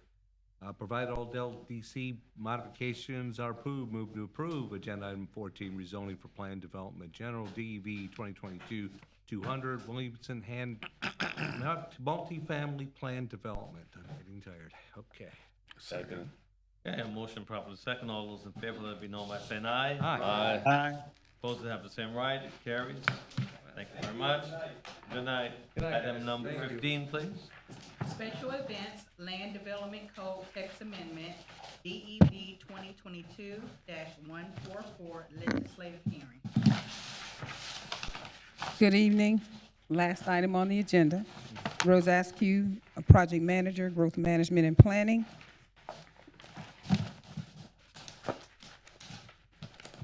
This is a request by the Growth Management and Planning Department to amend Article 5, Section 5.4C, Temporary Uses and Structures of the Land Development Code to modify current development standards for special events, and Article 11, Section 11.5 to modify the definition for special events and add additional definition.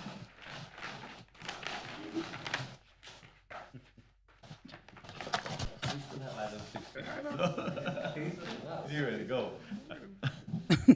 Sorry. You said item 16? No, you Oh, 50. okay, I'm sorry. There isn't an item. No, no. So a little bit of background and information. Staff has received an increase in requests to allow special events on commercial and undeveloped properties that currently do not meet the development standards in Section 5.4C of the Land Development Code. The most common types of special event requests that we're receiving are for art shows, grand openings, religious activities, fundraisers, community events, and events to increase awareness on different types of subjects like health things. So the reason for this is because in our old Land Development Code, any request for outside activities for special events, that term was not in our old Land Development Code. It was all called outside activities, and they were all required to be permitted uses in the zoning district, and they had to be related to the principal use on the property. So any requests for outside activities that were not permitted on the property or part of the principal use had to be approved through the special use permit process. They were required to go to the city commission because it was normally things like circuses, carnivals, very large events. So during the drafting of the new Land Development Code, the current one that we have, staff became aware that people were making requests or were interested in having different types of smaller events on smaller properties. So a directive was given to staff to come up with a process in our new Land Development Code that would allow these types of events to occur through a staff approval process in lieu of having to go all the way to the city commission. So what that ended up is the addition of Article 5, Section 5.4C, special events. So the events and outside activities, they range from small to medium in scale based on the property size, type of activities associated with the event, and they typically run between 2 to 3 days and are proposed to be held, a lot of them on undeveloped lots. So examples of these types of uses, again, are art shows, grand openings, religious activities. They have different types of things that they're asking for that do not meet the current criteria for large properties that would be having circuses and carnivals. So the current regulations for special events in the LDC authorize city staff to approve special events on properties throughout the city that are in operation as a shopping center, public or semi-public use, or institutional use on subject to specific standards. And those standards require the event not to create an unreasonable risk of significant damage to the properties. They included as part of the event disturbances, nuisances, or traffic issues that may be caused to the surrounding properties in the neighborhood, and protections from events that are within residential neighborhoods. So there's some additional specific criteria for anyone that wants to have these types of events in residential neighborhoods. So to accommodate the requests that we're getting, staff is proposing to amend Article 5, Section 5.4, and Article 11, Section 11.5 of the Land Development Code to provide regulations that would regulate these types of events.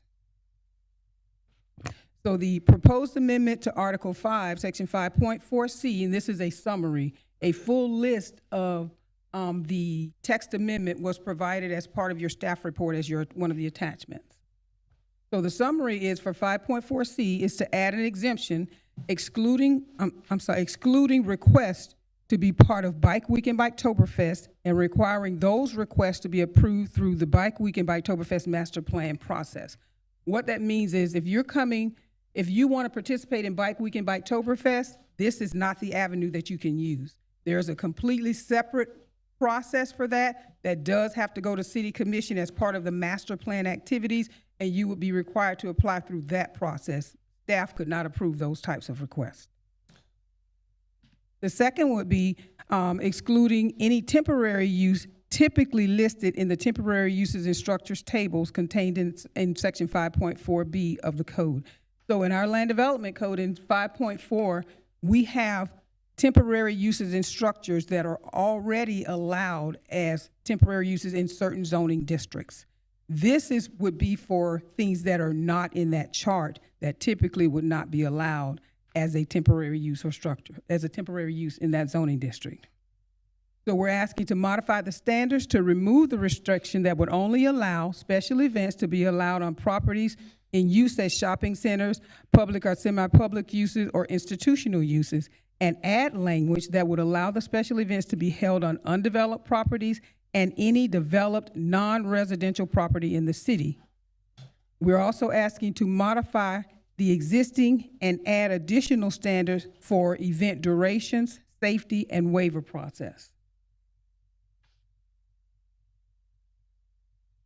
The amendment to Article 11 is to modify the definition for special events for consistency with the current practices. So the reason we're modifying that definition is because currently it's consistent with only allowing in for those certain types of commercial developments. The new definition that we will be providing will now be modified so that it will be consistent with allowing it on multiple types of commercial properties as well as undeveloped properties. The addition for the new definitions is the term for Bike Week, Biketoberfest, and major event periods. None of those are terms that are currently in our land development code because all of those terms are associated with the Bike Week master plan that goes through a completely different process. So since we added terminology in our code that said if you want to do Bike Week or Biketoberfest, you have to apply through that process, we needed to provide the definition for what those terms meant. So it was clear if anyone came through trying to do that, staff would be able to clearly identify that you could not do it through that process. As a recommendation, staff recommends approval of the proposed text amendment to amend Article 5, Section 5.4C, Temporary Uses and Structures of the Land Development Code, to modify current development standards for special events, in Article 11, Section 11.5, to modify the definition for special events and add additional definitions. A majority vote of the planning board members present and voting is required to recommend approval to the City Commission. This concludes staff's presentation. Okay. Any questions for staff? Yes. Did this come up on account of the parking during, on empty lots and, that the city was having during Bike Week? The discussion came up about, having that, or if I wanted to have a concert in an open field. No, this came about as there are a lot of properties in our city currently that are undeveloped or commercial properties that are developed that want to be able to have different types of activities on their property for different reasons. Some to generate additional revenue with the way the current market is, those different types of things. And right now, there's no avenue for them to do that because the current regulations are so restrictive that you can only do it if your property is developed in those specific ways and operating that way. So in order to open it up so that they're not in violation of the code, and in addition to that, undeveloped properties currently in our city are not allowed to have any activities. So in order for us to allow them the ability to be able to have any types of activities and events on their property, we had to amend the regulations in the code so that whatever they're doing is compliant. But they would still have to get a permit. Yes, sir, they do. Okay. That's it. All right, thank you very much. Staff is the applicant. May I have a motion, please? Yes, sir. Move to approve. Agenda item Hold on, 15. Excuse me? Anyone would like to speak for or against this item? I was trying to get out of there. Mike, Okay, get out of here. Now, Look like may I I have have a motion, please? Move to approve, agenda item 15, LDC text amendment, DV 2022-144, special events. I second. Okay, a motion properly second. All those in favor, let it be known by saying aye. Aye. Both have the same right. It carries. Thank you very much. Item number 16, we have reports from Downtown Baloo Road Redevelopment Area Board report. We met in May. We had a presentation showing plans for the redeveloping the streetscape of North Beach Street from Bay Street to Michigan. They only took it up to Michigan because they still aren't sure how they're going to handle the intersection at Fairview. Whether they're going to put in a roundabout or just what they're going to do. So they laid out a plan for that streetscape park and by the 400 beach development, medians kind of continuing what's below Bay Street on up towards Fairview. That was our presentation, and Okay, thank you very much. Midtown Redevelopment Area Board Representative? Not here. Beachside Redevelopment Area Board Representative? Beachside, we met, we had a discussion about, agenda item number 5, which was the Silver Beach Hotel project, which you all heard tonight, and that was basically it. Okay, thank you very much. Public comments? Staff comments? It's Arthur is here. Is Arthur here? Arthur? Arthur, come up here, please. He's hiding off there in the corner. I just wanted to introduce you guys. We hired a new planner, Arthur Abrego, who has joined our department probably about 4 weeks ago now, right?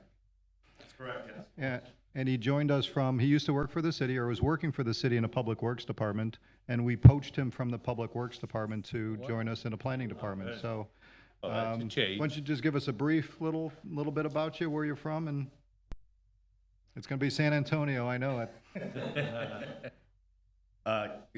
Good evening. Yes, I'm originally from San Antonio, Texas. I was a little nervous. Sorry about that. When I was in high school, I don't know if y'all know who Shaquille O'Neal is. So in high school, I played on the basketball team. I wasn't a starter. I was the second. Second string. Yeah. Second string, right. So we knew we were going to play against Shaquille O'Neal, his team, Cole High School. So I was excited.